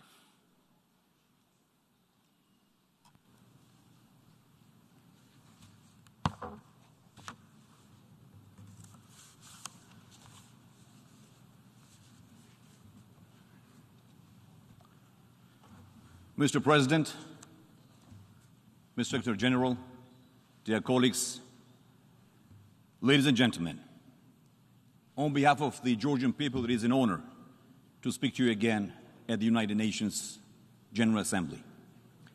As we gather for this 77th session, we reflect on our founding principles and the progress we have made as an international community since the creation of the United Nations. At the first session in 1946, the founders vowed to unite to maintain global peace and security. While we have made significant advances, we must acknowledge the ongoing acts of aggression against members of this body, the very same types of acts that led to the establishment of the United Nations after World War II. In 2008, my country, Georgia, was attacked by Russia, resulting in the ongoing occupation of 20% of our territory. At the time, the international community recognized this aggression. But as we have learned, the world's democracies must act as one to ensure that freedom and peace prevail. The United Nations was founded to save succeeding generations from the scourge of war and protect state sovereignty and territorial integrity. It is our duty, it is our promise. Today I have the privilege of representing Georgia, a strong, proud, freedom-loving nation that has preserved its sacred heritage and history while also evolving and adapting to the geopolitical realities of the 21st century. 30 years ago, Georgia became part of the United Nations family. Now, more than ever, we are committed to protecting our shared values in our region and worldwide. We seek all opportunities for collaboration with our international partners to advance the cause of peace. In that regard, the Geneva international discussions are particularly crucial to bring the Russian Federation to the table and to address the implementation of the EU-mediated 2008 ceasefire agreement. Georgia appreciates the international community's support for its sovereignty and territorial integrity. Though my country's 20% is still occupied by Russia, we do not let this difficult challenge define us. We continue to punch above our weight and contribute to the international community. Since our government came to power in 2012, we have implemented an ambitious reform agenda that brought us closer to our key international partners, the European Union, United States, NATO, and the United Nations. For the first time since we regained independence, Georgia and Georgian people has enjoyed an unprecedented decade of peace, prosperity, and stability. We are continuously working on Georgia's global positioning and are already realizing the rewards. According to the World Justice Project's Rule of Law Index, Georgia is first in Eastern Europe and Central Asia. The Open Budget Index ranked Georgia as first in the world in terms of budget transparency. And according to the Fraser Institute Economic Freedom of the World 2021, Georgia is among the top 5 economies, along with Singapore and Switzerland. Numbeo named Georgia one of the world's safest countries, ranking 14th globally. Our work to align more closely with the United States and Europe goes hand in hand with our commitment to continue democratic transformation. Increased Euro-Atlantic and European integration is our way of returning to the family of European nations, with whom we share history, culture, and most importantly, values. We are continuing our unequivocal path towards European and Euro-Atlantic integration. And our commitment to these goals is backed up by actions and real results, including the Association Agreement, DCFTA, and visa-free travel with the European Union. This year, we applied for full EU membership. The historic decision of the European Council to give us a European perspective create a new set of benchmarks. Just as in the past, Georgia will meet and exceed those benchmarks. The prospect of acceding to the EU is a strong motivation for our country and our citizens. We are fully aware that European perspective comes with a responsibility of the highest political, economic, and legal convergence with the European Union. Georgia immediately responded to the European Council's decision by presenting a very concrete action plan to address the EU's 12 priorities. This inclusive process ensures full engagement of all branches of government, the opposition parties, and civil society. The working groups have been established in Parliament for each priority area with all relevant stakeholders. We're making progress and are well ahead of schedule. Let me be clear. Georgia deserves EU candidate status, which will bring us to eventual membership and make the dream of generations a reality. We have developed a long-term development strategy, Vision 2030, a nationwide policy document that covers key directives and priorities of our general development by 2030 that fully complies with the Sustainable Development Agenda of the United Nations. The country now has a new national strategy for human rights protection for the years 2022-2030. The government approved this strategy following discussions with both international partners and domestic civil society organizations. And this strategy aims to further improve human rights protection standards and is in line with the UN Sustainable Development Goals. This comprehensive document covers all fundamental human rights and freedoms. We are working now with the world's leading firms and brightest minds to transform Georgia into a true multidimensional regional hub. Our financial services sector is globally recognized, and now we are attracting international investors, injecting additional investments in the education and healthcare sectors. The startup ecosystem is thriving. Logistics and energy potential are now realized. Collectively, this creates a sustainable and predictable economy for Georgia and its people. Our government's sound policies led to a strong recovery from the COVID-19 pandemic, with strong economic growth reaching 10.4% last year in 2021, and now far exceeding expectations from January to July 2022 at 10.3%. According to the IMF, our growth projections are up to 9% for this year, primarily due to our government's proactive measures to minimize the impacts of a post-COVID recovery and the war in Ukraine. We are creating opportunities and giving all the necessary tools to our citizens, including those living in Georgia's occupied territories. For that reason, here today at the United Nations General Assembly, I want to speak directly to my Abkhaz and Ossetian brothers and sisters and once again tell them that our strength is in unity, and we will build Georgia together and peacefully turn it into a prosperous, free, and unified European state. War is waging again, not far from the doorstep of my country. Russia's full-fledged war in Ukraine undermines Ukraine's territorial integrity and sovereignty, as well as the UN Charter and fundamental principles of international law. Georgia stands with Ukraine. Since the start of the war, my government has provided substantial humanitarian assistance to Ukraine, including the allocation of more than 1,000 tons of humanitarian aid. Georgia provides financial assistance and accommodation to over 32,000 Ukrainians currently residing in my country. The Georgian education system has enrolled more than 1,500 Ukrainian students, many of whom receive general education in the Ukrainian language according to the standard Ukrainian curricula.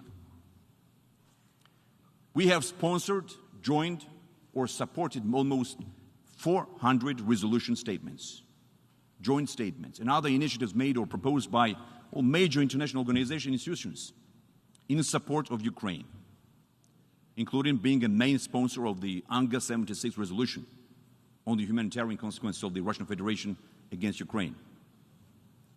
As confirmed by the U.S. State Department's report on the investment climate in Georgia, the National Bank of Georgia and Georgian financial institutions act fully in accordance with the financial sanctions imposed by the United States and others on the Russian Federation.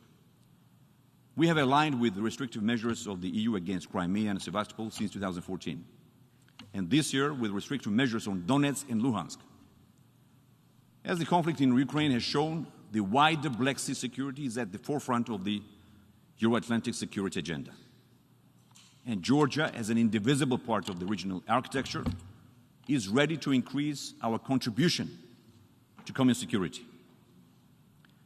As we know well, security brings stability, and stability brings predictability. Predictability is a crucial precondition for sustainable economic development. Therefore, the more predictable the Black Sea region becomes, the more we can unlock its economic potential for the benefit of our people and the global economy. For that reason, we are developing strategic transport corridors connecting Asia with Europe. Georgia participates in several international initiatives and infrastructure projects with our European colleagues to improve connectivity and facilitate reliable and efficient commerce across the Black Sea. Despite the complex situation in our region, we spare no effort to foster rapprochement between our neighbors. We have already had success stories, including the safe return of 15 Armenian detainees to their homeland in exchange for maps of mine territories to Azerbaijan. And this July, for the first time, the foreign ministers of Azerbaijan and Armenia met in Tbilisi, Georgia. We are ready to serve as a venue for this dialogue to bring much-needed peace and stability to our region. And with this in mind, Georgia has been promoting the Peaceful Neighborhood Initiative, which envisions participation by all three states of the South Caucasus. This new initiative, dear friends, is not substituting, countering, or opposing any other cooperation formats.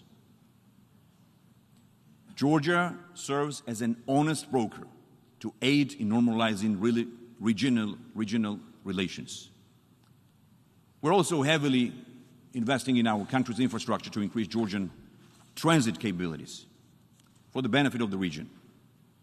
We aim to attract greater institutional foreign investment, facilitate projects of regional importance, and strengthen our infrastructural capabilities, thus becoming an actual bridge between East and West. And our goal is to transform the South Caucasus into a region of opportunities and economic growth. We are already discussing with our EU counterparts a list of flagship projects which will bring additional economic synergies and serve as catalyst for more connectivity and integration with the European Union and European markets. We believe all countries of the South Caucasus and allies from the West will benefit from this collaboration. We must act now to secure the Black Sea, protect energy routes, maintain supply chains, and increase regional connectivity to foster greater economic development. These are all essential to European peace and prosperity. We are mindful that our regional challenges are happening against a backdrop of global challenges, such as international security, the pandemic, and climate change. Georgia contributes to global peace and the rules-based international order. For over 2 decades, Georgia has contributed to NATO missions around the world, serving as one of the largest per capita contributors to the mission in Afghanistan. And we lost many brave soldiers. Hundreds were wounded in these missions and suffered significant casualties. Georgia reiterates its readiness to stand by NATO in protecting common security while continuing to support the EU-led missions. Dear friends, as I speak here today, dangers are threatening all of humanity that we can no longer ignore. The planetary crisis created by climate change, from biodiversity loss to pollution, represent an existential threat. And like many challenges, it affects developing nations first, hindering the ability to realize sustainable development goals. In Georgia, our government has made significant investments in education, public health, and the environment to ensure that future generations can thrive. Education systems are critical for empowering prosperous and productive societies. Education in the 21st century means investing in digital literacy and promoting infrastructure to bridge the digital divide to ensure that future crises, whether public health, war, or climate related, do not create dire situations. In conclusion, I believe that working together, we will return peace and prosperity to our homes and countries. This is the spirit and the mandate vested in the United Nations from its founding, to support and ensure peace and cooperation. I am proud to represent my country before you today. After 3 decades of restored independence, Georgian dreams are becoming a reality. In recent decades, our nation, whose history traces back thousands of years, has become an example of resilience and progress in the face of extraordinary challenges. With our international partners, I am confident that we will build a brighter, more peaceful, and prosperous world now and for the generations that will follow us. Thank you very much.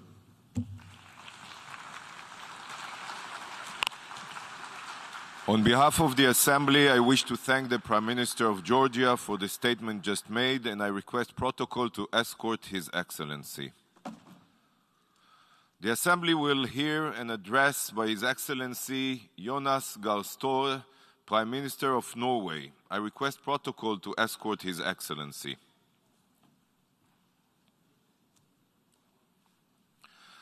I have great pleasure in welcoming His Excellency Jonas Gahr Støre, Prime Minister of Norway. I invite him to address the Assembly. Mr. President, Secretary General, Excellencies, ladies and gentlemen.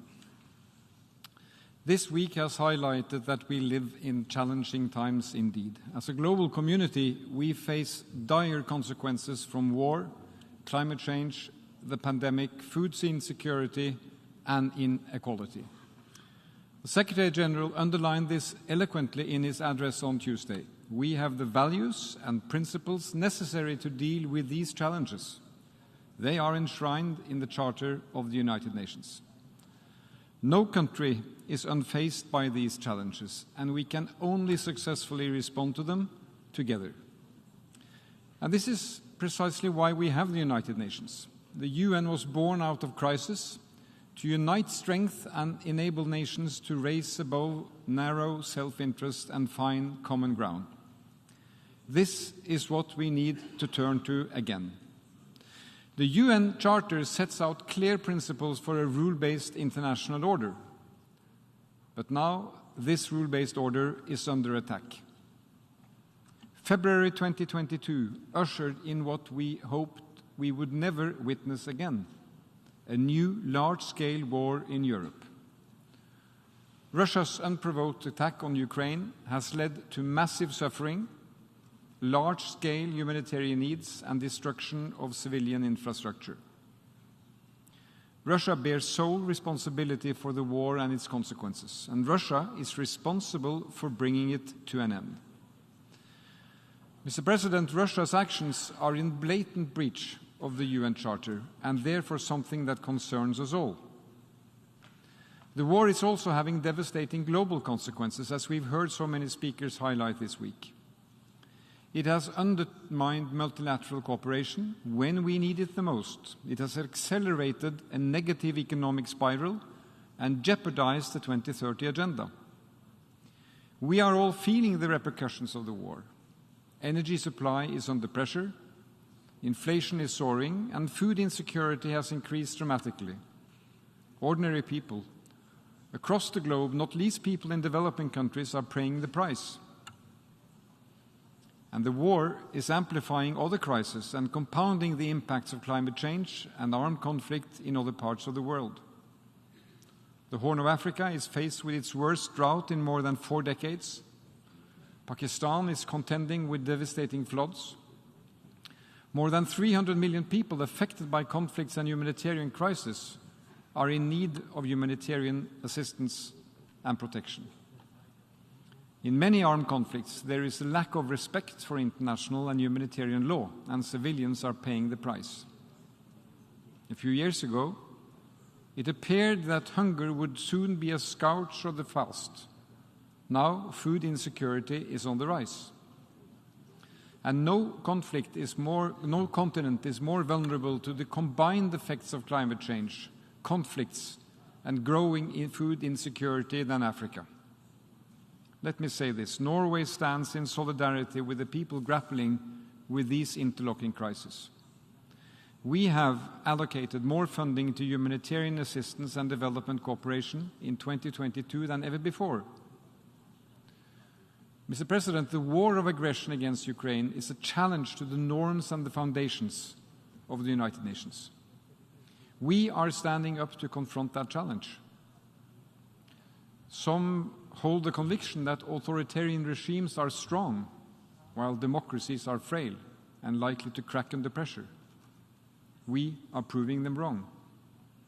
Together with a strong alliance of partners, we are standing with Ukraine and aid its self-defense. As Europe's largest supplier of energy, we do what we can to enhance Europe's resilience.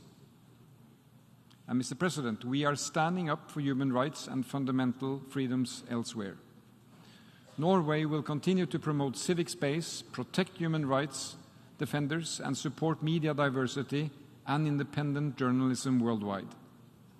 Women's and girls' participation in society and their right to decide over their own bodies are essential for democratic and sustainable development, not least in times of conflict and war.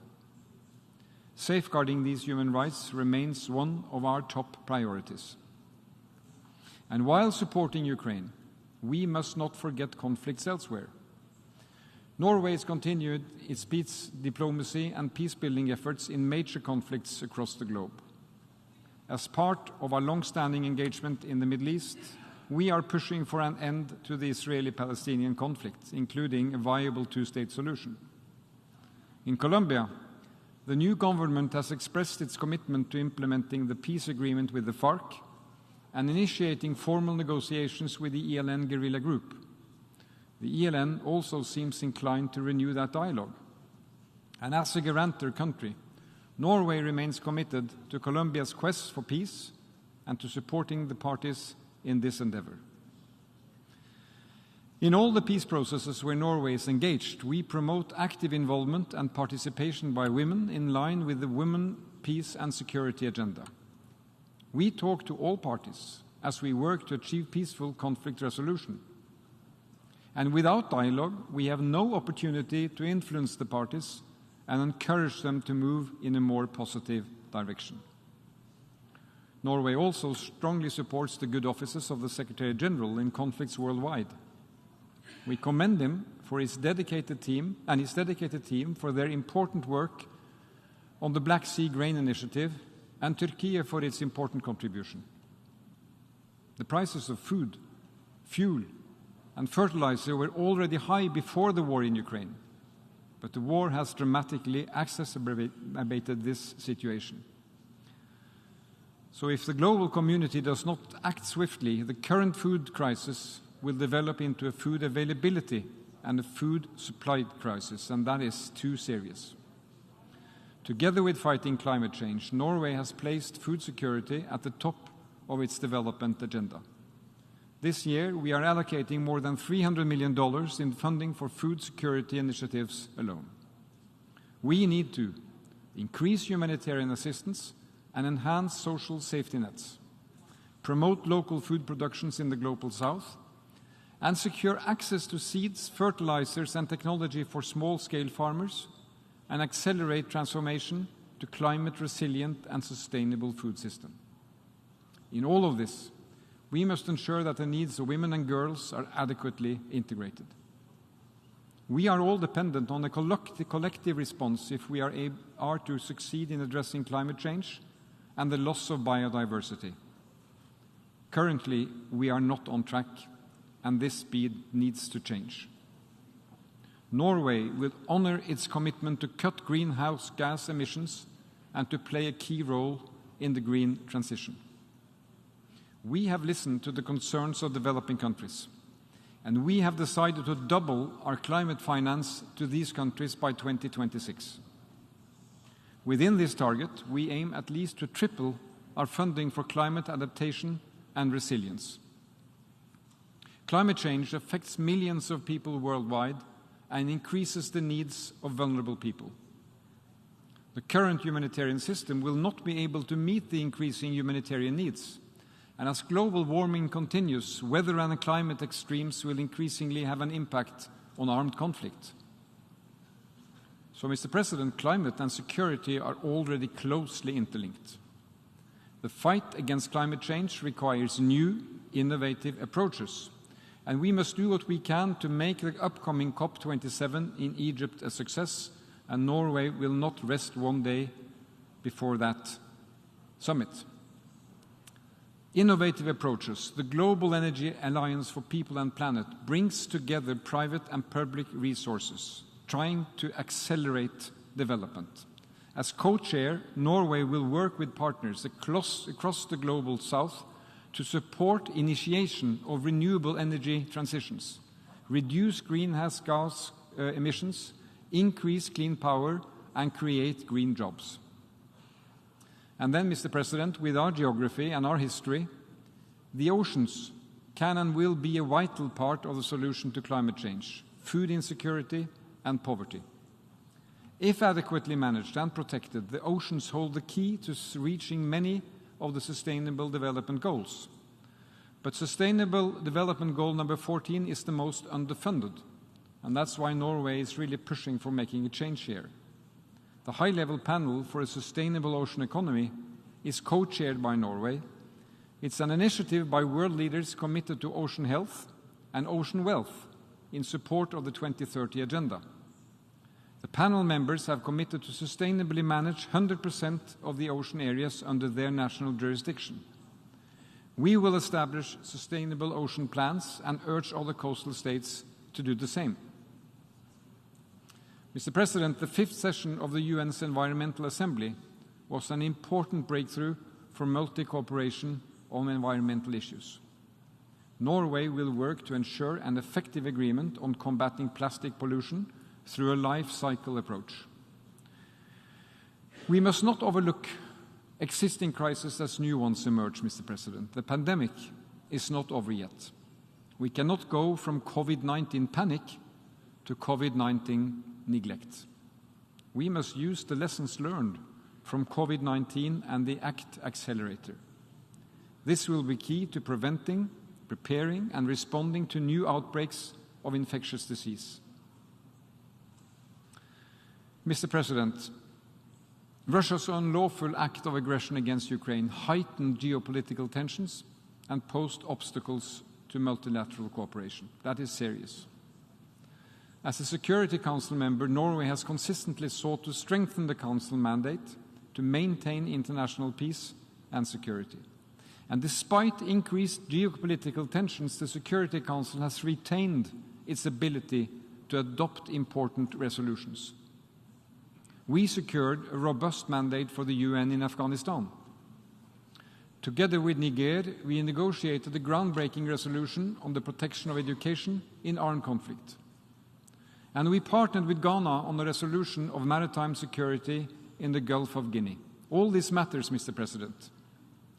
And in times of crisis and rising global tensions, we all feel the pressure to put domestic concerns before global solidarity. In times of distress, it is only natural for political leaders to try to look after their own populations. It is their responsibility. But let us remind ourselves that there is no contradiction between this and engaging with the rest of the world. Quite the contrary, it is in the interest of our citizens. We are bound together, we are dependent on each other, and we have a shared destiny. And this is clear to me. Without a strong and effective UN, the international community will not be able to address the challenges we face. That is why we applaud and support the Secretary General's Our Common Agenda report. If anything, it is even more urgent to implement this report now than when it was launched. The summit of the future in September 2024 will be an important milestone. We expect and will work towards an ambitious declaration on future generations, and we look forward to engaging with the high-level advisory board and member states in the process ahead. Mr. President, let me thank you.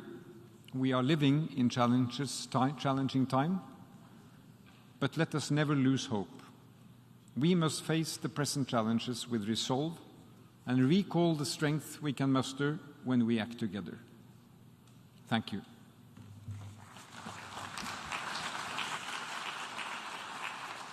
On behalf of the Assembly, I wish to thank the Prime Minister of Norway for the statement just made, and I request protocol to escort His Excellency. The Assembly will hear an address by Her Excellency Mia Amor Motley, Prime Minister, Minister for National Security and the Public Service, and Minister for Finance, Economic Affairs and Investment of Barbados. I request protocol to escort Her Excellency.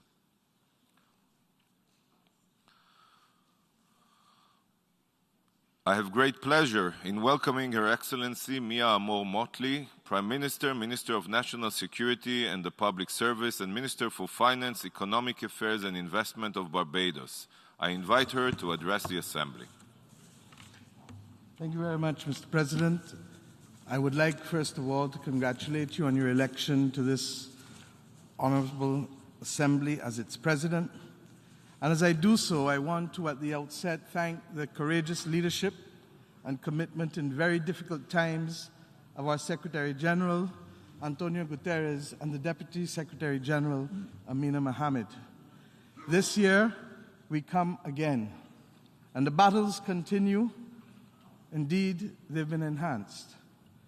What we have seen over the course of the summer and what we have seen over the course of this year, with the war in Ukraine and the concomitant consequences to ordinary people all over the globe with respect to inflation, with respect to scarcity of supply of goods, with respect simply to hardship.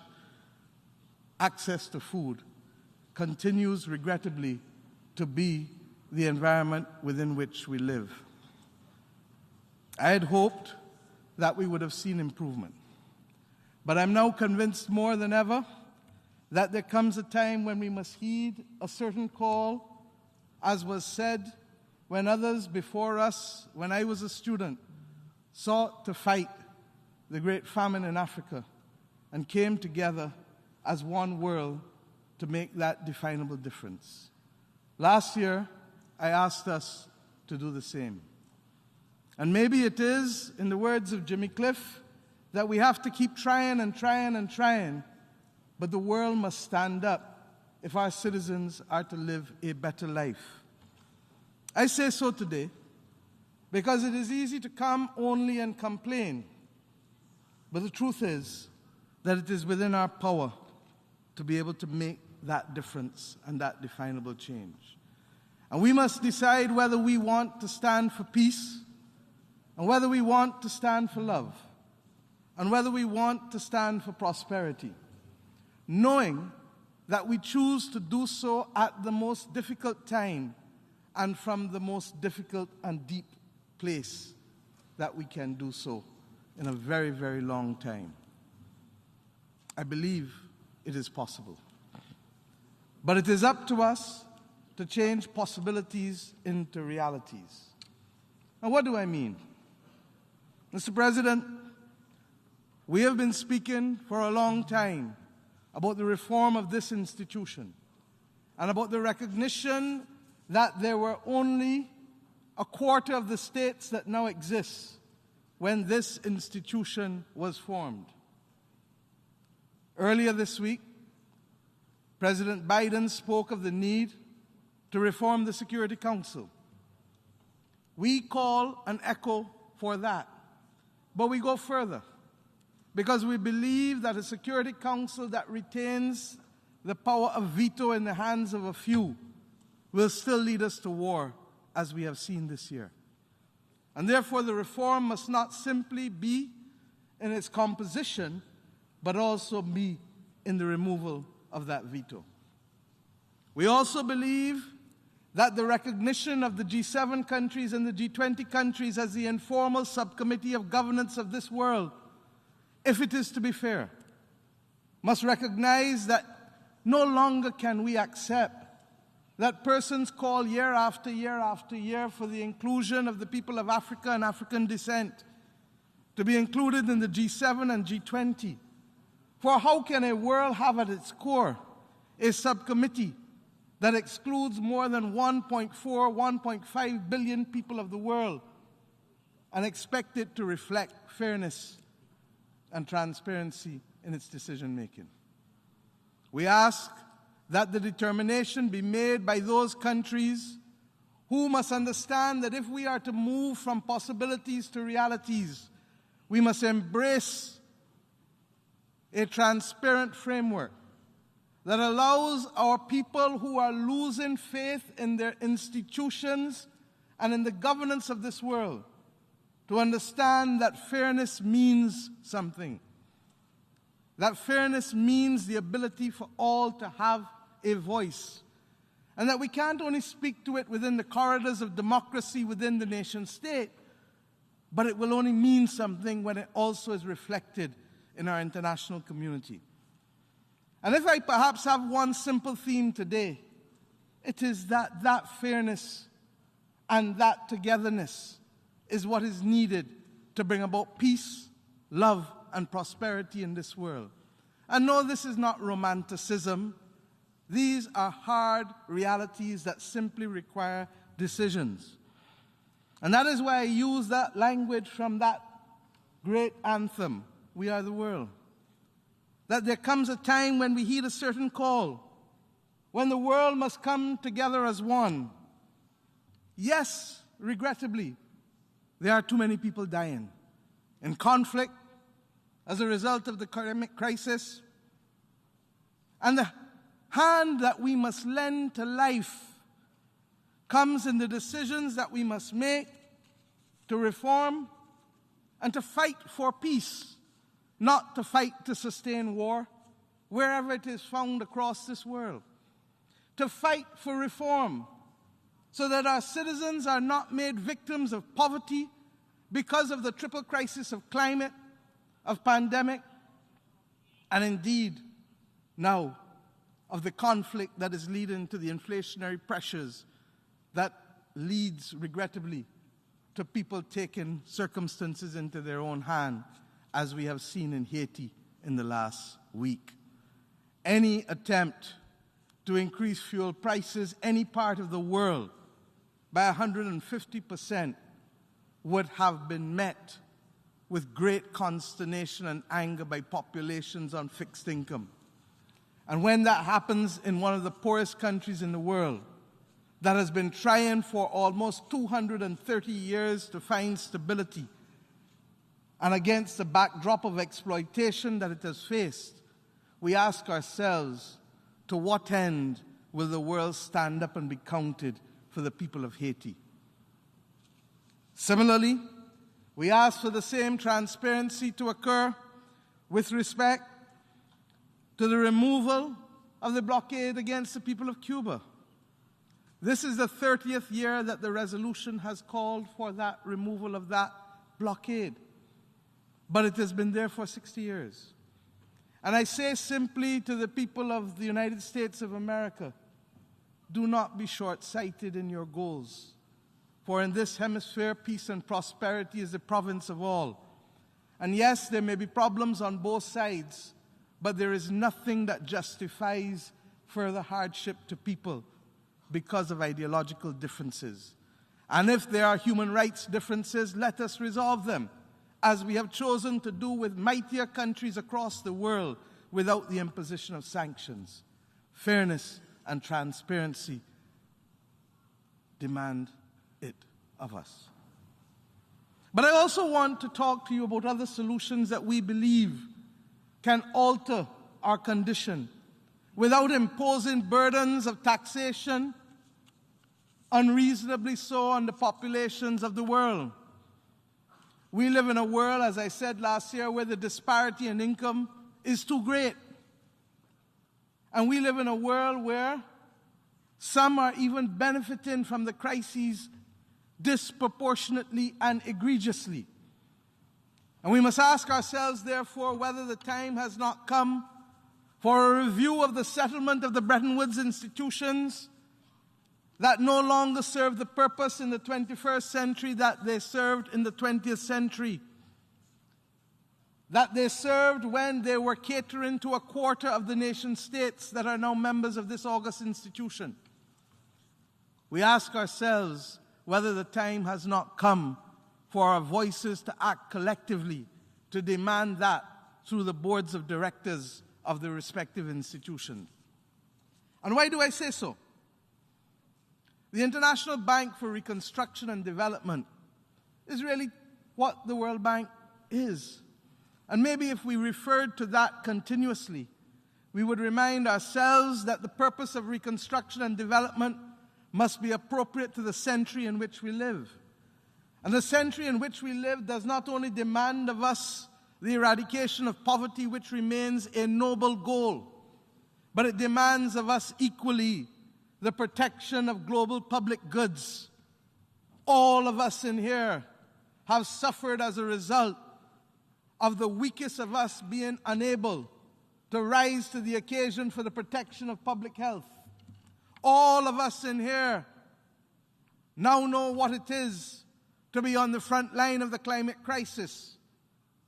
Years ago, we spoke about small island developing states on the front line because we were the canaries in the mine. Today, we speak of all countries.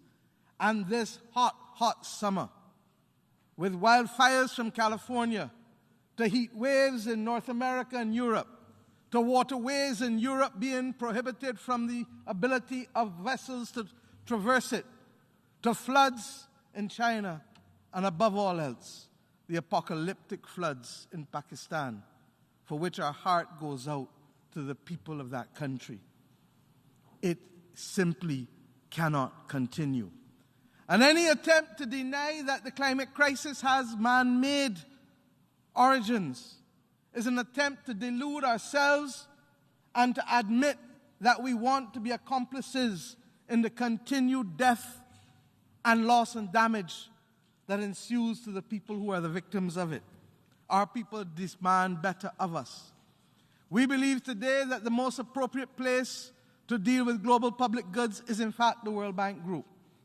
And I'll speak more to this tomorrow, but I want to simply say that if companies, multinational companies, have contributed to the global public risk or benefit from the solutions for global public goods, then they ought to contribute to their resolution through a percentage, a small percentage of their profits, funding the needs of countries, whether it is in the issue of climate, stability and resilience and adaptation, whether it is for the protection of biodiversity both on land and in our waters, whether it is for the protection of public health against the next pandemic, the slow motion pandemic of antimicrobial resistance or others that we have not even contemplated, or the provision of education for each of our citizens, because to remain on this earth without the benefit of education is to be sentenced to life imprisonment from a young age. Or access to electricity, as 600 million people in Africa do without it. Or the equivalent to the right to knowledge and prosperity in our age, that is, access to broadband. And of course, as I said to Congress last week, believe it or not, the right to a bank account, because countries across the world are being denied the right to access correspondent banking and leaving their citizens and their economies to function as financial pariahs in a world that is supposed to be globally interdependent for the movement of capital. My friends, the provision of that fund to promote public goods at a global level is critical if we are to make a difference going forward and to achieve the peace, the love, and the prosperity to which I referred. I want to commend the International Monetary Fund for their rapid financing mechanism at the beginning of the pandemic crisis, and soon for the Resilience and Sustainability Trust that is about to be launched. That is the first recognition that middle-income countries should be able to access funding irrespective of per capita income, but dependent on climate vulnerability. And we say that for those who commend it to the International Bank for Reconstruction and Development, do not simply commend it for countries following a disaster, but let us do it for countries before the disaster. For every dollar spent, as they have researched, saves $7 in avoided expenditure, not to mention the lives that are saved. We don't want only to pay the undertaker, we want to save lives. But I ask the IMF to reflect on the fact that that Resilience and Sustainability Trust may need to be delinked from quotas if it is to be effective. I am conscious that that will depend on more countries seeding that fund with capital, and more countries agreeing perhaps to allow their special drawing rights to be used there, just as we ask them to allow those special drawing rights to be used to allow multilateral development banks to significantly increase the money that is available to countries, particularly at this time as we are on the verge of a debt crisis, where more than 45 countries are facing the heat of the moment because of the increased cost of capital as a result of the monetary policies that are being put in place to fight the virulent cancer of inflation. I say now that we want to thank those countries that have come together to help us continue for the financing of sustainable development goals. And we link those goals to the global public goods. Why? Because they're fundamentally the right to development. They're fundamentally the right to give each person the ability to live a good life. And we can't be lost in the conflict and lost in the climate crisis and lost in the pandemic and forget fundamentally what our mission is. I commend those who continue to remember that. But I ask for us to reach a global compact that financing for development cannot be short-term financing and that it needs to be at least 30-year money. The world recognized that when it allowed Britain to be able to participate in the refinancing of its World War bonds, which were only paid off 8 years ago, 100 years after World War I started. Or when it allowed Germany to cap its debt service at the equivalent of 5% of its exports, conscious that the cataclysmic experience of war would not have allowed them to finance reconstruction while repaying debts incurred for war. My friends, we are no different today. We have incurred debts for COVID. We have incurred debts for climate. And we have incurred debts now in order to fight this difficult moment with the inflationary crisis and with the absence of certainty of supply of goods. Why, therefore, must the developing world now seek to find money within 7 to 10 years when others had the benefit of longer tenors to repay their money? I want finally to deal with the issue very quickly and to suggest to you that all of these things have been the subject not just of idle thought or arbitrary comment on our part. We had the good fortune of collecting in Barbados a large number of persons from civil society and academia at the beginning of August, end of July. And we settled on what we have come to call the Bridgetown Agenda, because we believe it to be a Bridgetown agenda for peace, a Bridgetown agenda for prosperity, a Bridgetown agenda inspired by love of humanity. And it is that agenda that speaks to the reform of the Bretton Woods architecture. We've asked and will ask countries and people to join it, because we believe that unless we take responsibility for ourselves, unless we accept that we are the world, we're not going to see a change. And as I come to simply this issue of climate, which will dominate us over the next 45, 48 days as we go to Egypt, let us remember that the trust that is needed to propel us to fight the great causes of our time will not be won by us breaching promises. The developing world, and in particular the small island developing states, came to Paris and agreed for a global compact. One of the key aspects of it that allowed us to do so was the promise of loss and damage. Today, the people of Guadeloupe and Puerto Rico, and yesterday Turks and Caicos, and little do we know what will happen with Bermuda, face the difficulty of disruption by Hurricane Fiona. Today, this morning, I received news about difficulties for our own natural gas supply in my own country, and I suspect others in this part of the world, because of the facilities, the installations that have been affected out of Puerto Rico for access to natural gas. This comes at a time when access to that commodity has already been affected by the war in Ukraine and the decision by Russia to cease supply to Europe.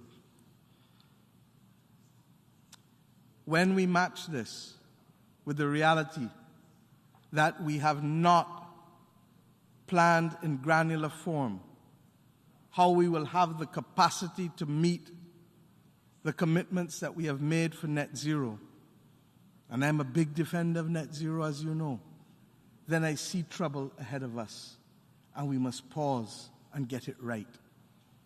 Our small states are making commitments that the world wants to hear. But when those commitments are undermined by the inability to supply the electric cars or the batteries necessary to sustain renewable energy, then we know we have a problem. And that is why natural gas has been viewed as a bridge to clean energy. But when the access to natural gas itself is also affected, you better understand why emerging market countries in the Caribbean and in Africa, in the Caribbean including my own, have determined that we cannot abandon access to our own natural gas resources until we are assured that we have the capacity to sustain our populations.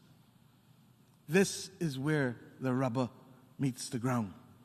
And I ask us today to recognize that those commitments on loss and damage and that granular detail that matches commitment to capacity are absolutely critical if we are to make serious progress in saving our world. And we know that our world needs to be saved. My friends, I want to salute Denmark for its commitment on Tuesday to be able to propose $13 million to a loss and damage fund, for it represents the first acknowledgement by a North Atlantic country that there is a justifiable need and justice in the demand for this loss and damage claim. And I ask us to recommit ourselves in the big matters, but recognize that if we don't speak truth to our population And if we don't explain and have the mature conversations rather than to rely on the headlines and the sound bites, we will find a disconnect between those who are governed and those who are governing. And therefore, let us to the task move with dispatch, not for sound bites, but for difficult conversations to secure the peace of this world, to secure the prosperity of our people, and to underpin it with a love for humanity, which is what the original purpose of this organization was formed to do. And in the words of that song again, let us lend a hand to life, for it is the greatest gift of all. And we can't pretend day by day that someone somewhere else is going to make that change. This is our family. This is our world. And this is our time to make that defining difference. And many of the things that I've put before us today don't require money, but they require a commitment, and they require political will. And with the power of the pen, we can impose natural disaster and pandemic clauses in our debt. With the power of the pen, we can change the capital that is available to multilateral development banks that will remove the barriers that currently exist for us to fight poverty. With those commitments, we can make a difference in today's world.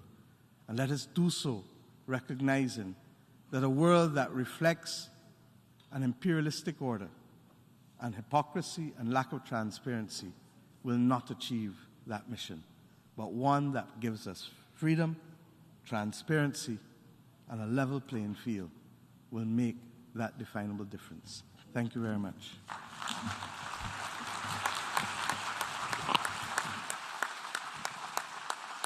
On behalf of the Assembly, I wish to thank the Prime Minister, Minister for National Security and the Public Service, and Minister for Finance, Economic Affairs and Investment of Barbados for the statement just made, and I request protocol to escort Her Excellency. We have heard the last speaker for this meeting. The 9th plenary meeting to continue with the general debate will begin at 3 p.m. The meeting is adjourned.